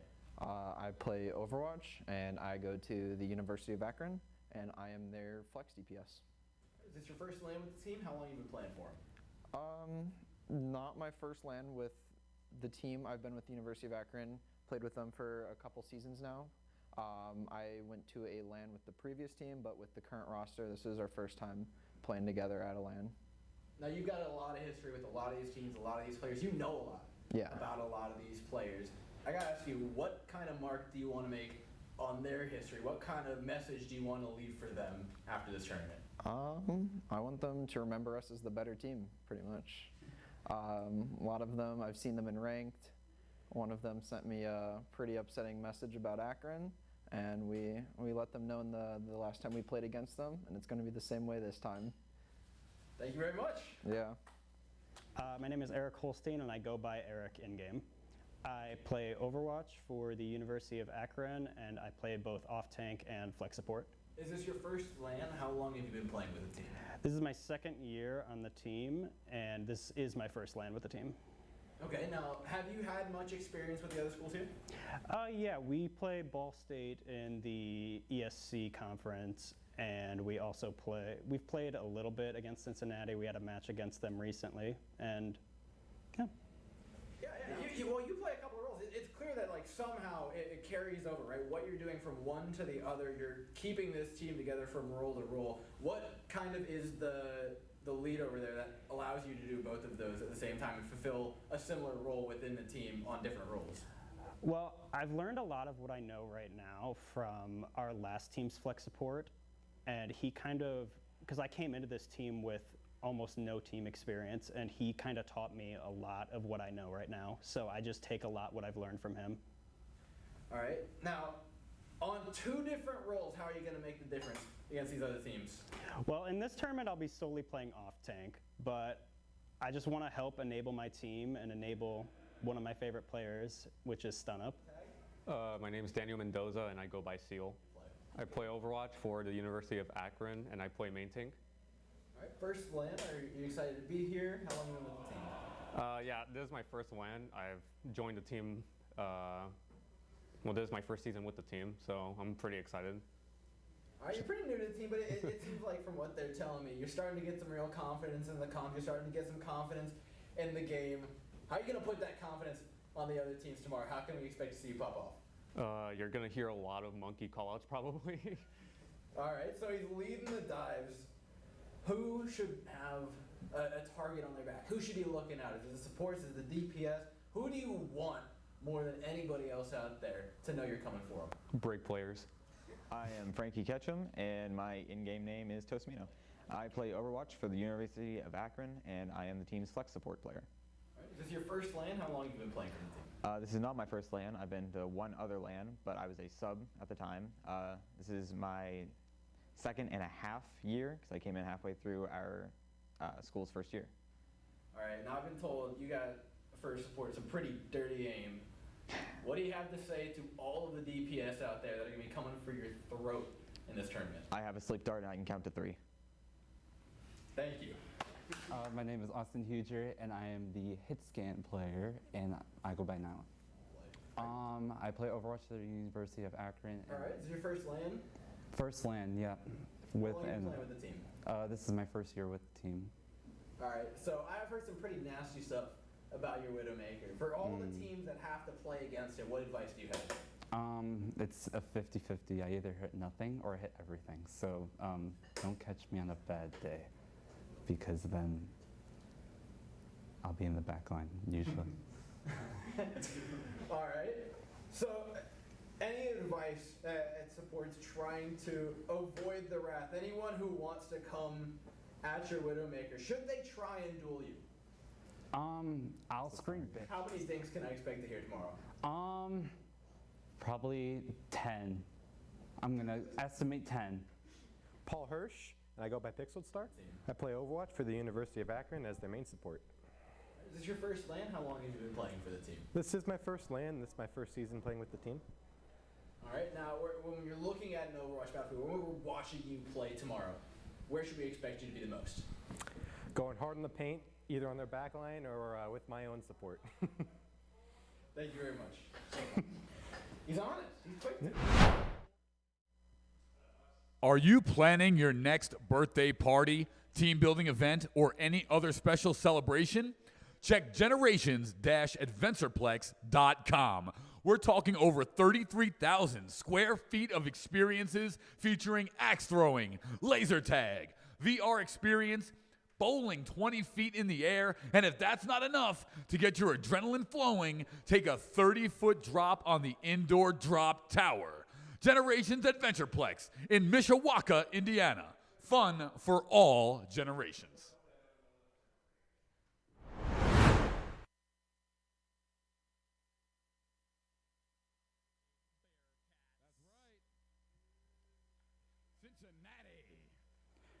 Colin Kahn, Windmill. I play Overwatch, go to the University of Cincinnati, play main tank.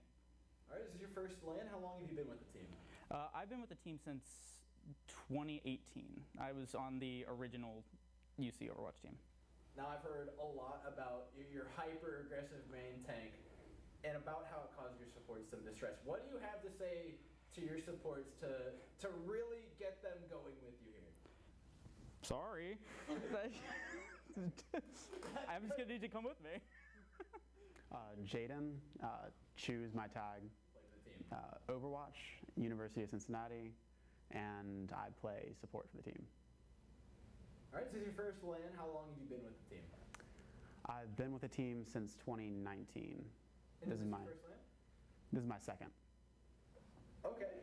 Now, I've heard word that you are not exactly normally a support player. You're normally playing DPS. How do you plan on taking those skills that you've learned in DPS, adapting them in support, and then unleashing them on other teams? I find myself in the back line on Zenyatta quite often, I think. You just end up there? somehow. I'm Caden. My tag is Silver Talon. All right, game, school, and what role do you play with the team? Overwatch, University of Cincinnati, and I play off tank. All right, is this your first LAN? How long have you been with the team? It's my first LAN, and I've played since 2019. Now, I've heard you're a particularly hungry off tank. Are you coming tomorrow with an empty stomach? I might not be playing too much Diva tomorrow, but if I do, then it's on. All right, so any particular heroes that you see on the opposing side that just make you that much more likely to want it? Mazarias, the Maze, the Krees, all those are high targets. All right, anything you can gobble up. Now, when you're playing, are you playing particularly more aggressively, defensively? Are you trying to help your team out more?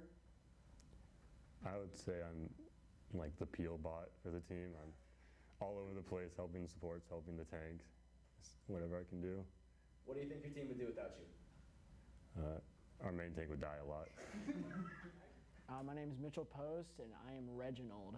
Overwatch, University of Cincinnati, and main support. All right, this is your first LAN. How long have you been playing with the team? This is my first LAN, and I've been playing since last year, so 2020. Now, I've heard a lot of word of you mysteriously appearing within people's backlines on a particular hero. You want to explain a little bit more about that? Well, you know, you get a little goofy on Lucio, and it's easy to get into the backlines when you go real fast. So it just happens, you know. All right, who's got a target on their head when you're back there?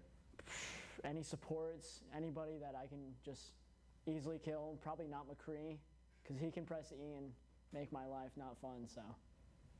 That's all right. I think you're out here trying to make a lot of other people's lives not fun, right? Yeah, well, that's the goal when you play Lucio. So.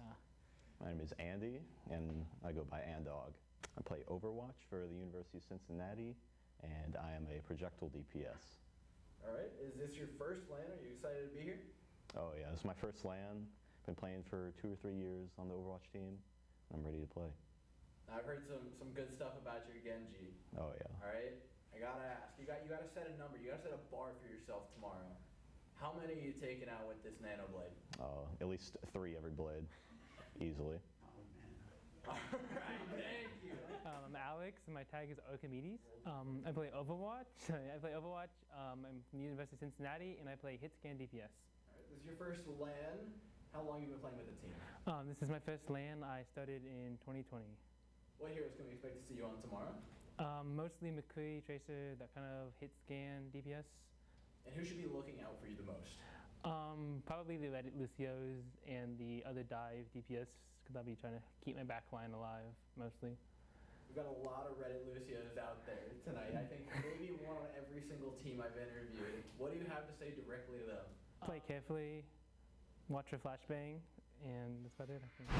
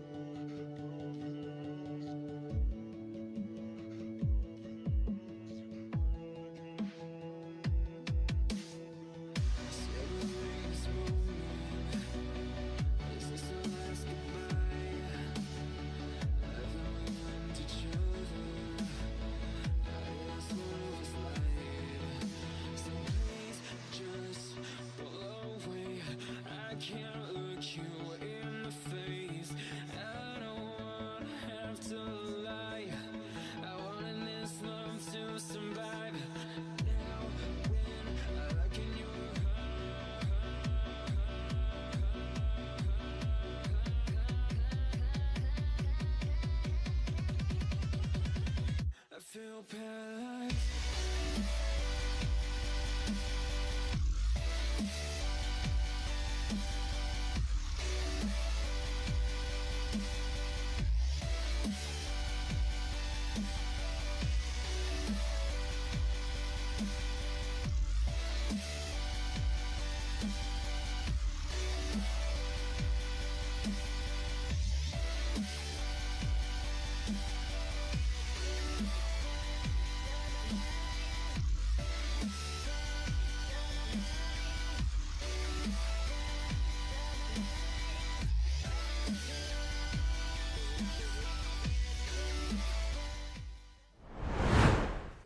Center here in South Bend, Indiana for the CENC Midwest Region Invitational. And let's get this party started.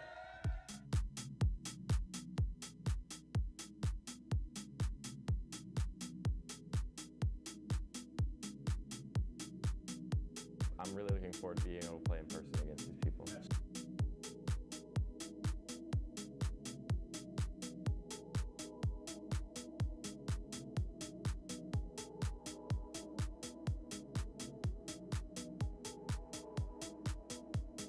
Where should we expect you to be the most? Going hard in the paint, either on their back line or with my own support.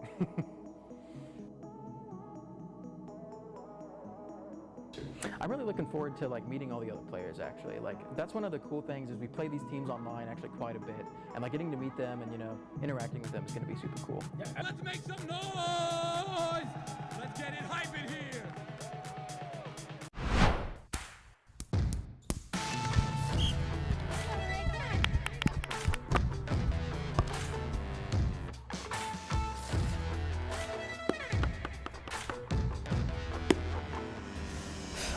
Keep going. Howdy, son.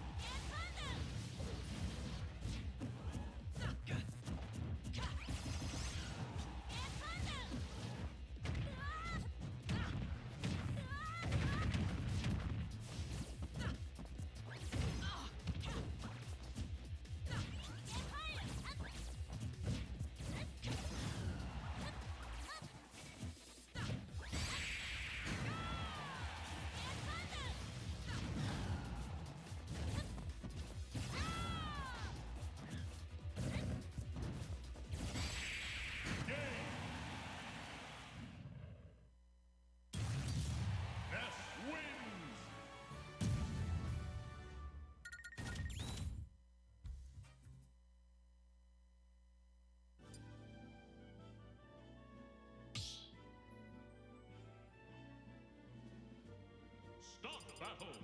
Death. Bayonetta.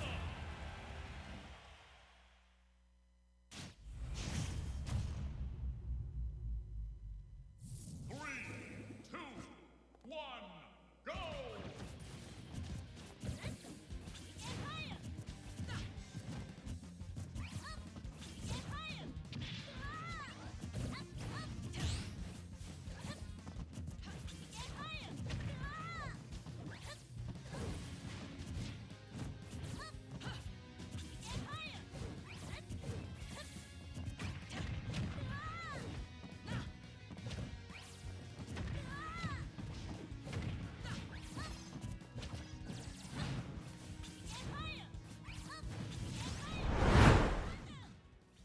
Hello, everybody, and welcome back to the road to the Collegiate Esports National Championship Midwest Invitational. We are here once again for the Overwatch division presented by Army ROTC in conjunction with Esports U and the Collegiate Sports Management Group. So, without further ado, let's bring up our next semifinals match, which is going to feature the number 5 seed Bethel Pilots local team going against the number 1 seed, Northwood. So let's make some noise real quick.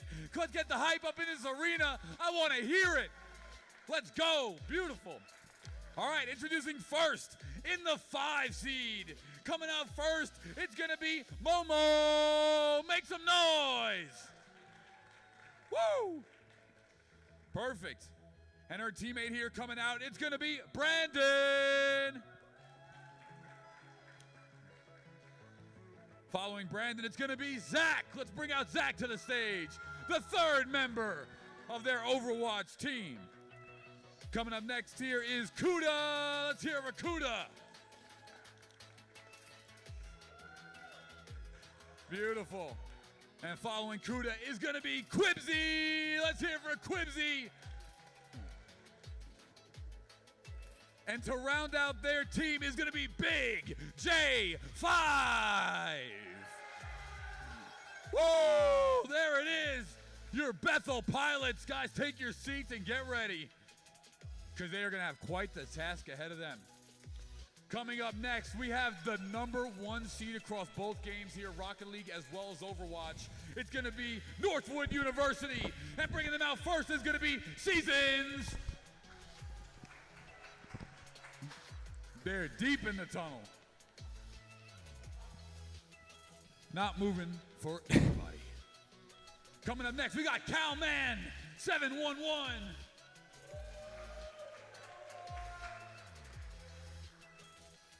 And his teammate here coming up next is Tyler.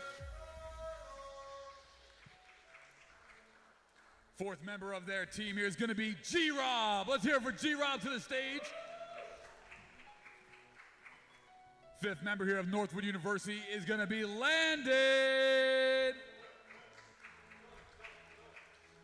And to round out their team, it is going to be Lep. Let's hear it for Lep. Bring him to the stage. This is your Northwood University Overwatch team.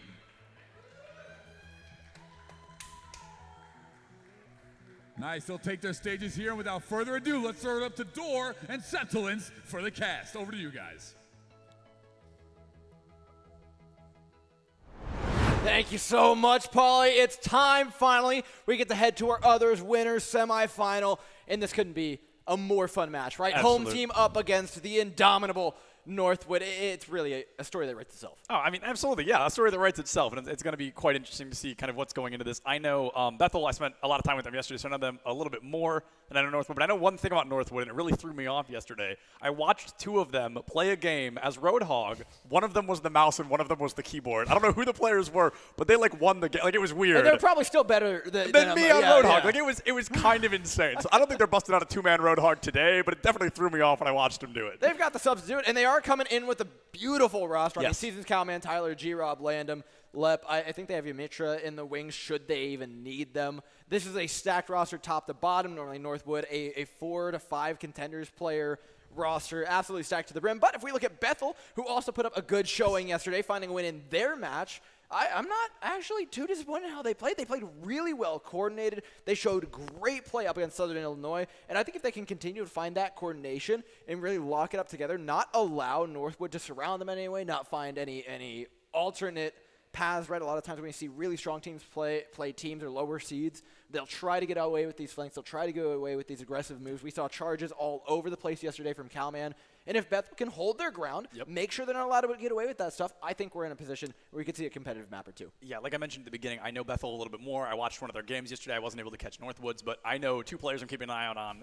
Quibsy, the B goes first. There you go. Yep. Quibsy on that main tank role absolutely was tearing it up yesterday, a phenomenal performance, but really couldn't have capitalized as well without Zach in the DPS department. Brought out an Ash yesterday, and I swear the dude maybe missed 2 shots an entire map. It was beyond absurd, the damage that he was bringing to the table. I can't believe you're going to dismiss the achievements of Big J5. That's true. That's true. Somehow managed to get a 7K in a game that only has 6 players. I have no clue how, and then he continued to just tear it up on every single hero he brought out. Huge shout out to Momo as well, who was peeling incredibly well because the tracer for the opposing side was just ripping them apart. The second she got on it with D.Va, it was no longer a problem. A fun fact about her, actually, that I got a real kick out of, found this out yesterday. She wears a sock on her head beneath her headset so it doesn't ruin her hair. See, I got to do that. I know. I was like, that's what I got to do. That's a great idea, but it was very funny to look over and see all these players like competitive Overwatch, and then she just had a sock on her head. It might be a beanie. I'm not sure.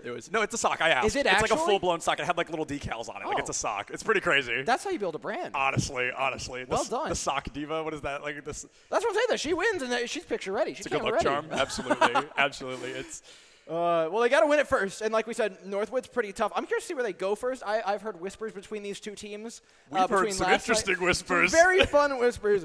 I am fairly certain we're going to control first, and I'm fairly certain that it's going to be a good time, to say the least. If what we have been told is true, and these players do like to BM, maybe they're giving us a hard time, but if what we were told is true, I am the most excited for this than anything I've been a part of today, because this is all I could have asked for and more. I'm very excited. No matter what happens, Bethel are at the very least going out with a bang. And I want to see exactly what we get out of Northwood as well. They're always willing to entertain. They're always willing to play the crowd. And you know what? Yesterday we saw a little bit of off-rolling. We saw a little bit of players playing really aggressively. We still got to see those players on Heroes. We're used to seeing them all right. Calman does have a very good Ryan. Usually plays it when his main tank is playing Orisa. Calman usually plays off tank, but does have kind of a back pocket Ryan. Seasons brought out the Wrecking Ball for Li Zhang. That was actually really well coordinated for playing Wrecking Ball Reinhardt on Li Zhang, all things being said. And on top of that, we got to see Lev Lucio absolutely sending people off the map. Goodness, that was absurd. I did catch that part of the map because nobody stopped talking about it. It was absolutely insane. The Lucio impact there was very impressive. I'm curious, is it going to be, I don't want to call it a Lucio carry. I just think it had a positive impact. But, okay, actually, it's about to be a Lucio carry now that we've been told what map is coming up. Yep, we're going to Ilios. We get Well and we get Lighthouse. There's a whole lot of ledges to work with, and you know what? I think both these teams are more than happy with the pick. Maybe we get that Roadhog you were talking about, hook some people into the pit. I would be real happy to get that out of Northwood. And for Bethel, best of luck. Oh, absolutely. I mean, this is definitely going to be, of course, another David versus Goliath. Bethel, 5th seed. Northwood, obviously, 1st seed, right? So it's going to be one of the teams statistically has that expectation. But Bethel, I think they have exceeded their seed placement already. I think they've made it very far in the tournament. And seeing them play, I was like, I'm very surprised this team has been found in the 5th seed place. They really have some positive attributes. Individually, I think is where they're really, really shine. You mentioned Quibsy going crazy. We mentioned Big J5. Right, Alyssa was popping off for the backline supports. We're staying alive extremely well and very consistent for the team. The Immortality fields really impressed me a lot coming out of them. And I think we can expect more of that from Bethel. And again, they're going to need every last bit of not just that individual skill, because trying to duel out Northwood is a death wish, right? But they're going to need to bring that together, tie it together. You're looking at the main tank. You're looking at the players to bring themselves into one call to make sure they're coordinated. We're getting ready to hop into map number 1, though. And we're starting off on Ruins to kick off the semifinal. Ladies and gentlemen, give it up for Northwood and Bethel.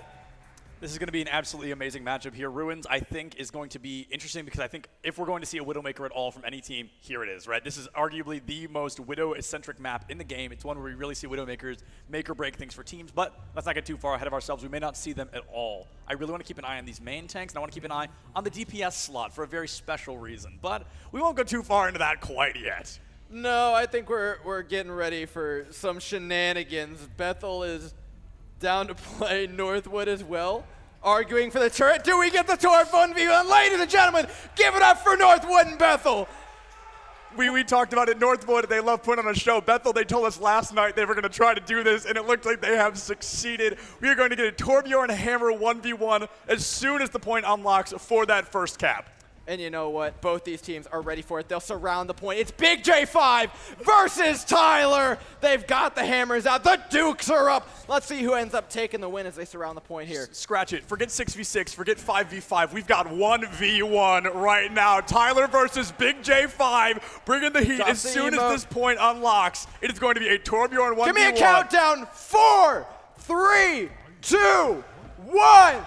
Get at it! Big J5 versus Tyler, both immediately popping their overloads. Going at it, swinging the hammers fast. Tyler with a quick little disengage. Both of them drop just below half HP. Big J with an advantage. Tyler going down. Oh, Big J5! Northwood! First take over to Bethel! Bethel, they are going to find that first cap. Oh my goodness, Big J5, he told us he'd win, and the man meant it. 28% on the Torbjorn already, and counting. Bethel, they are ready to tear it up on Ruins. Northwood's angry though, Tyler. A 4.5K hit scan player. This guy does not mess around with the Widowmaker. Let's see how they can start to fight back. They've got a good bit of space. They've got the Signal Winston already locked in. Zach and Booped off. That has to translocate out, and Bethel holding their ground strong, using that Torbjorn that they've so rightly earned to hold on to it. Now Tyler finds a connect. First shot, seasons out, man tank down, but the grapple shot onto another, grabbing Tyler. Sure, they're not here to play around. Yeah, clean as a whistle. Northwood said, yeah, we'll let him cap first. Let's just not let him cap anymore after that. Tyler bringing out the Widowmaker there. G-Rob tearing him, I think, a 3K to his own right. A phenomenal performance, but Bethel, 40%. I mean, if they win another fight, they're up into the 70s. They're up into the 80s. And they got to build up a little bit of ultimate. Big J will swap over to a Tracer. We saw him do extremely well on this pick yesterday. And with the help of the remaining team to dive with them, I think they can do pretty well. Seasons will be peeled off the rest of the team. No, another shot from Tyler connects, though. And you just can't take any of the space for granted. Or that's what's going to happen to you. Yeah, somebody's got to do something because Tyler, not the type. It's a symphony of dinks. Yeah, not the type to miss a shot. And that's really what I'm worried about here. Like, the other 5 in Northwood might be able to let go of their keyboards and let Tyler just have a field day for a little while because this kid's terrifying. I mean, all things considered, this Widowmaker, a very difficult hero, and Tyler's making it look like a field day. I mean, we've talked a lot about the support line and the tank line for this team, but Tyler, somebody who comes in for the team, plays extremely well. Like, I think it's rightful we say their name a little bit more. Bethel, though, are going to be the one stepping up. Momo, she's got a self-destruct to try and get them in here, but probably wants to make this fight last a little bit longer. They'll make the engage happen with the Coalescence, and now it's the Primal trying to knock everyone off. Quibsy's looking for the big play. Could try to juggle the Winston off, but as Northwood coming ahead with 2 supports getting in on the action, landing the left, able to pick up their own. Bethel looking for a re-engage because this is a possible fight, but not with the Winston going down. Yeah, see, I love the idea to attack the Widowmaker, but I think we needed Quibsy to follow through there. I think they needed to get the kill because that could have helped Bethel on the follow-up engagement. You'd be trading a main tank for a Widowmaker, but if Bethel could flip the 5v5, that really could have been the fight opener, the engagement they needed. Now, Cowman up on the high ground. Parkour! Love to see it. Cowman, top tier Sigma tips right there. That's contenders player. It is. Like, the schmovement, as they call it, you know? Throwing a couple more hyperspheres, though. And now, Prediction Rock doesn't quite connect onto what they were looking for. The point ticks over to Bethel. Tyler is in on the flank, though. In from behind. It's pretty problematic. The EMP catches out 3. Grob looking to try and equalize things on Soldier 76. Drops a Biotic Field, and with the Brigitte peeling for him, he's incredibly hard to remove from this position. Gets another one, and now is looking to finish this fight off with the remech not available for the Diva. There's no more defense matrix. It's just up to the DPS to finish this off, and Northwood take it back over. Yeah, that was going to be a great swap there for Bethel. I think the 3MP came a little bit too early. I think Zach maybe needed to wait till the rest of the team was a little more ready for it. You know, it felt kind of like, okay, I'm going to E, and then they already had. So there was no reaction from Bethel, but Northwood able to take Ruins 100-50. Bethel, they've got a moral victory under their belt. Yeah, I was going to say, they won the Torb 1v1. They won the Torb 1v1. I mean, that's... We need a trophy for that. Absolutely. That's what we need. A bigger trophy. True. A bigger one made out of gold, you know, maybe. Like, it was a good Torb fight. It was great. But now moving into Lighthouse, I'm going to be keeping an eye on the Lucios, on the supports, and Tyler on the Pharah as well. Anything with that boop ability, right? Anything that has the capability of taking somebody off the map, I think those are going to be our star-studded heroes for Lighthouse. Yeah, Tyler's swapping over. Jake's got a lot of work to do. Big swaps from Bethel, though, getting over from the Winston onto a Wrecking Ball. This is something we didn't see from them too much in the past. Quibsy's going to be the one to man it up, and they've got a whole mobile composition. Brandon and Jake, though, I see as big targets for Northwood. Yeah, no doubt about that. I remember talking to Bethel yesterday kind of about the Pharah v Echo discussion, and we kind of all agreed Echo is just kind of a Pharah with better mobility to some extent. So we're going to see Tyler versus Zach, which one of these folks really kind of comes out on top, if it's going to be due to the DPS engagement or maybe some other role entirely. But as Brandon falls early, I mean, just what a great way for Northwood to start a fight. They're doing such a good job giving that Pharah all the resources they can. Zach's being forced back, and in the meantime, Tyler has an orb on them constantly to keep them alive. Bethel's been picked apart, though, and that dive that we were talking about early on in the sports is completely successful. Yes, Momo's done an excellent job peeling, but to try and peel away the Pharah and the rest of the team here is quite a tall task for one player. Yeah, so the swap onto the Pharah, like you said, is actually pretty intelligent because Momo, she's notorious for peeling for her supports, peeling for her teammates, but when the Pharah's in the sky, as soon as she goes after Pharah, everybody else is free game. She can't peel 2 places at once, right? So that's going to be a huge issue here for Bethel. Northwood doing a great job, especially keeping the Pharah alive with a Brig Zen. I mean, that's impressive in its own right. All right, Northwood with control of the point, set themselves up. Not an ultimate to their name quite yet. Tyler is getting pretty close, with Bethel even further away. Big J5's trying to make an impact on the fight with Landon out of the way. It's looking all the more likely. 1 up for Big J5, and they're looking for the fight win. I know Bethel's got a lot on the line here. Looking for one around the side with Jake there. That's a fight one for Bethel, and I know someone who's waiting to give them a reward. Yeah, absolutely. Oh, yes. That is a fight win for Bethel. Oh, that is something completely different. But, yeah, no, Bethel, they're going to be stoked. They just want to fight fair and square there. Now Tyler is going to be able to find Zach in this engagement. Picks up Momo as well. A fight that was so clean, so effective for Bethel. Immediately dismissed by the DPS line of Northwood here. And I've got to say, Bethel, I think we need to get off this Zenyatta, personally. I feel like the peel hasn't been appropriate for this Zen to really be working out. Yeah, you're asking for a lot from your team to both peel and find the engagement onto Tyler. Either way, Brandon's going to go for it. Let's see how it works out for him up here. He's working kind of passive charge towards the Transcendence, but that's not a good ending for Jake. There's that Roadhog. The Hog's already back out, and Cowman, a nasty Hog, actually, amongst Hogs. Season's out, and I'll be honest, Big J5's doing everything he can to muscle this one through. Another one for him! Eventually, Tyler retaliates with a barrage of his own, but Big J5, he's putting a dent in him. Yeah, Big J finds 1, Tyler seems to find 2. He found 2. So maybe just a little bit more momentum for Bethel. Maybe a little bit more support on the Tracer. Just engage, help Big J5 get into the fight. Now Brandon again taken offline by that Pharah. I think we need more mobility in that department. Maybe a Moira could work wonder here. So maybe a Baptiste as well can make a huge difference. Zach going for the Zenyatta swap, a bold move, not one that's going to work well. A bold move. I think that's pretty accurate. A creative composition. Bethel will. Nice. Is that a fight win? I would count that as a fight win, personally. So that's 2 fight wins. Okay. And they get the clean up on the flank, taking out Landon and Grob. Nearly taking it back over. Goes right back over to Northwood. We're playing hot potato. Yeah, Reginald, if you're out there, that is 2 fight wins, just so you know. And now it's going to be 87% for Northwood here. They're going to get very close to winning well. That's going to be a great boop from Quibsy, but you hit the Pharah. She's the one person you're not booping off the map. Now, however, Lep going down. That is colossal progress. Brandon pops the Transcendence to keep the team alive. Bethel, they may be able to win this engagement. Unholy Ultimates, Batman. That was a lot from Bethel. I mean, it was Mines, it was Duplicate, throwing a Pulse Bomb and a Transcendence. They do have a rally to make this one count, and with Landon out of the fight, that's a really valuable ultimate because they're going to have a support ult, whereas Northwood won't. So they need to find an engage early here to really capitalize on it. Seasons, he's trying to sniff out Landon, dude. He knows he's nearby. He knows Brendan is nearby, and he's going to have to pop the Primal Rage to stay alive. Both DPS down already, though.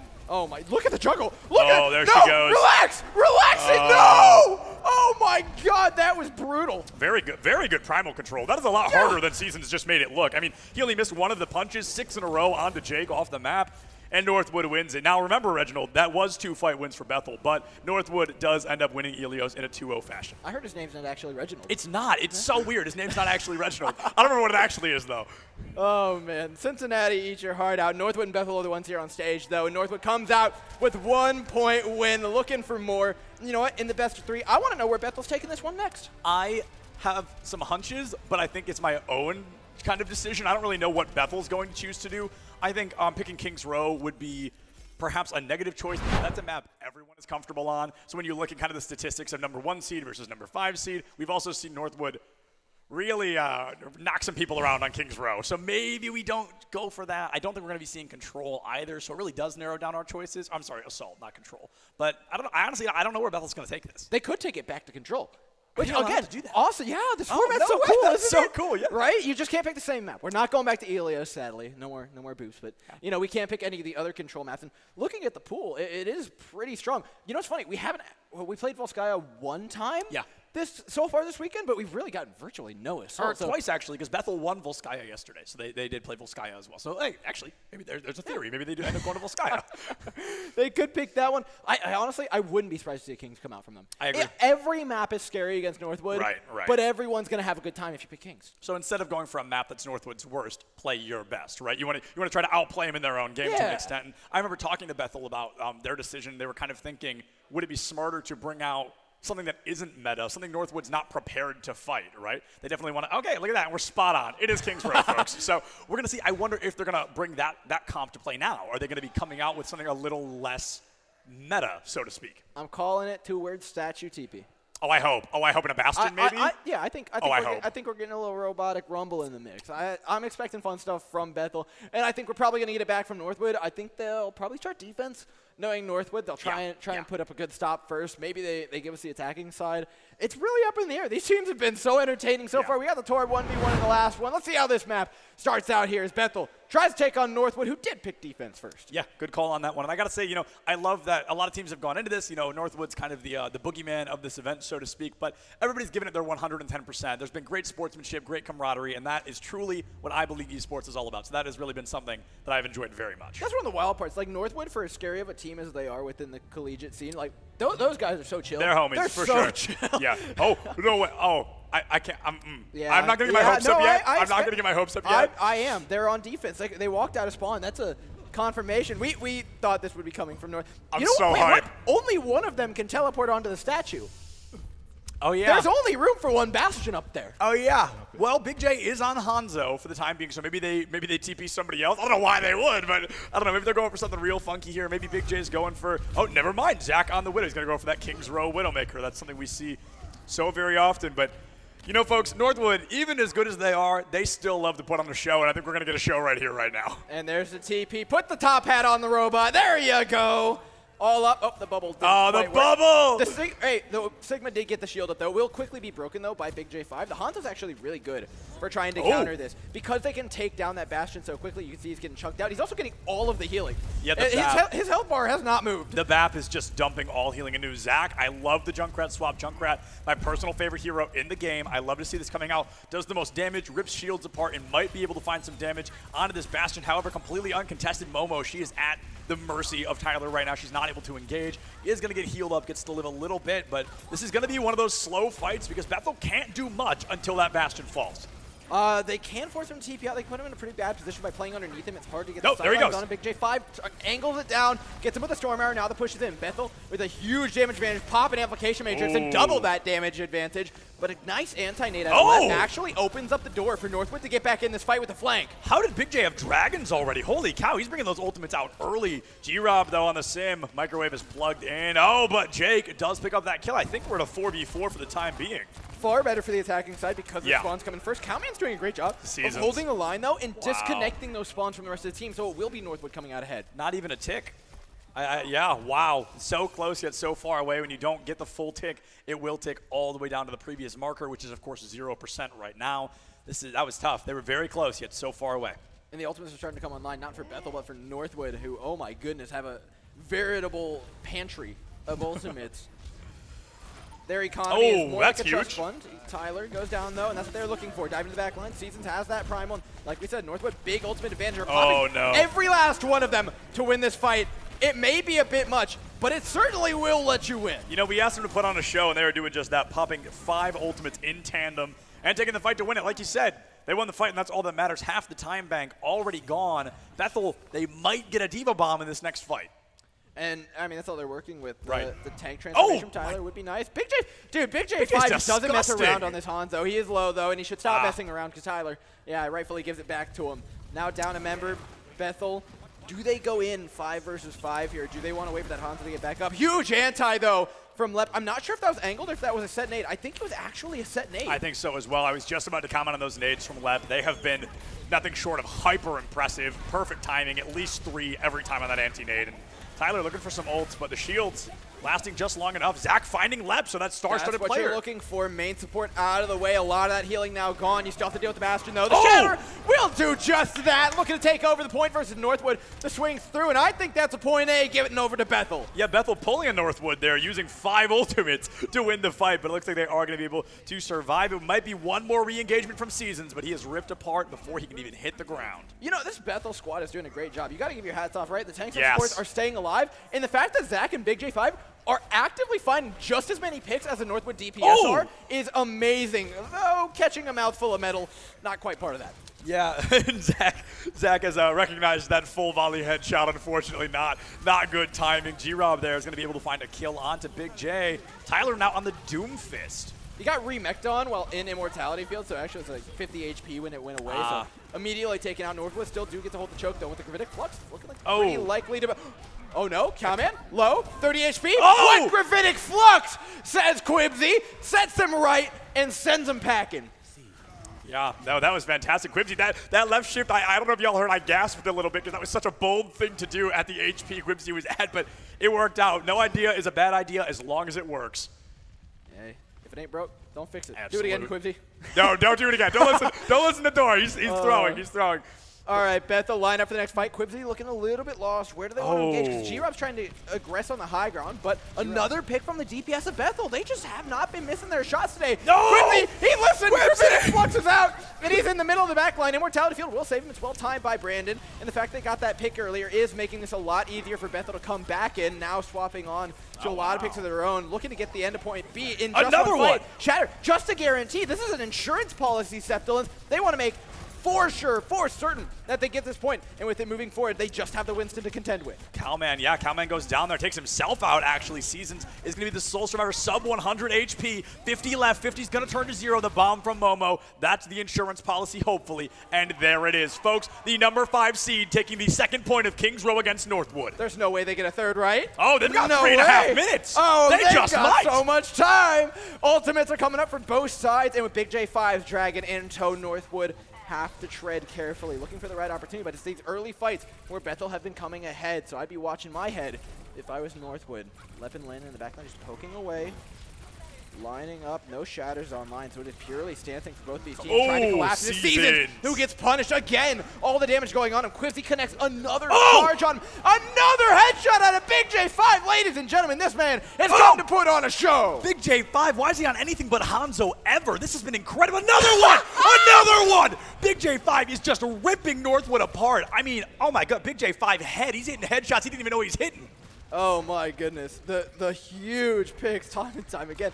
You know, he was doing this yesterday on Hanzo, getting that 7K I was talking about. And I think a lot of us think there's no way he performs like that again. That was the absolute maximum effort. He's doing it again. He only plays at maximum. He is only giving the shatter. Perfect. It's a good dragon. The dragon peeled for the shatter, though. Forces landing off. But there's just enough follow-up coming out of Grob. Northwood fight their way back in. You know what? I don't think they're playing around anymore. They're coming back. They're coming back with full force. You know, that's almost a compliment in its own right. You know, Bethel, they worked hard enough. They did well enough that Northwood's like, all right, turn it back up. Gloves off. Yeah, come on, gloves off. We got to go. We're slipping a little bit. But yeah, no, actually, Bethel, this is the number 5 seed. And I've got to say, they're giving Northwood a run for their money right now. It's good to see, but let's see how they fare against Northwood when they swapped on to the Reinhardt Diva. A lot more to work with, and with that Transcendence online for Northwood, it's all about timing. First pick out to either side. Cowman's out. It's the main tank down. Big J got solo shattered. Feels bad, man. Does feel bad. Definitely feels bad. And this is still a fight that Bethel can win. The spawn's a lot closer for them. If they speed out there, they could be looking all right. They will at least get this corner for it because the main tank is gone. Rightfully making their way forward. Not enough heal coming in for him right now, though. They're forcing the Immortality Field out just with so much damage going at the shield of Quibsy. It's really hard. Big J5 again, though, finds the pick they're looking for. Deadeye's open here and will just be using space. Still finds Landon hiding behind the cart. And you're not winning that one today. Trying for a flank charge. Cowman is going to get punned. He gets away with it. Zach's collateral. Zach is completely collateral. We saw Quibsy step out of the way, and Zach just did not get the memo in time. Now, this Reinhardt Cowman caught in the back line. 1v1. G-Rob returns to point. Let's see who walks away. 1v1 on cart. Hanzo, Big J, G-Rob around the side, regroups with the rest of the team, connects 2 arrows, and the Reinhardt's back. No longer 1v1 Big J. Looking to take out the flankers who have quietly taken out the rest of Bethel's squad. Yeah, Bethel's got one more chance. 44 seconds left on the clock. They've got Dragons, they've got a bomb, and they've got a dream. They have made it all the way to 2.5-ish of King's Row, and they are ready to try one more time. Flank shatter. Ooh, Calman's about to rip their dreams out. He flashed the shield around the corner. I don't think they saw it. They didn't see it. His shield was poking up. They bait around the first. They have to know Calman. They have to. Bethel are too smart of a team to let this shatter go off. Calman makes the charge happen anyways with 20 seconds on the clock. There's a bomb over. And a bomb does get an immortality field out, though. That is pretty good value. Bethel will have a way back in with a bomb and a dragon of their own. Calman, the one under pressure, does have a shatter to his name, though. Drops it. It doesn't find much. It's Bethel winning the fight away despite the best efforts of Northwood to end it early. The Dragons, the bomb, it's everything they needed and more. Northwood, I think, got a little too confident using 4 ultimates at once. Bethel has finally got the wheels of the cart moving once again. Northwood making a couple of swaps. Landing coming out on the Ana. Zach buying as much time as humanly possible. They want to get as close to this 3rd point as they can. Bethel, they're trying to take Northwood all the way to map 3. Quibsy, you've got 1 shatter. Make it count. And he just catches a mouthful of shield. It's not what you're looking for. Stuck now on the Reinhardt. Quibsy's down. Calman gets the better, but not before Lep goes down. It's a 1-for-1 trade, but main tank's down is not good with the overtime. Wick burning off. Big J5 comes up when you need him most. Let's go! Make it 3. This Hanzo's on the warpath. They did it! And he gets him across the line. Drags him through King's Road, through fire and brimstone. He makes him get there. Bethel is putting in the work right now. This team is fighting tooth and nail every single time. Northwood is pulling 0 punches, and Bethel is hitting just as hard. Now they have to do just as well, if not better, on the defense. And you know what's crazy? I don't even think that was over-aggression from Northwood. I don't think so at all. They just needed to win one fight, so they went for it early. They tried to catch Bethel off guard, but they calmly backed away into their spawn. And I'll tell you, I don't know what Big J5 ate for breakfast. We got to get this man on a box of Wheaties or something. It is too much sauce, though, that he's dropping on Northwood. And now Northwood have to equalize, which is something that I didn't think I'd be saying this morning. That is, I mean, I'm so flabbergasted. I'm so dumbfounded that Bethel, this team has shown, win or lose King's Row, they have shown an insane amount of potential. They just showed that they have so many cards we don't even know about. This is the beginning of what could very much be a very strong team. And I don't mind the composition they're locking in here either. I think this is pretty good, right? You're trying to leverage those pokey DPS. You're getting so many picks from them already, you might as well lean into it, right? Run the double shield, give them the best opportunity and the most time that you can, as well as the most distance to actually find those picks. But Northwood, back to their old stuff. Now, what I don't like about Bethel's comp right now is I love the comp itself. They need to be playing as a team. They're separated right now in 2 groups of 3. This comp is more of a poke burst-ish scenario. Yeah, I mean, it's totally acceptable. With Momo on the high ground, it's more to control. You make sure they can't teleport up there. You can see they're controlling so many of the high grounds. It really is kind of the modern way to play King's Row, and even with double shield. Oh, there it is. Now they're going to have a lot more angles. They can't shield all those angles on the bastion. You see how much harder it is for Northwood to actually deal with, and now they can wrap around on point. They don't have to worry about that high ground anymore. And now with the halt, looking for more picks. Bethel, the one thing they don't have is speed to get on top of this. So despite finding that first pick, it's very difficult to find much more without doing it manually. Lepto, he's doing what he does best. He's on the Lucio in the back line. And despite Big J5 finding the main tank, Northwood has spawn cam now. Oh, no. The spawn camp begins. Bethel, they've got to turn this around, and Zach might be just the one to do it. Finds left with that headshot, and that might be just enough to scare Northwood back into spawn. Northwood are still in their spawn, I think, actually. Yeah, there are still Northwood players back here. So Bethel have to fight their way back on the point. But the fact that they got the picks on point, this is incredibly awkward. Ultimates are going to be what clear things up, though. Of course. We're looking at the amplification matrices to come up first, as well as Big J5 working his way towards that Dragon Strike. Bethel have regrouped on the high ground, though, and the turret's going to town. Zach, over from the side angle, has wrapped them entirely. Northwood have managed to regroup with the rest of their team, and it's very unclear how they're going to push with the Hanzo on the high ground. With the Sigma, the Orisa's going to be staying alive for so long. She still does have that Fortify. Tyler trying to poke Big J5 off the high ground. He's probably going to challenge him around the corner. Wow. Key pick coming out, and Zach gets a little too over-aggressive to drop the Molten Core on the point. That's 2 for Northwood going up. J5 still alive, but that's not going to do it for him. Yeah, that was going to be a great opportunity. I think Zach got a little bit overzealous there with sub maybe 30 HP, decided to commit that Molten Core. Brandon bringing out the Amp Matrix, trying to make up for the missing Torbjorn. Just not ideal, so to speak. But Bethel, they've got plenty of chances left. They actually capped with more time than Northwood just did, which is Bethel's still in the technical advantage. Yeah, they've got a lot of stuff to work with. Northwood making a quick push forward, looking for the shatter. Quibsy is the one pretty far out of position because the team's been taken down behind them. They didn't group up as 6. It forces the Immortality field out, and it's just so uncomfortable. The Tracer's in behind. Big J5's doing his best to play security guard for the rest of the team, but Northwood just don't stop moving forward. Trade out for Cowman, though. Without a main tank, it's a lot harder for Northwood to bully Bethel like they are right now, but you hate to see the Transcendence go with it. Yeah, absolutely. The Transcendence is something, in Ultimate, that Bethel's definitely going to want back, especially with a Shatter making an appearance, a Gravitic Flux making an appearance as well. And they have an Immortality field for one of those, but now they don't have a response for whichever the other one is. Could be a bit of a problem. Big J5, though, has got a Dragon. They've got Bongo to work with, and they've got a decent position to work with as well. Zach up on this high ground. Look at him. Tyler. Just catches a whiff of him around the corner. Is able to recall out of the way before things get too bad. Quibsy drops down. Immediately the Bongo's there. Dragon Strike separates away the Reinhardt from the team. Excellently played fight so far from Bethel, but it's not over quite yet. It never is against Northwood. Grob catching out Big J5. Quibsy's got to find a way forward aggressively at that. This Tracer has not been removed from the high ground virtually the entire time. And around the corner, they completely just hide. Quiver in fear at the thought of walking into that amplification matrix, but that's the right call. They just need to be finding those picks. You're looking at Zach, you're looking at Big J5, who's coming back from spawn in just a second to try and make them happen. With that card nearing the end and Seasons on the flank, they're running out of time to do so. Momo goes for the heroic play of the Gravitic Flux, and unfortunately that's an ultimate that Bethel is most certainly going to want back. Now they have an amp matrix to hopefully make all the difference, but Northwood, they're going all the way to the spawn door. And they've got a sound barrier that no longer needs to be saved for Gravitic Flux. More importantly than anything else, Lep can pretty much pop this whenever they want to make the engage as successful as they want. Cowman's in a... I don't know if you're supposed to be there. Either way, Tyler into the back line he goes. Somehow gets out on Tracer, but Bethel with that main advantage is going to be coming ahead. Shows him a little bit of why he shouldn't be back there, and Cart stops here at the beginning of C. Big J, he just finds those headshots so effortlessly. Like it's graceful. It truly is graceful. They're so calculated. They're cool and calm as well. Bethel, they're able to stall. They need to get rid of 4 more minutes off the clock. That is roughly between 6 and 8 fights available. Well, that's a start, Zach. Catching out Seasons, throwing a right click his way, and now they want to push their way in. An attempted shadow by Cowman doesn't find much. Sound barrier coming out though by Lep. They're trying to make this fight the one to end it. Charge all the way into the back line for Cowman. Not much support for him back there, but with Big J5 out of the way, there's not much damage either. Yeah, absolutely. So now it's going to be 3.5 minutes coming through, and Bethel, they're going for what they're going to call a tactical reset in these final moments. It's going to be 3.5 minutes available. I would say they've got at least one more solid attempt to re-engage, especially with Big J finding that Baptiste. That's a big one. Sports out of the way. Deadeye from the side from G-Rob. Amazing. 2-piece to him. Now looking for one more.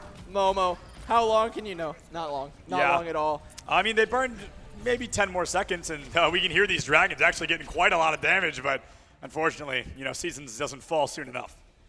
And you know what, Bethel?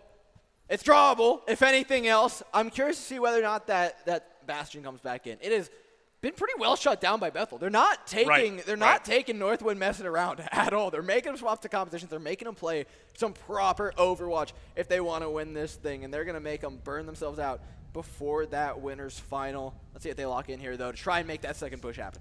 I feel like Northwood's not going to go for the same bold choice of that Bastion, right? I feel like they're going to come out with something a little more consistently. Bethel has taken them all the way to the edge. 3-3. We are in overtime, extra innings, so to speak. So I want to see what's going to come out here. This is a lot of interesting choices already. I'm hearing that Bethel is about to put it all on one player. Yeah. Do they? It takes Brandon's got to go all the way back to spawn, so it'll be a second to see whether or not we actually get. Mercy boxing, perhaps? They're going for everything. Momo's got it. Momo is on the Diva, unfortunately, so I don't think we're going to be seeing any Mercy from her. DMAC counts. No Ana 1v1. Wait, what? Agree on something. Bethel, Northwood, get it together. Ana 1v1, This is for the whole chalupa. This is for everything. The chalupa's on the line. I mean. AI, right? Northwood, though, are the ones. Torb 1v1 for map win? Big J's putting it all on the table. Where do we do this? I think it's back to the Ana. It is the Ana on point A. Couple of pot shots being taken. G-Rob. G-Rob decided he doesn't want to put his faith into Torbjorn again. It didn't work out super well last time. Northwood. Oh my goodness, are they faking him out? I think we're just playing regular Overwatch now. Question mark. Quibsy finds Seasons though, and that's what you're looking for. Freezing him up on point. Bethel do have a different composition than they brought last time to try and make this hold happen. With G-Rob having that high ground, that Ash is all the harder to deal with. Quibsy though, main tanking it up on this point. Doesn't have much support to help him out anymore, unfortunately. It's going to be a hard time staying alive on Reinhardt right now. Yeah, if you lose your main tank at the beginning of an engagement, you're going to have a bad time, and nobody's going to be able to touch. Northwood does take the series in 2-0, but my goodness, did Bethel give them the fight of a lifetime. 3 Cap Kings against Northwood and the Torb 1v1 winner. I mean, we've got a real winner. We've got a moral winner. You know what I mean? Look, hey, Northwood looking credible, though. They're as monstrous as ever heading into that winner's final. Give it up for both the teams, ladies and gentlemen. Absolutely. Northwood, I mean, just living up to the name of Northwood Overwatch. They are a terrifying bunch and a terrifying group at that. Bethel, we asked for a show, and my goodness, did they give us one. And before we throw to Paulie, this is going to be my last game. I have to drive home. I've got a big drive ahead of me.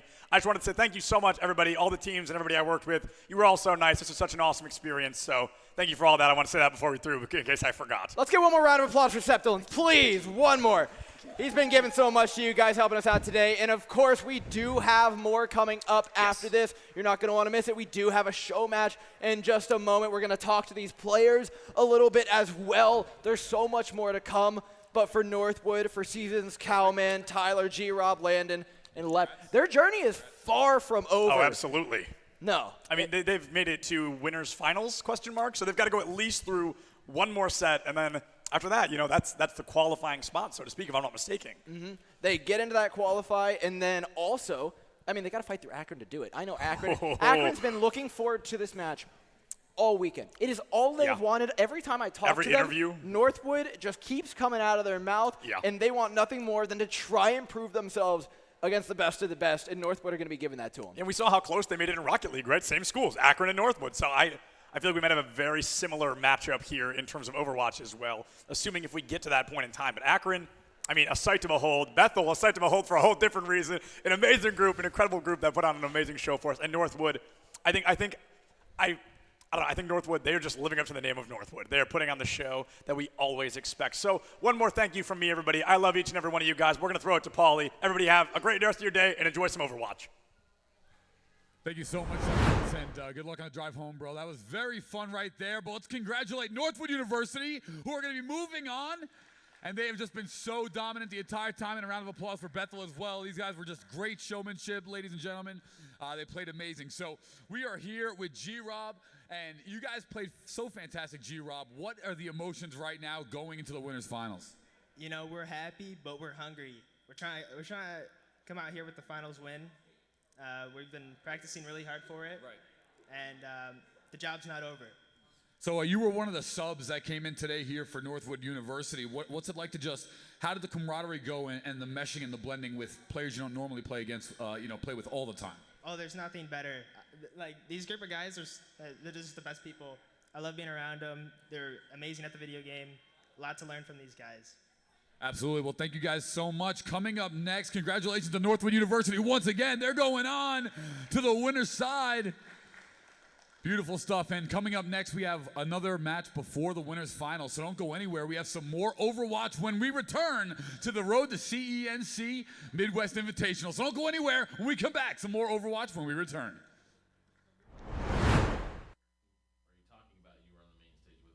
I was playing WoW Arena. But you're probably still addicted, am I right? Keep that off camera. I have no idea what he's talking about. I grew up with Atari Pong. We're keeping that in. Yeah.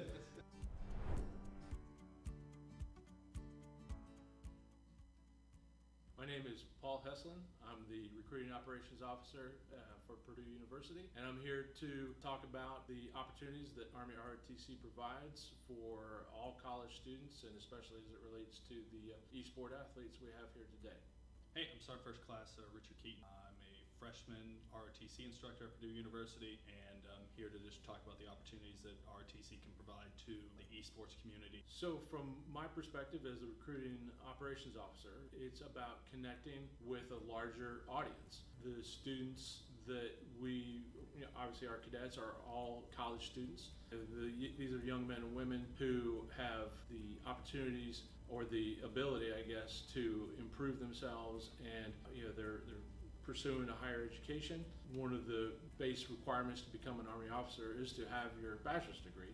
So obviously, the college students is our target audience. The esport athlete in particular is a good connection with the way developing of leadership their ability to think dynamically and react to different situations, and communicate amongst themselves, develop strategies, things like that. Those are principles, if you will, that we stress and teach all of our cadets throughout the time that they're in ROTC. So the Army offers a variety of jobs and career fields and backgrounds. So being a esports athlete, having that computer gaming background, having that ability to dynamically think and adjust to the situations, because you're not always playing player versus computer, you're playing player versus other player.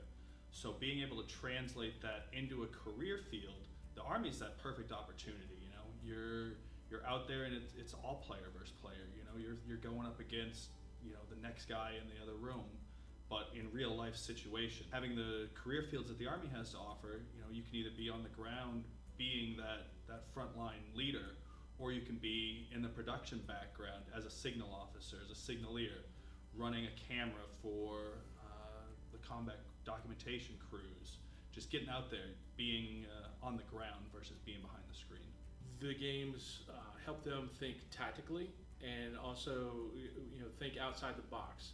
Cadets and gamers alike are presented with ever-changing situations, and the ability to react to different stimulus and communicate with their teammates is a critical portion of being successful. And in the military, that absolutely applies. You know, in Army RTC, we utilize infantry tactics to teach leadership, because that's what it's all about. Understanding that not every soldier either wants or will be an infantry officer. You know, even the Army nurses that we have, that, you know, they're going to be the furthest thing from being infantry officers. They still go through the same training, because it's that ability to communicate, again, react to different situations, be calm under pressure. I would also like to say that, you know, as far as like careers with the Army, again, I mentioned it in the previous speech with the part-time service. You know, being in the National Guard and the reserves, I think that's part of the thing. You'll see a lot of the reserve forces connecting with esports, again, because those can cohabitate. You're not, you know, overseas for 9 months at a time, or stationed, you know, somewhere where that, you know, Army is your job 24/7. You don't have to worry about waking up at 6 o'clock in the morning for PT. You know, every day you can, you know, play late at night and still do, you know, service to your country. And you kind of heard during the Northwood-Oakland match in that third game where Northwood was already up 2. You heard them talk about how Oakland was starting to see the trends that Northwood was doing. And, you know, that's part of being in the Army, is you're noticing those trends, you're noticing those dynamic patterns, and the ability to adjust to them. Because as you saw in that third game, Oakland, you know, kept the score down versus Northwood. They still lost, but, you know, they were able to adjust, score a goal in that Rocket League match. All traits you're looking for in a future Army officer. I absolutely see it growing. I mean, again, I'm somewhat of a novice. This is my, I don't want to say first introduction, but, you know, this is the first time I've seen an event like this. I have to be honest, had to look up what Twitch was. I've heard of it, but didn't really totally understand it. You know, but absolutely, as this sport grows and as it branches off into the collegiate sports, again, that's, you know, the collegiate market is definitely ours. That partnership is going to be very fruitful for Army ROTC, but because it gets out to such a large audience, and it's appealing to such a larger portion of the college students, and that's what we want to appeal to as well. Because again, you can always balance things out and pursue one thing. Or this might be a pastime with gaming, then you can make the military career, or vice versa. You know, with doing the reserve forces and full-time gaming, or working in the career fields. There's scholarships that are available for students, high school students coming out of high school, obviously, can earn either a 4-year or a 3-year scholarship. There's also campus-based scholarships that, again, are the same, that provides 100% tuition and fees or room and board. Also provides a monthly stipend allowance of $420 a month and $600 per semester book allowance. Again, those scholarships can be earned while they're in college, 3-year, 2.5, or 2-year. Typically, there's also opportunities through the National Guard and the reserves to, you know, if you go through the basic training and the advanced individual trainings for the job training for the soldiers, you can earn the GI Bill and get federal tuition assistance, so your tuition can be paid for by them, and then you can still compete and go into active duty if you wanted, or if you earned a scholarship from ROTC, your tuition is covered by the National Guard and Reserves, and then your room and board is covered. So essentially, some cadets can attend school on a full ride scholarship and not have to worry about student loans. So it's a really great incentive there. The collegiate esports is, it's in its infancy still. Playing 15 years ago on a main stage myself, seeing where professional esports has come over the last 15 years and seeing where college esports is now, the opportunities are out there to grow. Not all schools are offering scholarships for esports yet. I can see in the next 5-10 years that those scholarship opportunities are going to be there. But ROTC, the benefits that it offers, it's going to supplement all of your college tuition if you're qualified for it. And you can still do this on the side. You can still stream, you can still play your games. It's not a 24/7 commitment while you're in college. So the opportunities are boundless for anybody that's thinking about doing it. All right, we got to know, what game are you talking about you were on the main stage with? I was playing WoW Arena back in about 15 years ago. But you're probably still addicted, am I right? Keep that off camera. The addiction of WoW. Yeah, it doesn't go away. Blizzard's got my money for a while. I have no idea what he's talking about. I grew up with Atari Pong, so that'll give you my era. We're keeping that in. Yeah. Purdue, Army ROTC, fantastic opportunities.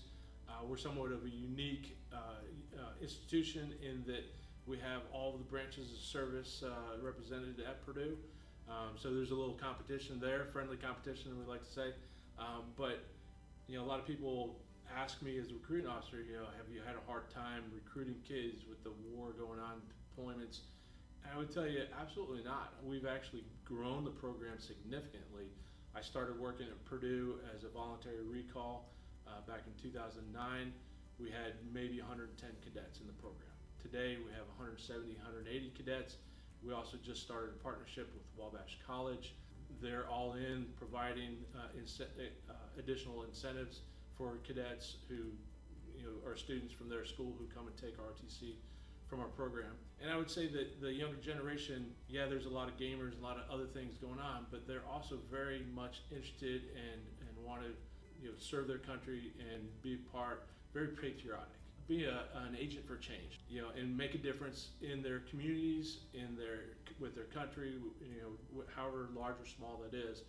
The kids these days, they want to make a difference, and that makes, I think, ROTC appealing to the young men and women who come, especially to Purdue University. So just on the recruiting side of the house, the CSMG marketing, we're always looking for opportunities. Army ROTC, because we have a great big budget with scholarships, this marketing side is a little bit, a little smaller. So having so the outreach and the ability to reach a larger group, working with organizations like CSMG makes a big difference. And if we can partner with a company such as CSMG that's going to help us do that and reach the target audience that we're looking for, it absolutely should be something that we continue to pursue and grow through the years. But now CSMG's putting on a good event here. You can see from the computers, with the COVID for the last year, getting a video card of any quality is difficult. And they got the, I think, 3070s, 3080s and all the computers out there, latest gen processors. They're putting on a really quality event here. So it's good to be partnered with an organization that, cares about the quality of the product that they're putting out, just like the Army ROTC does. Did you catch those numbers? You know what numbers we're talking about? Yeah, sort of, kind of, yeah.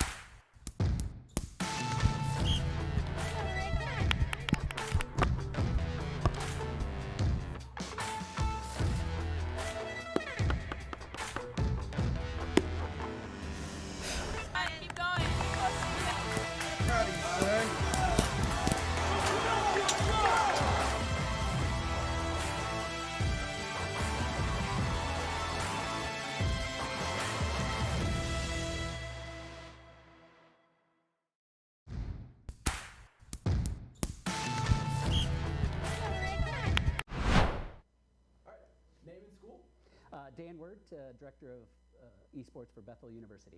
Yeah, and is this your first LAN that you're getting to put on with Bethel? Yes, yes it is. Is it something that you've been looking forward to in the past, or how long have you had your eye on this? Well, actually, I was one of the ones that kind of first started this program. So back in the spring, I contacted Lydia, the Director of Esports for ECAC, and ECAC and CSMG had a partnership. And so I contacted them and said, hey, we want to host an event here at Bendix Arena, which is our home facility. And so she kind of ran it up the flagpole, and one thing led to another, and bam, we started this process for the championship here. And what does it mean for your school and your esports program to be able to put an event on like this? No, this is great, actually. I mean, this is one of the reasons, this is how I sell our program, is I said we get to compete out of this facility. So in the LAN Center, we're here 3 days a week playing, and then this is our first event on the stage. And so to be able to host that, it was one thing to be able to see the artist rendition of how it might look to what it looks like tonight. So this is pretty exciting, and I'm sure everyone's gonna really enjoy it. And for you, what's the best output of it? Is the experience for the kids at the school? Is the ability to build the program, or what? You know, when I first kind of got going here, it was just the opportunity to have these kids to be able to do something that they enjoy. I have a son, teenage son, who's a gamer, and part of the way I connected with him was to just find out, hey, what are you doing, watching him, talking with him. So then I sort of took his passion and he kind of instilled that in me. And then the opportunity to really work with these young kids to be able to say, hey, this is something you're interested in. Here's an opportunity that you can go and continue on gaming and do it at a high level. And so that's kind of part of the excitement and experience that we have. All right, last one. What do you feel for the future of Bethel University's esports program? More events like this, larger teams? What does it mean scholarships-wise for these students? What opportunities are you looking to give these kids? Yeah, so we actually already offer scholarships. We're a varsity program under the athletics department, so we kind of started right out the gate with scholarship programs.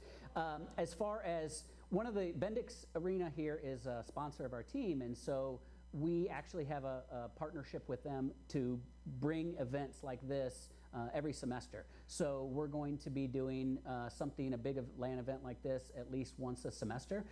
And then for our program, we'll probably be still a relatively small program. We might have 1 to 2 teams for each game, and maybe 40 to 50 kids max, just because of the size of the school. But that doesn't mean that hey, we can't compete on the national stage against some of the big boys. Thank you very much. Cool.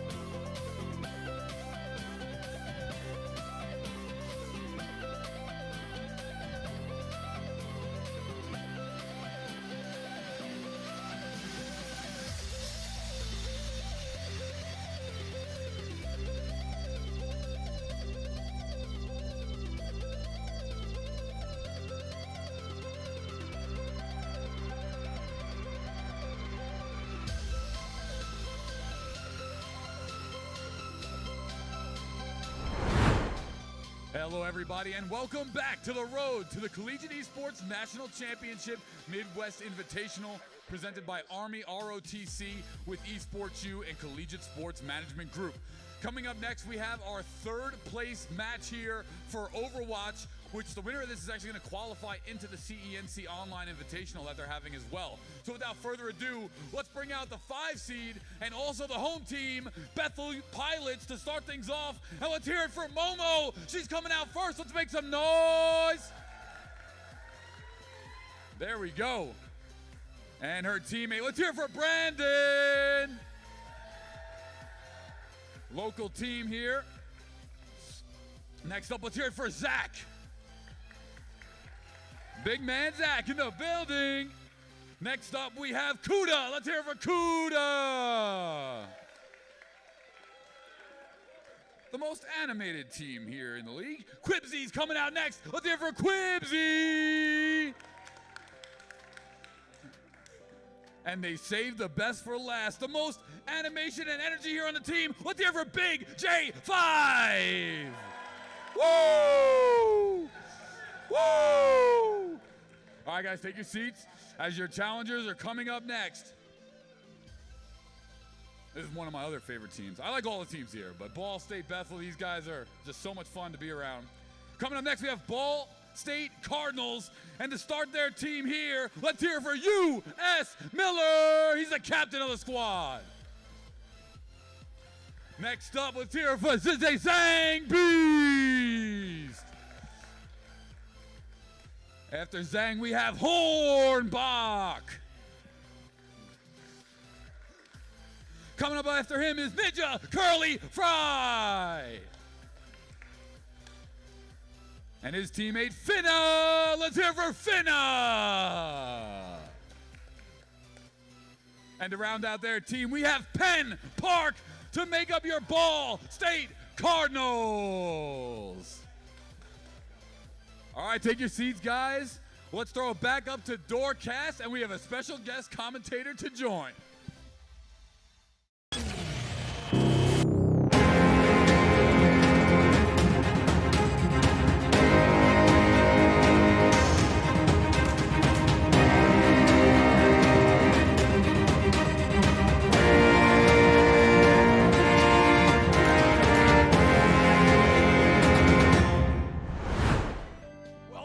Everybody, thank you so much. What a wonderful introduction from Pauly Hype. And of course, the wonderful Pauly Hype, ladies and gentlemen, coming in.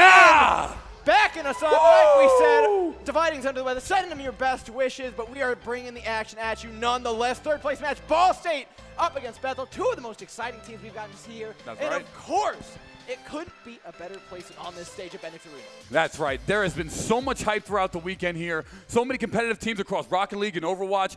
It's sad to see it ending here as we round out the day, but we have the best for last, some of the most animated, fun teams to be around here in the Overwatch event.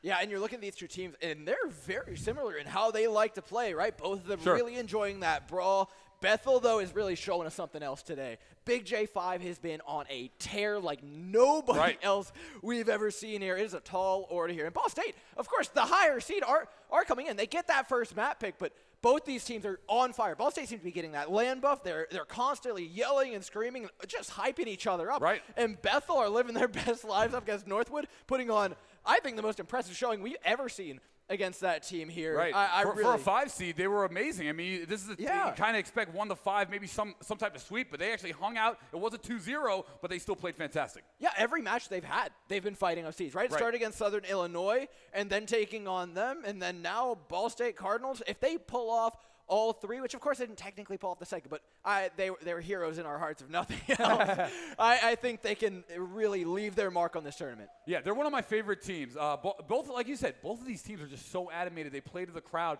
They offer so much in terms of outside the game, and they're also phenomenal players inside the game. And I would love to see where this action is going to go. Remember, this is for the 3rd place position, and the winner will advance to a online qualifying, I believe, tournament that they're going to have later on in time. Yep, and there's more on it. We're going to start the match off, though, and of course we're taking it to beautiful Oasis to kick things off. These players have started us off on control virtually every time, even though it's been an option not to. I think two of the games we didn't start on control, but I think for both these teams, it's actually going to be a real test of the level of flexibility that they have, because you might see some maps where they can't run the brawl as successfully. On Oasis, I don't think that's nearly as much of an issue. It's playable on Gardens, it's playable on University, it's also playable in City Center, so I think both of them are probably going to come out with what they want. I'm curious to see whether or not we get the Symmetra version of either of these compositions, because we did see it played a little bit yesterday. Yeah, Symmetra has been a pick that's come out quite a couple times, actually. Surprise pick, but has always been kind of devastating. The nice thing about playing Control when you start out here in Overwatch is you get to, it's all team fight mostly. You don't have to worry about too much about pushing payload, doing so on. All you gotta do is play the point, win the team fights, and get the percentage. So let's see really which one of these two teams is gonna set the tone here on Oasis. Yeah, and the compositions really do make sense, right? Running a pretty modern rush composition, Reinhardt, Diva, Baptiste, Lucio, no surprises there. Running alongside of Mei to try and win that brawl mirror, because I'm sure they both think they're gonna brawl the Mei. Makes perfect sense. Normally you'd run this with a Cowboy, and you see Ninja Curly Fries running it, but Big J5's been on such a tear, so on fire with the Hanzo today. It's absolutely a fitting pick. Yeah, I mean, Big J5 is just one of those momentum players. He is just rides it out as we head on into the point, followed behind the Lucio, Ninja Curly Fry on the Cowboy as they head up top right here to start up this first team fight against Bethel.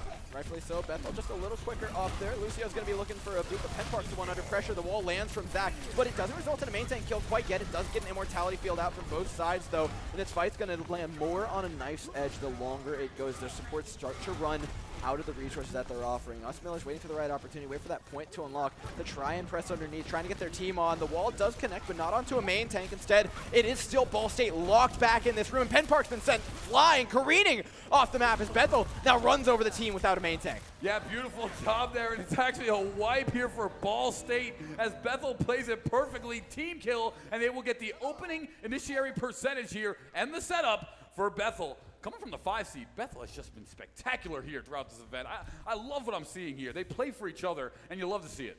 It's been so good. Ball State's actually showing us something completely different, finally locking in their namesake, a Wrecking Ball. It's the first time we've actually seen them run it, I believe, as well. Okay. Afara to boot. They're running, this is a composition that I know a lot of teams call Air Force One, right? 2 flying, 1 supported by the Mercy. It is very hard to deal with if you don't have the accuracy, and that's trying to punish Big J5, and they do exactly that. Fly in, and it's the focusing beam taking him down. Now looking for the main tank. They would love nothing more than to get the Reinhardt out of the way, but Jake's the one under pressure, so Lucio out of the way. Still one of those flyers left up in the air, and as Usmiller goes down, Ninja Curly Fry is back up. The damage threat just seemed endless here for Ball. Yeah, Momo is going to have her hands full here. She's got to deal with 3 flyers. It's going to be really hard to deal with as we're seeing Wrecking Ball. Here comes Big J as we switch over to him. Comes on in. 2 go down in favor of Bethel. And right now they're going to take this point once again. They have 50%. Great job by Bethel to control that team fight and still win being behind. Fabulously done. And they did it with ultimates to boot. Right.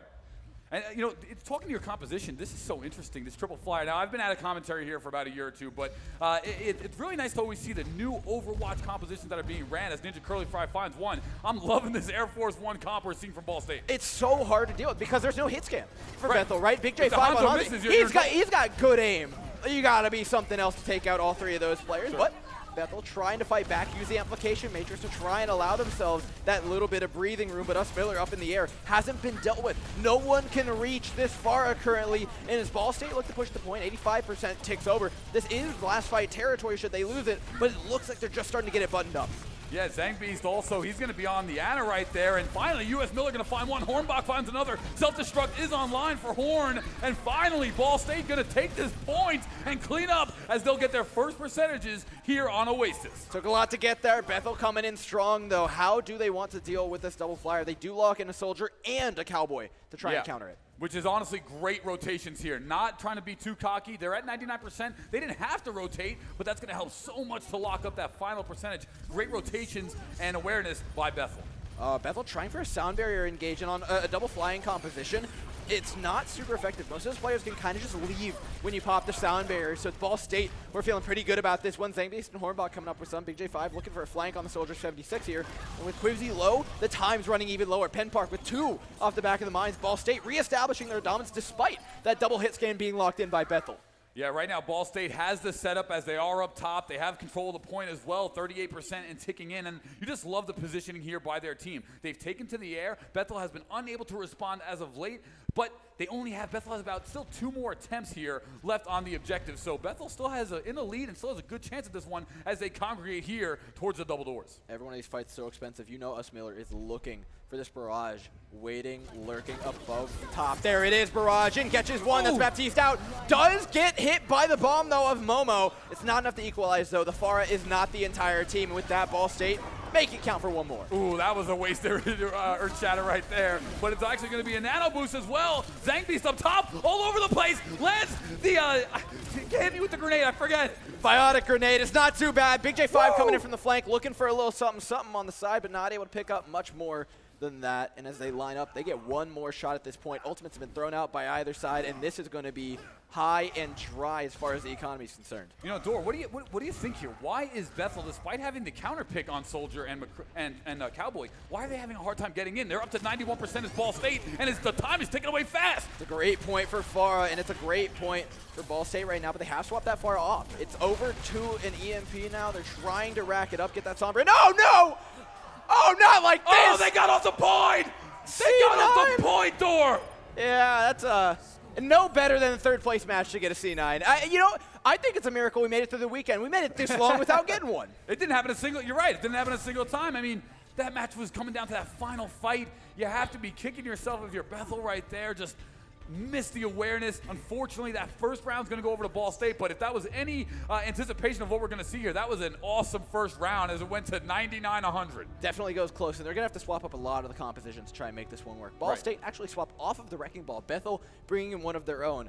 More concentrated composition out of Ball, right? Very clear dives with the Winston Diva. They want to get onto one target and make that target die instantly, whereas Bethel are going to sustain for a long time. Poke, prod, come at you from a lot of angles, and have multiple engages pretty rapidly. So it's more a battle of attrition for Ball State if they can't make their first dive count. Absolutely. Brigitte here going to make her way onto both of these teams. She'll come in for that big shield and stun bot mentality. Tracer versus Tracer here as we see Ninja Fry going in. That first kill going over to Momo, and Bethel looking to establish early dominance as they take the first objective. But here comes Big J5. He's in the back line. He's not worried about nothing. He is playing Tracer perfectly, hawking this Ana, and will wind up catching her out. And that's what you're looking for in the back line. Bethel do come out in ahead with a win and a whole lot of ultimate charge to boot. Not before Us Miller, though. Gets up to 75% on EMP, so this is actually not that bad of a fight for Ball State.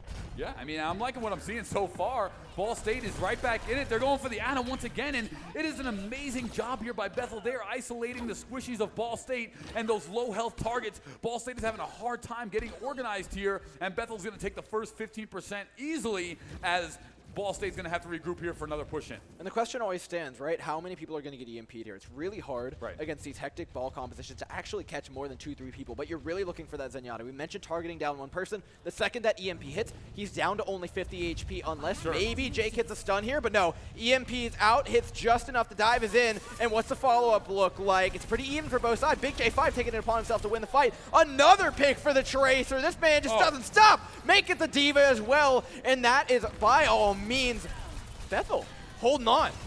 Here comes that ball slam back and forth. Quibsy and Momo going to wind up double teaming Penn Park there as Penn Park's going to fall. And right now, Bethel is just looking in control. Quibsy does have Wrecking Ball ultimate online, and there are no ultimates on the side of Ball State right now. So a little bit of control from Bethel is in order, and they still have the objective. So Bethel looking so much cleaner here this one, Dor. What do you think Ball State's got to do to get back into this one? Because they've been kind of struggling despite having the round lead. I mean, I like this. They just locked the Farah back in, right? There's no hit scan on their side to try and shut it down. There's an Echo that can maybe put a dent in them, but without a Mercy to pocket it, this Farah really can do some real work. And the problem they've had is getting players off the high ground. The concussive rocket actually offers them up a tool that they can use to get them off of the high ground and really make them a lot more vulnerable. So as they approach the high ground, immediately the rockets start coming in, throw an anti-nade on top, and you've got a recipe for success. Diving down on top of that Ana, trying to get away desperately. Zangies is staying alive, and just long enough to keep Ball State in it, but not before Bethel again come up big with the goods. Big J5 and Zach throwing all the damage they need to get this one to 90% with 3 more ultimates in the bank.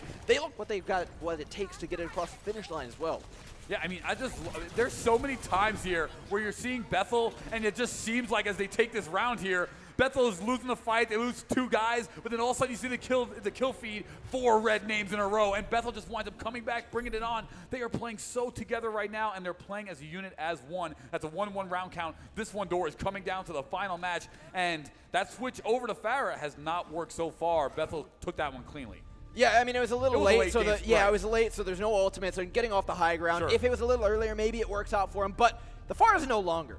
We're here to get down and dirty. We're here to get a little up close. We're here to get a little rowdy for some more brawl on University. And this is going to be, like we said, up close and personal. I love this pick from Ninja Curly Fry, though. Bring back out that Symmetra. Massive amounts of damage. Maybe they swap off it, but you can see Big J5 respects the opportunity for them to run another flyer, locks into hit scan. Yeah, that's going to help deal with multiple targets, but it's also a late game switch here from Ball State as Ninja Curly Fry actually went onto the Reaper and brought it out late. So here comes a dive in by Hornbach. That Diva in the back line, just shredding everybody. They're unaware, and therefore Reinhardt's going to go down. Quimsy in trouble. He'll fall, but it's Bethel still cleaning up the kills, and they're still in control right here. I'm giving a lot of credit to Momo right now, peeling away that Reaper for so long, Right. put the defense matrix exactly where it needed to be, and is giving Bethel a real shot at taking this point. But there are still members of Ball State lurking around, waiting for the right opportunity. Hornbach comes in from the backside and will be there on the Baby Diva, appropriately not quite taken down yet somehow. There it is, staggered out from Jake, and Ball State, they don't want to take this one 5 versus 6. Yeah, and that point is once again going over to Bethel, so we're going to see nothing changes for Ball State. They'll just regroup here and try to come back in for another team fight, maybe flank around the back or the right, or either way, Bethel is in control, and they've got to get some way to get on this objective, and it looks like they might try to go up top, but no, they'll head on into the main fight for no. Ooh, missed charge there by They're getting pretty close up on this amplification matrix. Zanvies could actually give them the entry back into the fight Right. they're looking for. And there it is. Pop pushes him right back off the point. Bethel are going to try and fight back on with one of their own. That's a flank McCree. He's coming from the back. They got to look out. Diva immediately dives him. Excellently played by Hornbach. Immediately knows where that sound cue is coming from. And Bethel forced back towards their own spawn. Forced back even further now by the Blizzard. And I'm a little apprehensive about that. That was a lot of ultimates for one fight out of Ball State. Yeah, you got to keep in mind that when you're playing Overwatch, ultimate management is just as important as managing your kills and deaths and so on. So to use that many ultimates to get in, yes, it does get you the point, but you know what, Dor? Sometimes you just got to get in and get the objective, whether it means burning the ultimates or not. Yeah, they do have a couple more to try and make this one happen, but as much as we think of Death Blossom as a big, powerful ultimate, Right. there's a stun and a defense matrix on the other side, as well as an immortality field. There's a lot of things that can cancel it, so Ninja Curly Fry has to time it perfectly if they want to win. A Shatter will be blocked, though, as Reinhardt's put under a lot of pressure. Blizzard's out, and under a lot of pressure are Ball State, who are being frozen up just outside of the mini room. Frees up just enough field for them to get the push out. Bethel looking good for it, and without that Death Blossom in tow, there's not a clear way back into the fight. Good wall as well to make sure that Amp Matrix doesn't get value. Yeah, Reaper does have the Death Blossom online. We'll see the self-destruct. Penn Park, U.S. Miller winds up taking out 2, and that's going to actually lead to some more kills, but Bethel still gets the objective as they will contain it. It is contested. Here comes the Death Blossom. It'll be from the backside. Lucio boosted as well. Ninja Curly Fry only going to find 1, though. Looking to clean up more. He does find Zach. Excellently played by them. They get back in, make sure that Death Blossom, we mentioned how hard it is to get it off, but when you have that much shield, it makes it that much easier. Big Shatter, though, online for Quibsy. Does it connect? It absolutely does! Lays out the Reinhardt, establishes the MTD. It's Penn Park sent a packing as Ball State recap the point.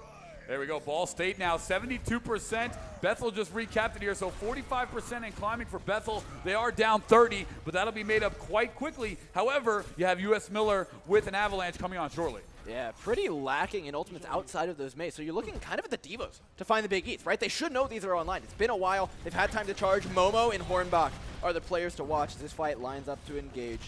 It's a slow start for either side. Uses the wall, forces away Zach, who hasn't quite charged up that Blizzard first. Us Miller, who gets first dibs at the table, trying to freeze him up and speeds it up, but not enough ammo to get one pick. The rest of the team, though, the rest of the team's just there to help him out. May is just such a headache in the right hands, freezing so much control as we just see every member of Bethel wind up falling down. But keep in mind, Zach also has an ultimate as well. Yeah, ball's in the other court, and now Bethel have the opportunity to answer, and Hornbach's the player you're calling upon. The ultimates still aren't really up online. There's no sound barrier in sight for either of these teams within the next little bit. It really does come down to the maze, especially on a map this close. Take a look at how the walls break down as they push the fight. Bethel down on the left side. Ball State playing very far away. This is because they know that Blizzard's online, right? They put themselves up on the high ground where they won't ever have to deal with it, where Ball State can't actually follow up on this, Bethel. So they will push out of the point just to contest, but no opportunity for a Blizzard. Again, holding onto the high ground as strongly as they can. 99%. It's a dive off the back of the wall, though. The Blizzard's thrown in to try and capitalize. Big J5 catches out the May in the back line with Penn Park out. That's virtually it. No May, no main tank. The only way you're getting through this one is fragging, but Bethel are the ones doing that. All right, there, Hornbach tries to mitigate some damage, but 3 members of Ball State do go down. Hornbach trying to come back out. Diva Mech is offline, and he'll get taken out too. But it's at the worst possible time because 98%, 99%, it's now overtime, and Bethel's in control. I don't even know how they got the overtime. That's a statement shatter if I've ever seen one. But ladies and gentlemen, it's going to be Bethel coming away with map number 1. That was amazing stuff here. Wow, Bethel. No, it's still in overtime. They're battling back and forth, actually. There's Jake winds no up way. finding one. They're still doing it. Zach does find the second on Finna, and the ball, Wrecking Ball trying to get enough, but Hornbach's going to fall, and that overtime meter will take out as Bethel has won the first map here against Ball State. The winner will advance once again to that online invitational tournament. So Bethel up 1-0 against Ball State moving forward. And they had to fight for it. Ball State gave them everything they had, and this match is every bit as close as we want it to be. The 2 loudest teams we've got here, the 2 having the most fun, and you know what? They're laying it all out there. Look at that Earth Shadow there coming out right in the stairwell. Quibsy winds up finding 2, and the whole team cleans it out. What a play of the game, team kill. We started out that one with that play. Great stuff right there. I am just loving what I'm seeing here about both these teams. Yeah, and it's such great adaptability, right? We have played fairly within the Brawl meta, and we've had a little bit of dive played here and there, right, where it's a little bit more relevant.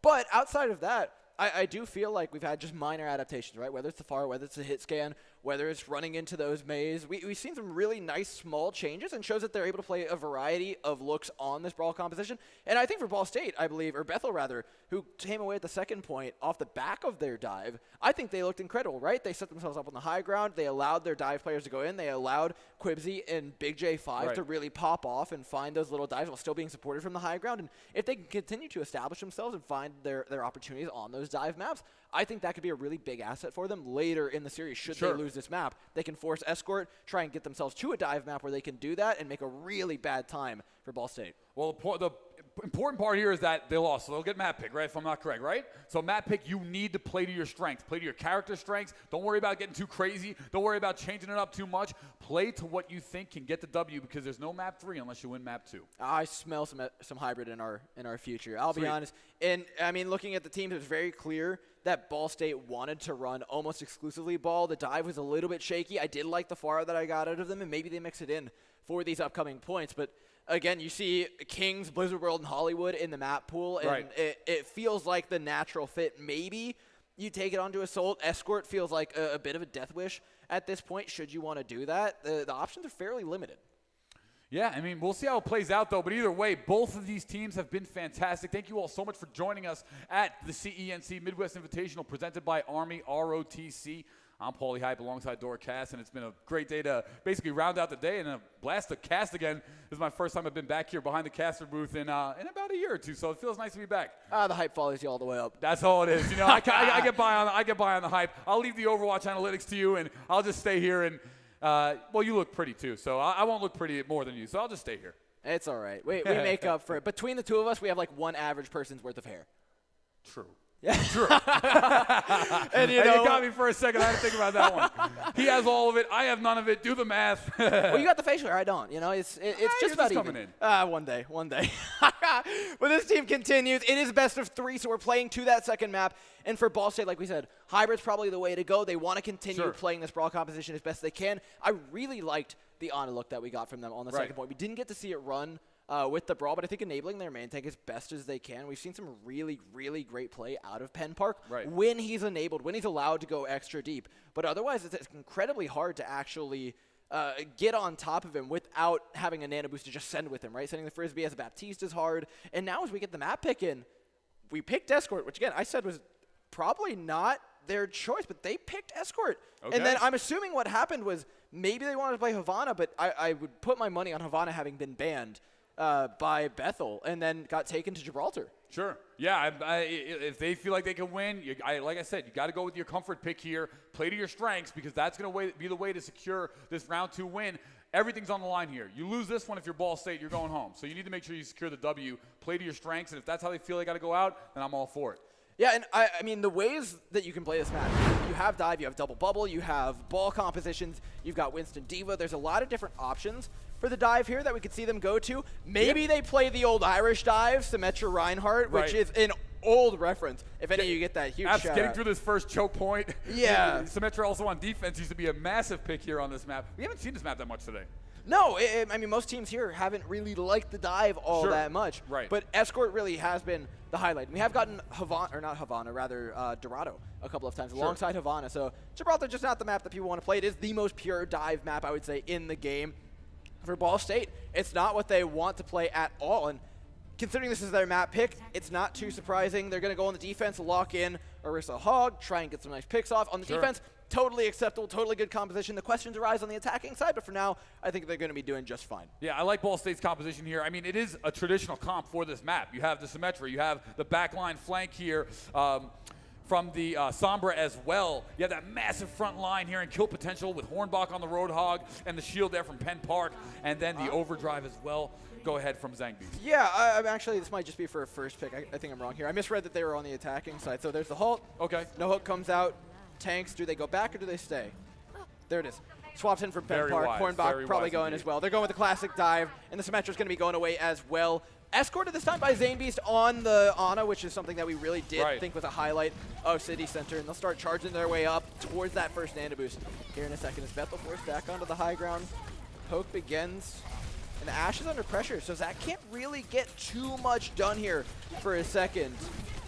Backing away calmly, and again, this is about charging up those Anas as best you can for both teams. For Bethel, it's about getting the Nano Boost online. For Ball State, exact same thing. So far, though, Brandon about 10% ahead in that charge. Big J5 just pressuring them back in the meantime. Yeah, this is the great stuff here. Big J over on that side, controlling that health pack, and Quipsy's up top on the Monkey, and he's doing a great job here, electrifying 3 members, but he does get stunned by the Brigade. Yeah, there's no real engage try to these teams. This is purely patient. They're playing for the Nano Boost. If picks come out in the meantime, it's because somebody overextended. At the same time, both of the Monkeys are out of the fight, so this is about to get real awkward. Without Brandon in the mix, this is a lot harder for Bethel to hold on to than it is for Ball State to push. You know, it's so interesting watching Diva either on Hornbach as well as Momo. The damage mitigation potential if you're a Diva player, as we just see Momo clean up 3 with the help of J5, but the damage mitigation that Diva players bring to the game is absolutely insane, and so far Momo has done such an amazing job as self-destruct is online. Yeah, I mean, it's a quickly charged one as well. Hornbach will equalize, but take a look at those Nano Boosts. We talked about how important those are. Those are going to be going onto the Winstons to really amplify that damage and force the supports back. And if Zangbeast pops it early enough, we'll see Brandon under so much pressure that they'll never really get the opportunity to actually utilize it. There's a chance here that Jake comes up with a big whip shot and denies that pressure, though. And he does!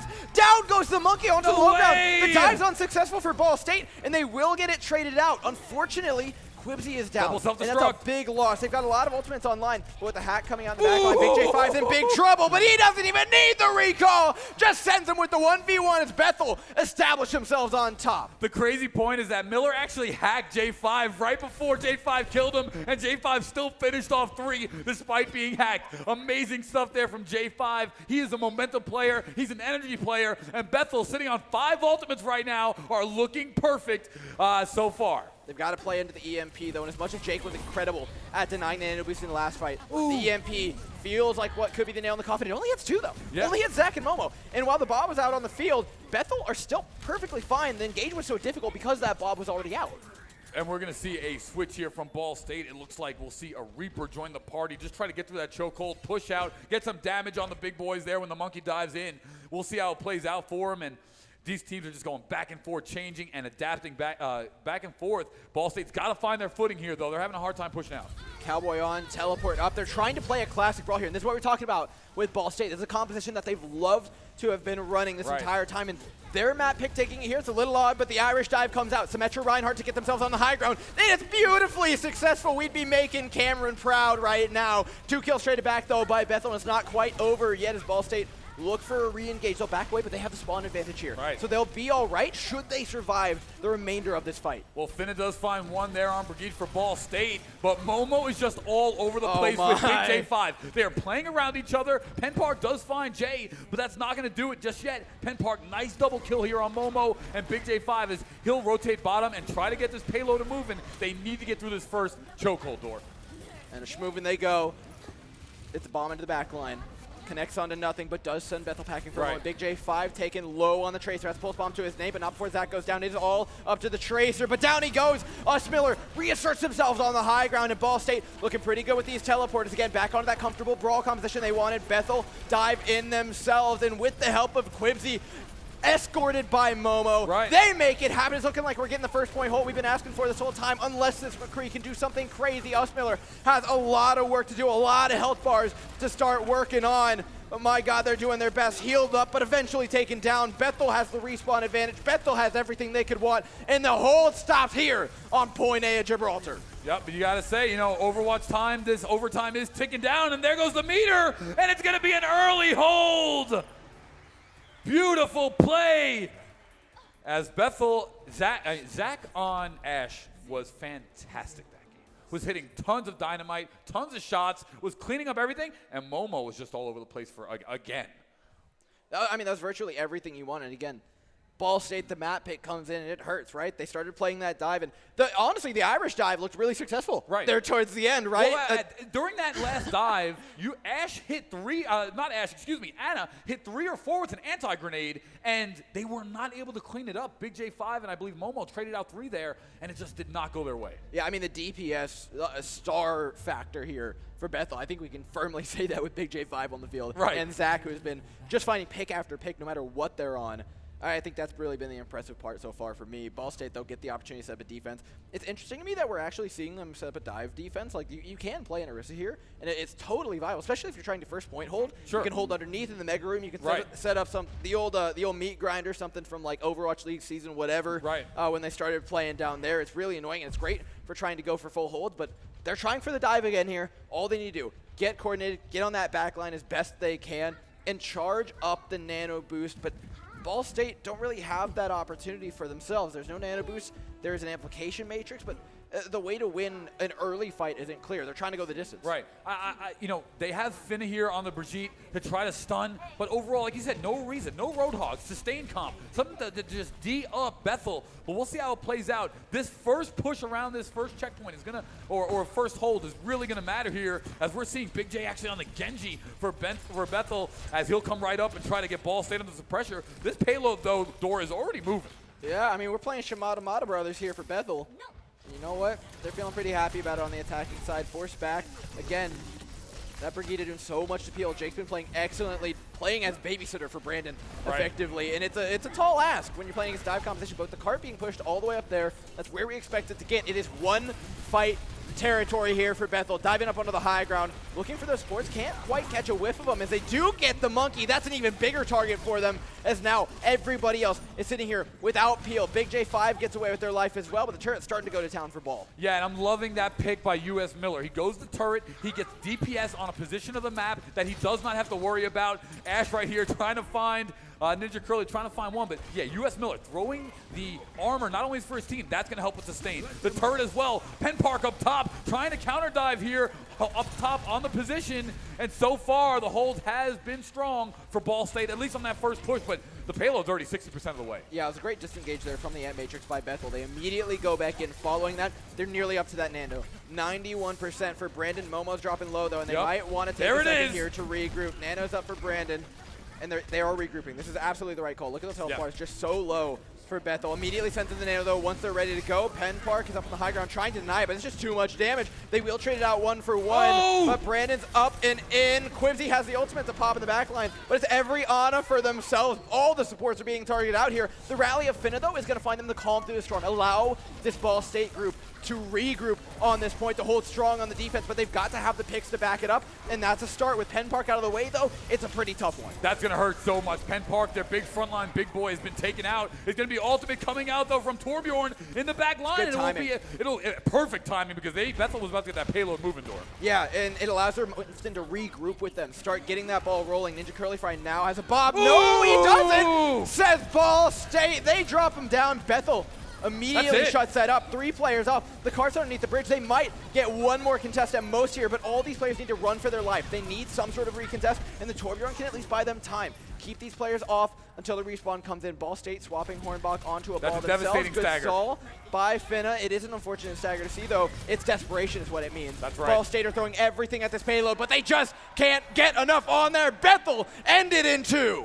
Wow, what an amazing job by Bethel. I mean, the entire team was just playing fantastic.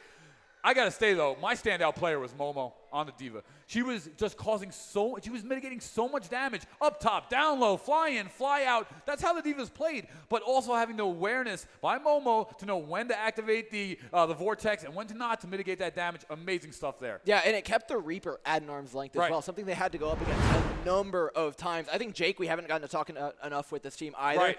Insane peel so far. And switching across multiple characters as well. Yeah. It's everything you want out of the team, and you know, they're going to claim up 3rd place and that qualifier spot for it as well. Huge congratulations, Bethel. Give it up for both these teams. Though it's the last year to be on the stage. Ball State and Bethel, ladies and gentlemen. Absolutely, and wow, what an amazing game. And I mean, I think I'm going to go down there and interview one of these guys. I think you are. I'm going to go. Bye-bye. And that leaves you guys with me. After this, we've got a grand finals coming up, of course. Or pardon me, a winners finals between Northwood Timberwolves and the Akron Zips. You won't want to miss it. I know we've been preparing. I know Akron's been preparing, and Northwood. This is one you're going to want to take very seriously.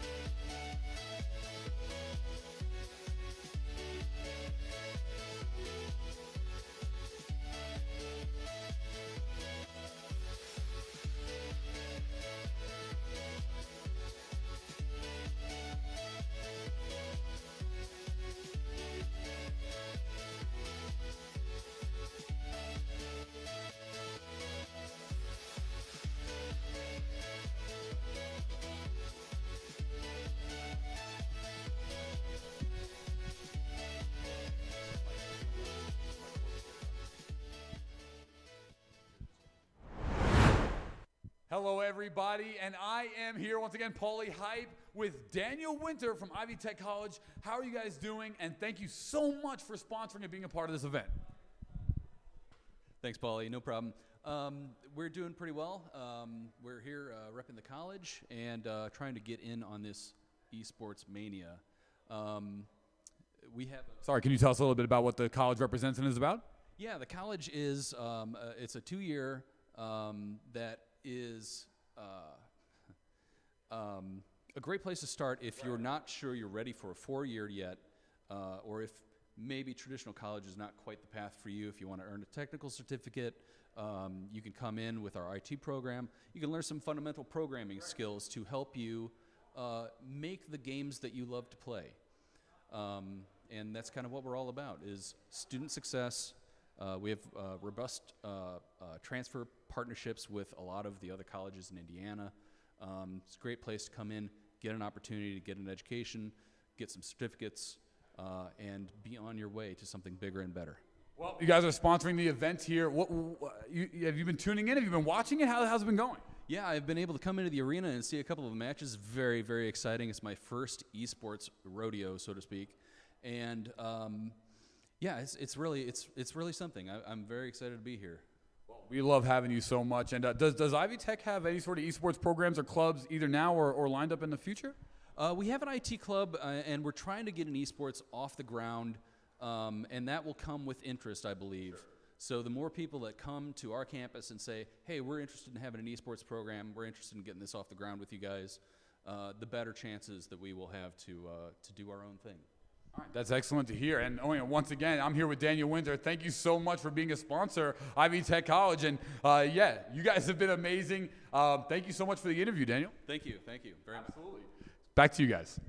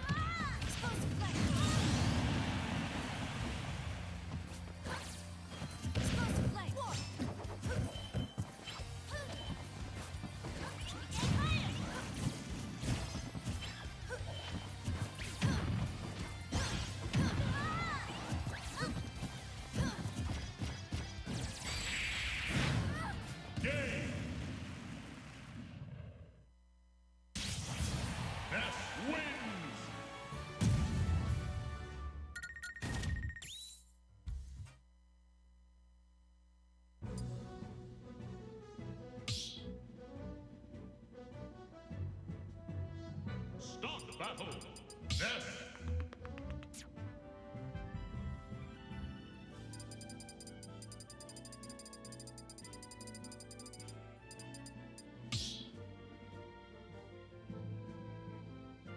Stop battle.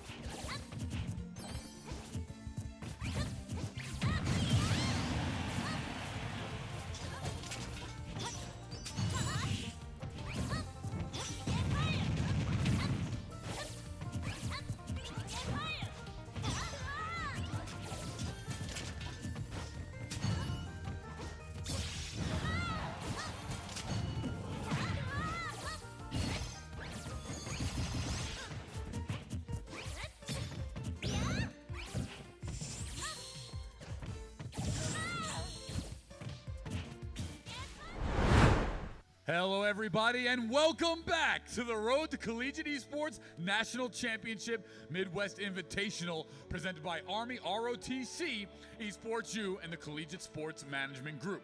My name is Paulie Hype, and we have an amazing finals game of Overwatch for you all. So, without further ado, let's make a little noise in here. I know it's the grand finals. I know it's been a long day, but let's go! Woo! And without further ado, let's bring out the number 2 seed, because we have the number 2 versus the number 1. This has been the grand finals across both Rocket League as well as Overwatch. So without further ado, let's hear it and give it up for the Akron Zips. Their first player is going to be Snape. Woo! Following Stun here, let's give it up for Seal. Followed by the man Tasmino. And the 5th member of their team is going to be Nylon for the Akron Zips. Coming up next, let's give it up for Eric. And to round out their team, let's hear it up for Pixeled Star.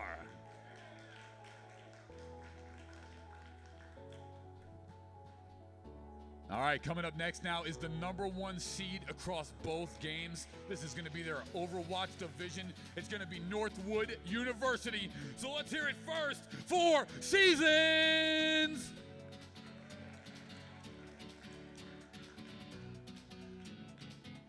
Ruined it. Next up is Cowman 711. So let's hear it up for Cowman as he makes his way through the tunnel. Next up, we have Tyler for Northwood University. This will be for the amazing CENC Midwest Invitational Cup here. As well, I believe the winning team gets $3 grand, runner-up 2. So G-Rob is coming up next. Let's hear it for G-Rob. Let's go, baby. My man. After G-Rob, we got Landon. That's right. And to round up their team, it's going to be Lep. Let's hear it for him. Woo! All right.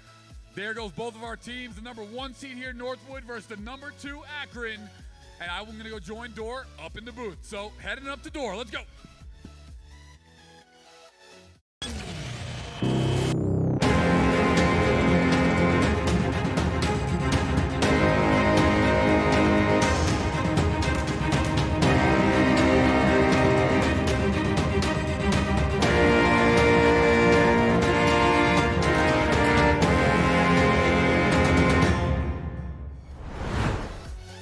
That's right, baby. It's time for Winners Finals. We've been waiting all weekend for this. We've been waiting all weekend for these 2 teams. And I know both of them have been eyeing each other up from across the arena. They're sitting on opposite sides. You can tell. There's a little mean mugging going on here. And I know that Akron they want their chance to show the goods. They've been preparing. I've talked to them time and time again. Right. And I'll say it every single time.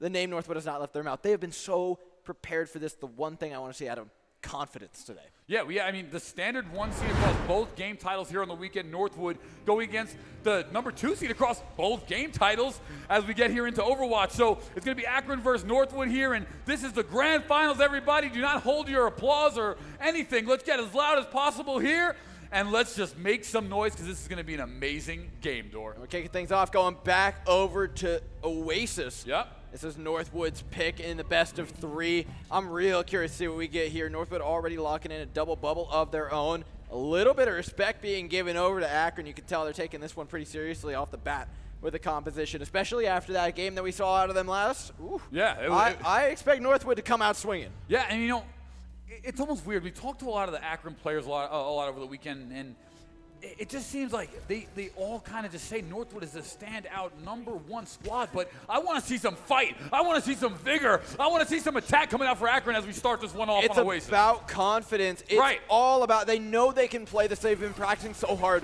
for this match, but they can't get intimidated. They can't let it get in their heads. They'll start the engagement off fighting for the high ground. It is dive versus double bubble. Very classic competitions for either side. Northwood being forced back slowly but surely as Nylon searches for that Baptiste. Will get a whiff of him, and as the immortality field misses, it's a Baptiste going down in just a moment. Northwood looking pretty good for this one. 4 versus 4 as the high ground is reclaimed by Eric. Neither team has a main tank, but they've got Stun Ape on the high ground, and that's the big deal here. Yeah, and he's actually over on the Soldier here, so a little bit of hit scan coming out from Big Boy Soldier as we now follow alongside Tyler. And, the first point's going over to Akron, so far, Door, they're doing the right job. They're going to start this one in the lead. Making the right moves, but first ultimate up looks to be Nylon's Pulse Bomb, oddly enough, not Landon because he got picked off so early in the last fight. You'd normally expect it to be either Landon or Tasmino, but the stun is going down pretty early here from Cowman. There's a lot to worry about. Akron want to trade it out, and they need the Tracer to do so, but Nylon just can't get enough done. 2 players being traded out as we get a pause in the server. It's Northwood coming back in with the point. Yeah, right there. G-Rob winds up finding another, and there goes that pause. So we'll see what happens here and what we have to fix. But, this is what Northwood's strength is. They play so well, period. They just play so well, period. It's like Akron starts out getting the first point, getting the first round, playing very well, and just like that, Northwood takes it back easily. Amazing stuff there. It's going to take a Goliath to stop the mountain known as Northwood. Yeah, it's all the individual skill of Bethel with all the team play of Akron. It is very scary. And I think for Akron, that means you really need to find that pop-off player. You need to find an equalizer. We saw Big J5 do it in their matchup against Bethel not too long ago, and it was a very effective tool for getting them through King's Row. Akron, we know they have the skill on their team, right? Stun Ape, an incredible leader for the team, and you've also got Nylon, who's looked really impressive a lot of the time. This team has all the tools to get there. They just need 1 or 2 people to really step up to the occasion if they want to do it. Yeah, it's not going to be an easy feat, no doubt about it, as we wait for this pause to resume. But, what's going to be the key here? You got your little black book full of info and notes and treasures and all this. Too many. Door is amazing. He has been marketing to the players all weekend, talking to them, finding all the little tidbits of information. I've seen it. What's going to be the key here? Does Akron have a chance against Northwood? I think it's all confidence. I was talking to him, and again, it's one thing to be preparing for a team all weekend. It's another to just let it get in your own head. And like I said, they have all the ability to do it. So if they can come in with confidence, just not allow Northwood to get away with anything they shouldn't get away with and continue to play their game, I think they're going to be more than all right. I think the big question comes between this matchup, actually. It's a question for Northwood as well of compositional diversity. We know Northwood can play virtually anything. Seasons and Cowman are incredibly flexible as a tank duo. Tyler and G-Rob have looked fairly flexible as far as we've seen. And Landon and Lep, I don't think there's any questions that those 2 players are incredible. But if Akron can find one composition that they feel like they're better on, whether it be Brawl, whether it be Rush, whether it be Dive Maps, whether it be Double Shield, they have to push as hard as they can. But the problem is, in a best of 3, there's only so much time to figure that out, right? And we're going to a map like Control. I actually think it's pretty good for them because it gives them 3 sub-maps, 3 opportunities to try and figure it out. And it's like the most time you're possibly going to get to actually see which of these compositions is actually working out for you, because Akron are very compositionally diverse. I think that's one of the best things that they've shown us so far this weekend. They're very confident on Rush, Dive, 6-man, no matter what it be. They've played it and played it well. And so if they can find the right composition, I think that's the key for them. Yeah, the problem is, like you said, it is only a best of 3. We actually had asked the players if they want to do a best of 5. They kept the best of 3, which is all cool. But that does not give Akron a lot of time. Yeah, you're right. You do have the 3 points to potentially test comps and to see what works for your team. However, if it doesn't work, you lose that first map, and now you have the back against the wall, and now you're going to be feeling that pressure, and you're not going to have really any leeway to make any more mistakes. But we'll see how it plays out. We're still early in this one. What are you liking from the 2 compositions as we just look at the starting compositions here in this one? Yeah, it's funny. They actually look very similar, right? You've got a Zarya Monkey on one side, and on the other side you've got a D.Va Monkey, but they play very different. Right. The Zarya Winston is very much meant to play neutral game for a long time, chip away at you. You jump up, the Winston places a bubble, the Zarya places a bubble on top of it, you rotate out, you wait for the cooldowns, you do that again, you poke away until you get your ultimates up, and once you get all your ultimates up, the ultimates roll one into another very, very nicely, and you can continue that. It contains a lot of momentum once you get it working. Very momentum-based team comp. Exactly. Well, once you win that neutral game, which it does take a long time sometimes, but if you do it, it puts you in a very, very good position. From the other side, though, it's very standard Dive, right? We're probably Rush, actually, I think it was being played. I'm not quite remembering. I think it was the Winston. Yeah, and it was played with the Lucio Moira. So a Dallas-esque 6-man, normal, what we're expecting, a balled-up composition. And if they can't win the fight early, right, they have a very aggressive composition. The Moira is coming up with the ultimate, likely first in a lot of these situations. I don't think she did in this one, but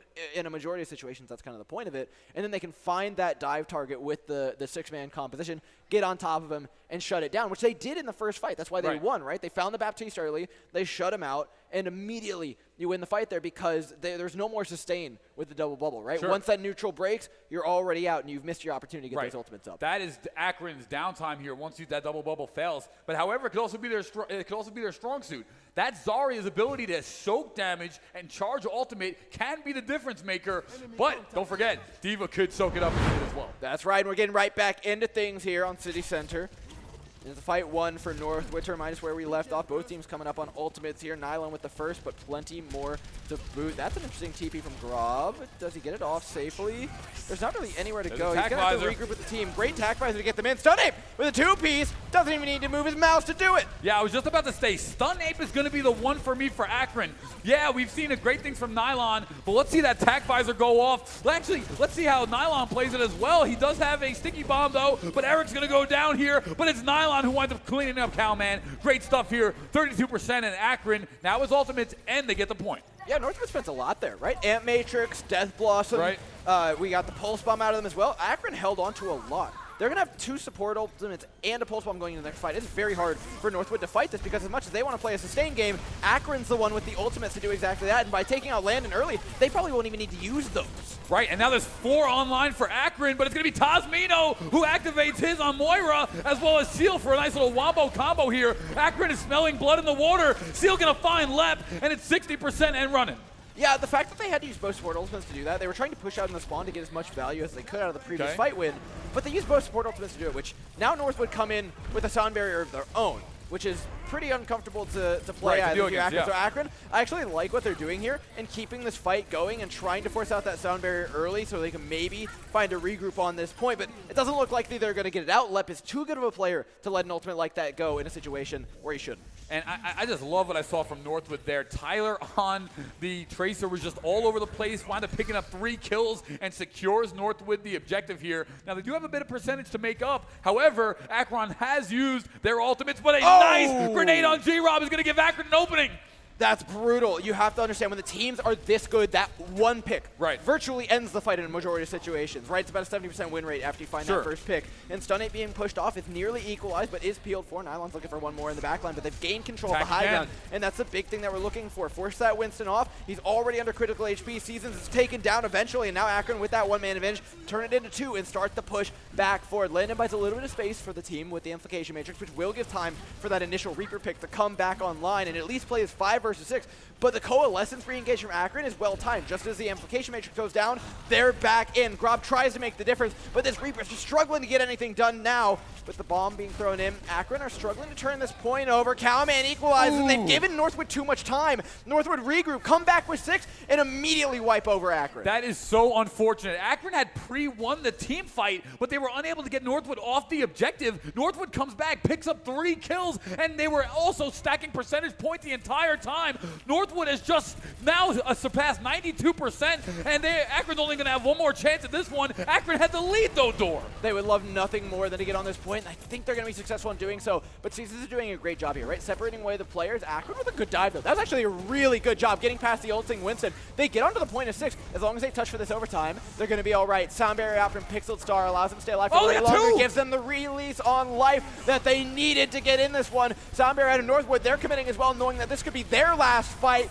forcing that ultimate out to try and win the fight, but they were already down players, and Tasmino's got another support ultimate. It is Amplification Matrix versus Coalescence with the bomb coming over top. That is the meter to tick over Akron and get this point going in their favor. We're just still in last fight territory. Northwood coming up on only a pulse bomb. Akron on next to nothing, but they're going to have some nice ultimates to make this stagger work. Tyler, that's ultimate, an opening and it means everything. Doesn't connect it, though. Both D.Vas out of mech and no damage mitigation left on the field. It's up to the DPS, who are now completely open to farm each other.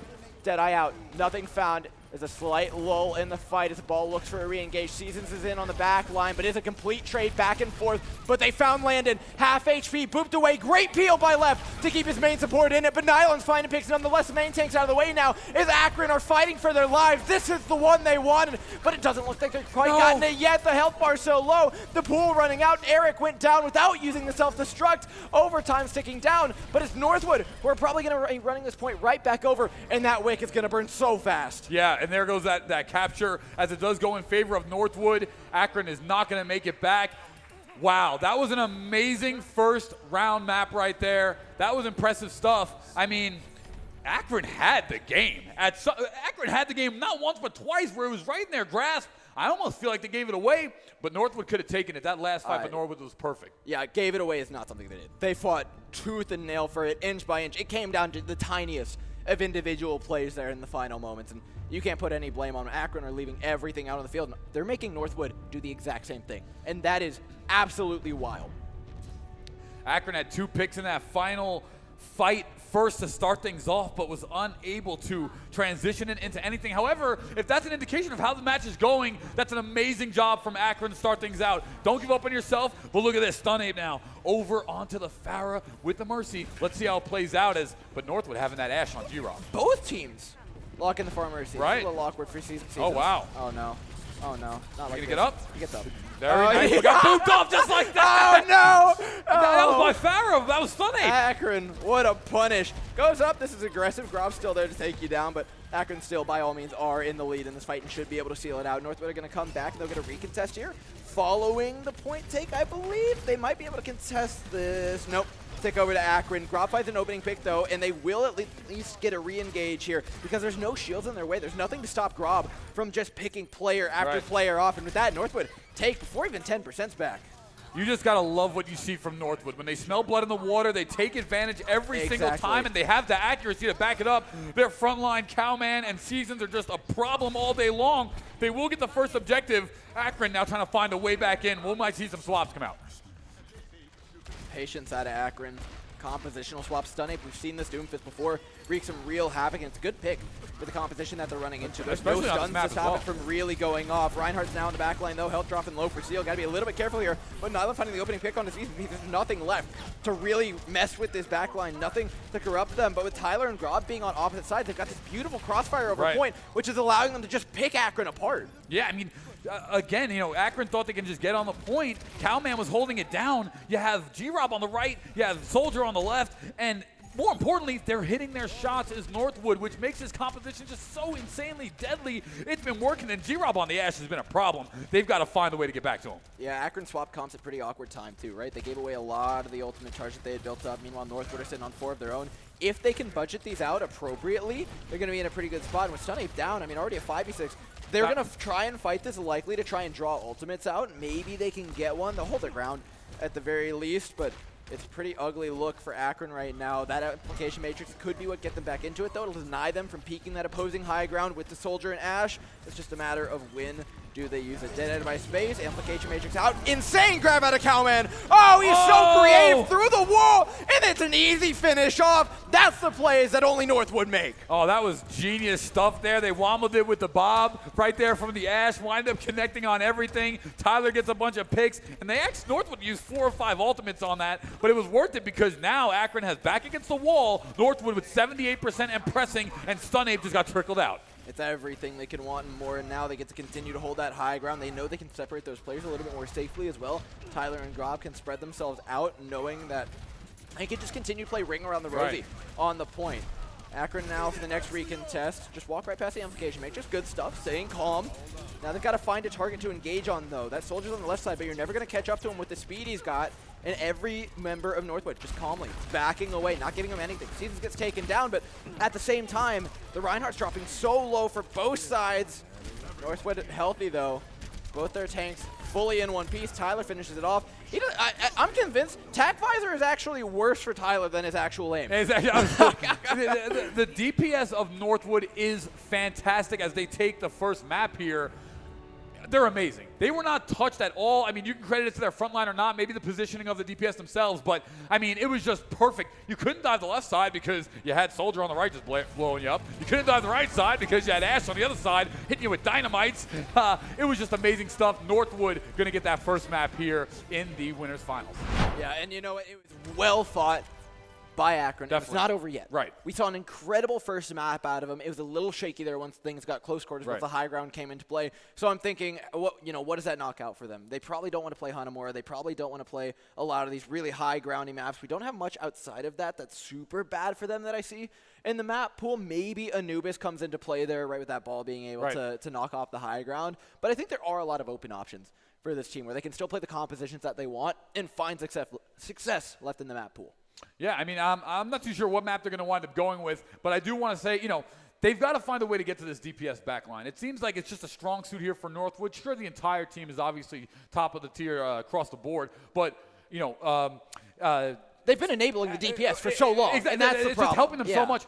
Akron's no slouch. I want to get that across right now. Akron is a phenomenal team, but they've got to find a way to lock up G-Rob because he has just been all over the place, and Northwood hasn't even had to peel for G-Rob too much. He's just been kind of firing off. And I think there's actually one really interesting option that they have in their back pocket. Okay. It was something we saw from them yesterday when they were playing against Cincinnati. Okay. Was what I was talking to them after the game. They called a poke rush, and I think it's pretty well fit for what we're going to, actually, which will be Havana. Okay. And it composes itself of a Reinhardt classic rush composition, but played with poke DPS, right? It was Korean Hanzo at the time when they were actually playing it, and they played it very well. It's answerable with some high ground shenanigans by staying out of sight and by playing smart. Right. But considering what they need to do by poking those DPS out, disallowing them the high ground, not allowing them themselves to get poked at constantly from multiple sides, I think it could be a pretty decent answer. Come Havana, it's a little bit more unclear. It leaves itself open to a lot of interpretation. It tends to be a map where we don't get super traditional composition, save for the spawn hold, right, where you're running Mei and Cowboy a lot of the time. The snipers really do start to come out on this map where they don't really in a lot of other places. Sure. I know Tyler and G-Rob are both ecstatic and really happy to lock in a Hanzo or a Widowmaker, so this really is just whatever you want for both teams.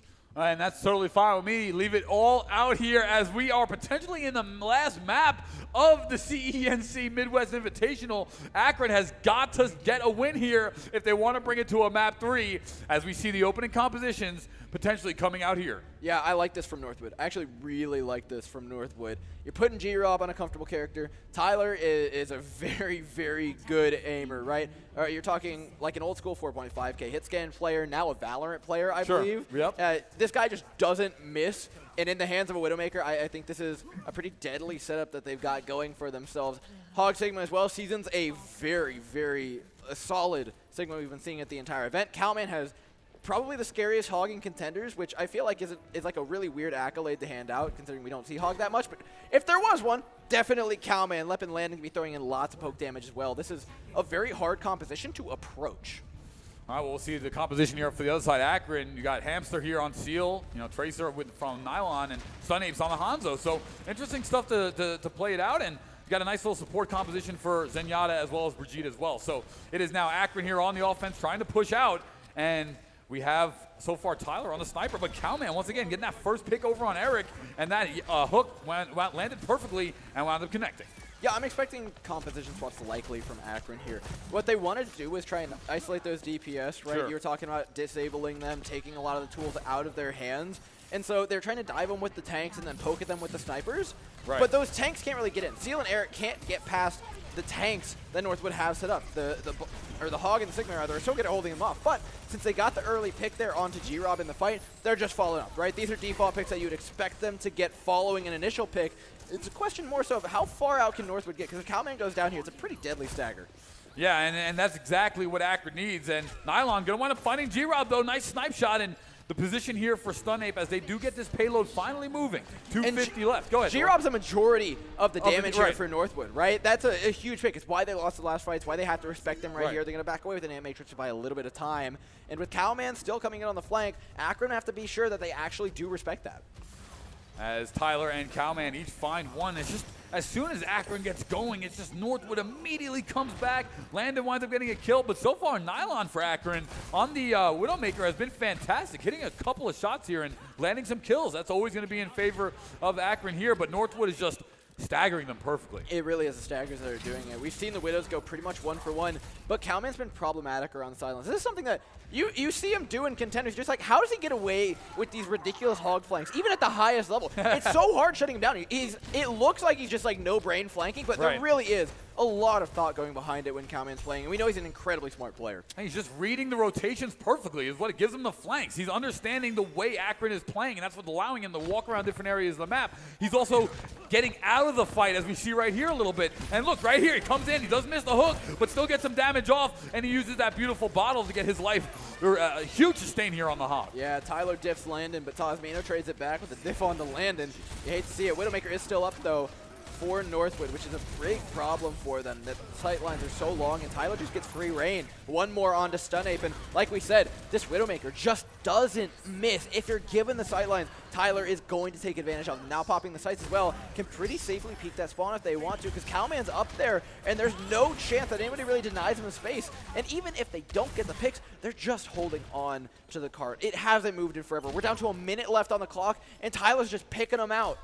Yeah, and this is that chokehold. This part of Hanamura is that chokehold where it is almost Havana, which is almost impossible to get through when Tyler is just hitting snipe after snipe down this long hallway. They have to figure out a way to get to Tyler. Either Nylon's got to shoot him or something's got to happen because Tyler has just been picking off member after member. Widowmaker will activate here her vision on the side of Akron, and 2 ultimates here for Akron might be able to get him in. They need something going here, Dor. I'm really looking at Nylon right now. It feels like the answer, right? It would take take all 5 other members to get on top of this Widowmaker otherwise. But if Nylon hits the shot, it only takes 1 person. It's a tall ask, but he hasn't quite done it yet. Tyler's found another pick. The reign of terror continues to rain upon him and tries to go for the 1v1. Tyler's just too good. A 3rd shot out from the Widowmaker, and all of a sudden the Havana pick's hurting him even more. Calman's going to finish off with 1 more. I mean, there's 15 seconds left on the clock. Those spawn timers are brutal. They're going to be coming back with just 5 seconds left, and those players are pretty slow. Yeah, Stunape just got taken out in the late side trickle as well. Nylon, though, does find Landon, so this might be the one opportunity. 4 seconds left. It's not going to be a big one,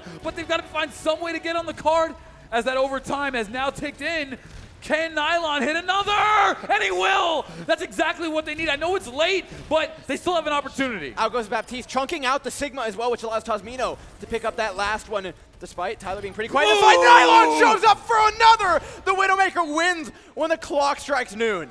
That was a beautiful shot by Nylon, and he got going a little bit late, but going late is better than never going at all as it winds up connecting, and now Landon's getting some kills here as Stunape does fall. But either way, Akron is starting to find their footholding a little bit. They're playing fantastic. Ultimates come out here. Dor. And it's a gravitic flux, so critical from Eric. Everyone's down to half HP. Same thing goes for the Northwood side, though. Seasons chucks it out and is far more successful. Low HP, though, on the Northwood side. Wow. Not quite enough. It looks like Akron's out, and it looks like Northwood's finding wait. Cart crossed? They got the cart crossed. Oh my, cart wait, crossed. just in time. Just in time. It literally moved over in the overtime meter. It'll give another 2 minutes and 13 seconds for Akron. The grace of the Lord has given them some help here as they're actually in this one. But you know what? There's a good in here because Nylon has started hitting some shots. He's starting to get going. He's feeling good. And that's exact. Akron needs a little bit of momentum here in their favor because Northwood has just been stifling that the whole game. Calman's just in their spawn. He is in their spawn with a whole hog right now. And this isn't cockiness. This is just Calman being smart. He knows he can do this. Uncontested. Akron have, rightfully so, backed away to try and hold a little bit further along the side. Calman hasn't been dealt with yet. The hog's still there. He's just sitting by their spawn. Eventually goes down to Eric, thankfully enough. But Tyler's got a nice little off angle here that they've got to worry about. And that Orisa is very chunkable. You know what? I am very surprised you got that res off. That is not often that Tyler misses a shot like that. I was going to say, that was... Akron, and thanks to the reprieve that they've gotten by Tyler missing that shot, they make their way forward. This is not as good as dead. Yeah, he's out of there. Cart continues forward, and Akron are going to get the high ground for that. Yeah, and that was a great actual... Normally you don't want to see the off-tank go out and peel too much, but to pick up a support, that's more than worth it. So Seal doing a great job, and that's going to lead to Eric and Stunape finding another 2, and it's G-Rob and Tyler. When the DPS are down, push that payload. Akron starting to find their footing a little bit here in this one. You want to keep finding these picks. You want to keep looking for these players. They have to know Calman's coming from the soil left side. It's Calman. He's playing aggressive. He's taking off angles left, right, and center. Just stay safe with your shields, and you'll be looking all right. Don't lose anybody to the Widowmaker. Nylon holding their own place, just backing away calmly. Should probably regroup with the tanks pretty soon here.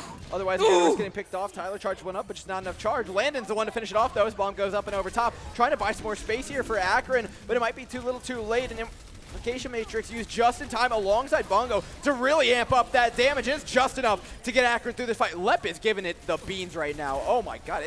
How long is Brick gonna live? There's no way.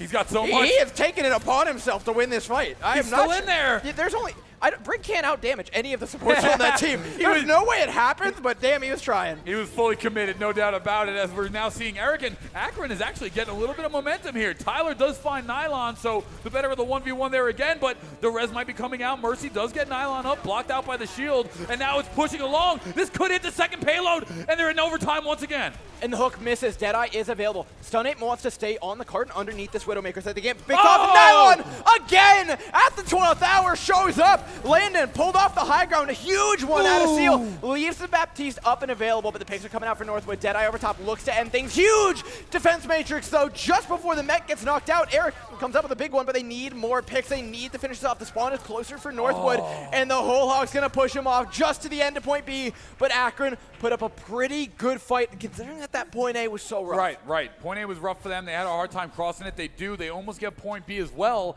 But again, it's G-Rob who's just in the perfect positioning, sitting up top, being so difficult to take out here on the DPS. And we're going to have to see if Akron has the ability on defense to stop Northwood. If they can pull this map out, we will go to a map 3 and they will have a chance. Don't forget, this is for the grand finals of the Overwatch division here at the Collegiate Esports National Championship Midwest Invitational, presented by Army ROTC.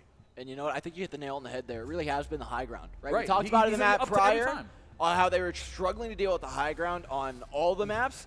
And then here you come and you're basically surrounded on all sides. And Akron, the one fight they did win, they continue to roll it because it allowed them to continue to take control of the high ground. But the second they lose it, it becomes that hard for them to actually get it back. I'm curious to see whether or not they go for the spawn hold. I think they will. Akron are, lined up. No surprises here. I like this from Northwood, though. We're getting everything we want and more. I think Tyler actually will probably stay on the far out to try and find an opening pick for them to break the spawn hold. Sure. But if you're Northwood, you've got to be expecting what's coming on the other side. Yeah, it's so weird. Northwood just plays this mind game of mastery where they send Tyler on the Widowmaker, actually staying low most of the map. But then you have Cowboy up top with G-Rob. So normally you would see the Widowmaker always in a high position, but staying on the ground and making that dual level of attack really was kind of difficult. Akron did a great job, though, as we start here in the second round. Payload, let's see if Akron can D it up. I love the May pick here by Stunning. Yeah, Northwood haven't really swapped anything. And the far, like we said, if you're running a run or if you're running things to get you out, is going to put you in a good position. But right now, compositionally, Northwood aren't really fit to take them on. They might look for a pick, and you know what? Landon's going to give them at least one. And I think that's kind of their game plan here with this, right? If the Hog can find a hook, if Akron aren't playing perfectly cleanly, all of a sudden this hold is over. Yeah, and there's not going to be a lot of room for error as the hook does come out, though. But Hog getting iced out. Nylon finds another one. Nylon is my secret player for Akron. If he can get the Cowboy online and get this damage out with his accuracy, it's going to go in their favor. That's not looking good, though. They lost Tosmino and Stun Ape. That's the BAP and the May gone. All the sustain that Akron's composition was offering up isn't really there. And you can try and disengage this, but it's always going to look a little messy. Northwood break the spawn hold after just about a minute. Yeah, that was looked convincingly easy. Tosmino does have ultimate as well as Nylon, so 2 in favor here for Akron. However, they will trickle in as Akron's just Cowman on this Hog is just all over the place. This guy is like secret agent spy Hog. Comes out of nowhere. Yak sets up a pick. Yeah, I don't know how he hides that much man. He's literally like crouching behind desks and like you're not seeing him. He's hiding behind doorways. Amazing stuff here. And Tyler just firing these rockets from the back line. It's playing perfect here for Northwood. Yeah, I like this by Akron though. Use that AM matrix to regain a lot of space. The card hasn't really progressed to that point yet, but they do use it to establish a couple people up on the high ground here, which is good. Regretting it though, they back away to try and peel off for the barrage, but it still managed to get one. Trying to carry all the momentum they got from that first fight in. Northwood know they have an ultimate advantage when they're trying to push this point. Because the May swapped off, there's no chance of being blizzarded here. And so they'll take the man or two advantage and continue this card moving forward. Akron really need to be careful, though, that they don't give too much because those staggers are going to hurt. And it might actually just completely rob them of the opportunity to contest this A. Yeah, they just lost 3 there, unfortunately. Minute 59 left on the clock, and this 8 points going to go easily over to Northwood.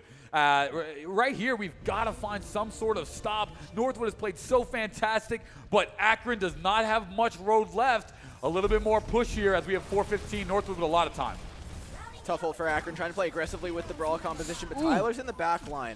It's a matter of whose team goes down first, with Stun Ape out of the way and Cowman playing the flank. Tyler still hasn't been dealt with, and despite Seal trying to push forward for Akron, he's pretty much flying solo. There's not much help here. It's them, a McCree, a Diva, and a Lucio just desperately trying to get out of this, but Northwood spawn is closer. The far in the backline completely wiped the supports for them, and it created a lot of problems. Northwood now, Tyler with an ultimate as well as landed. G-Rob just got his Deadeye on the line as well. And Akron has not used Nylon's or Tasmina's ultimate, so they're saving onto that amplification matrix. They're saving onto that Deadeye of their own. However, they don't have too much time left. You're not getting any resource of value if you're holding onto them. Yeah, and it's almost time. I mean, we're talking winners finals. This is it. It's now or never for Akron. It's they're one fight away from the end here. Nylon just in time again comes up with the goods. The Deadeye drop, but will be traded out 4 seasons. Now without one tank, Landon's starting to fire away from that high ground, making that DPS dip not look so much. Barrage in on the back. Tyler's looking to end things right here, right now. Catch up another. The pick's continuing to go Northwood's way as the Hog just beats on the Reinhardt shield. 21 HP to his name. Seal is cowering in a corner, trying to help this team regroup, but it's so difficult. They want to stop the cart, but Landon's giving him a mouthful of metal as the push continues for Northwood. This cart looks unstoppable. Yeah, they're playing great here. I mean, Northwood now sitting on 3 ultimates. They just used the Hog to push even further back. Nice stun, though, by Nylon, but he gets taken out. Landon, Tyler, Cowman, they're all finding it. This could be the game. 3 meters and approaching. Oh, and it's all there. Northwood 2-0. Take the finals and take the whole thing. Wow, let's give it up for Northwood University. 2-0. They played dominant the entire time across 2 different games. Dor, that was amazing stuff. Let's take a look at the play of the game here by Tyler. I mean, it shouldn't be going to anybody else. Absolutely locked it down on this map, and you can tell there's a very clear idea. Right. For Akron coming into this. They want to shut down those DPS, they want to dive them, and then put pressure on the rest of their team by running that double sniper. And while they still have the tanks to hold them off, and Cowman and Caesar were doing a great job of making space, I think Tyler probably would have done that either way with the shots he was hitting. Well, you know what? Let me go down there and either find Tyler, let me find Northwood, because I want to interview these guys and close out the show. Dor, thank you so much for allowing me to cast with you, brother. That was so much fun. That's the last you guys get to hear from me. Thank you so much, everybody, for having me. It's been wonderful getting cast, everybody. But, of course, we're going to send this one off for Pauly Hype to finish things with a winner's interview. It's been so fun. Northwood come out ahead. I'm really curious to see who you talk to. I want to see the whole team. It's been a long time, and they've had a long week. They've been playing contenders this whole time. They come here. They get to wipe this as well. Akron put up every bit of fight they had. It's been wonderful having them. They've played confident. They've played calm. They've played some really intense Overwatch. No one has put more into this than they have. They have VOD reviewed every single night, every single team they are going up against. So hats off to them. They really did everything they could, but I think we're just about ready with Pauly down on stage. Ladies and gentlemen, without further ado, Northwood. Absolutely. Let's get Northwood up here really quick. Somebody come on over here for an interview because you guys played amazing. You dominated the entire time. Congratulations.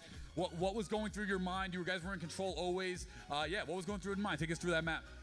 We normally just do the same stuff we always do. We're very strong individually, so we normally stick to our own play styles and then kind of mesh them in together as we play.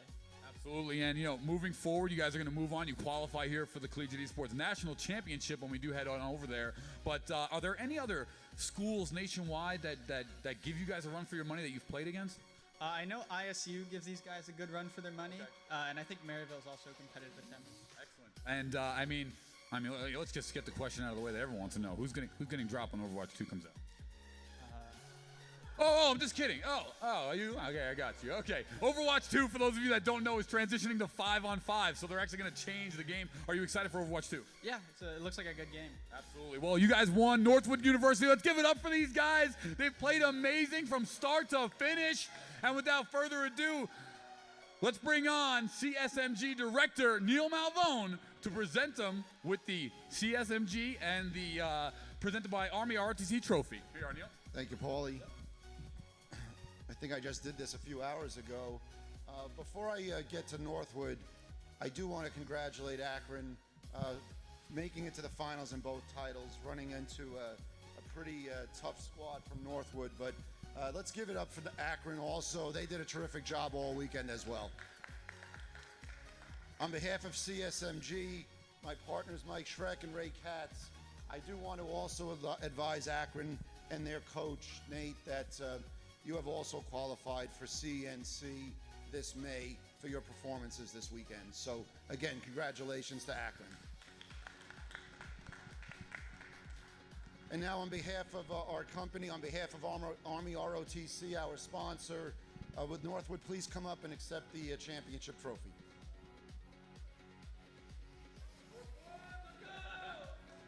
Let's go.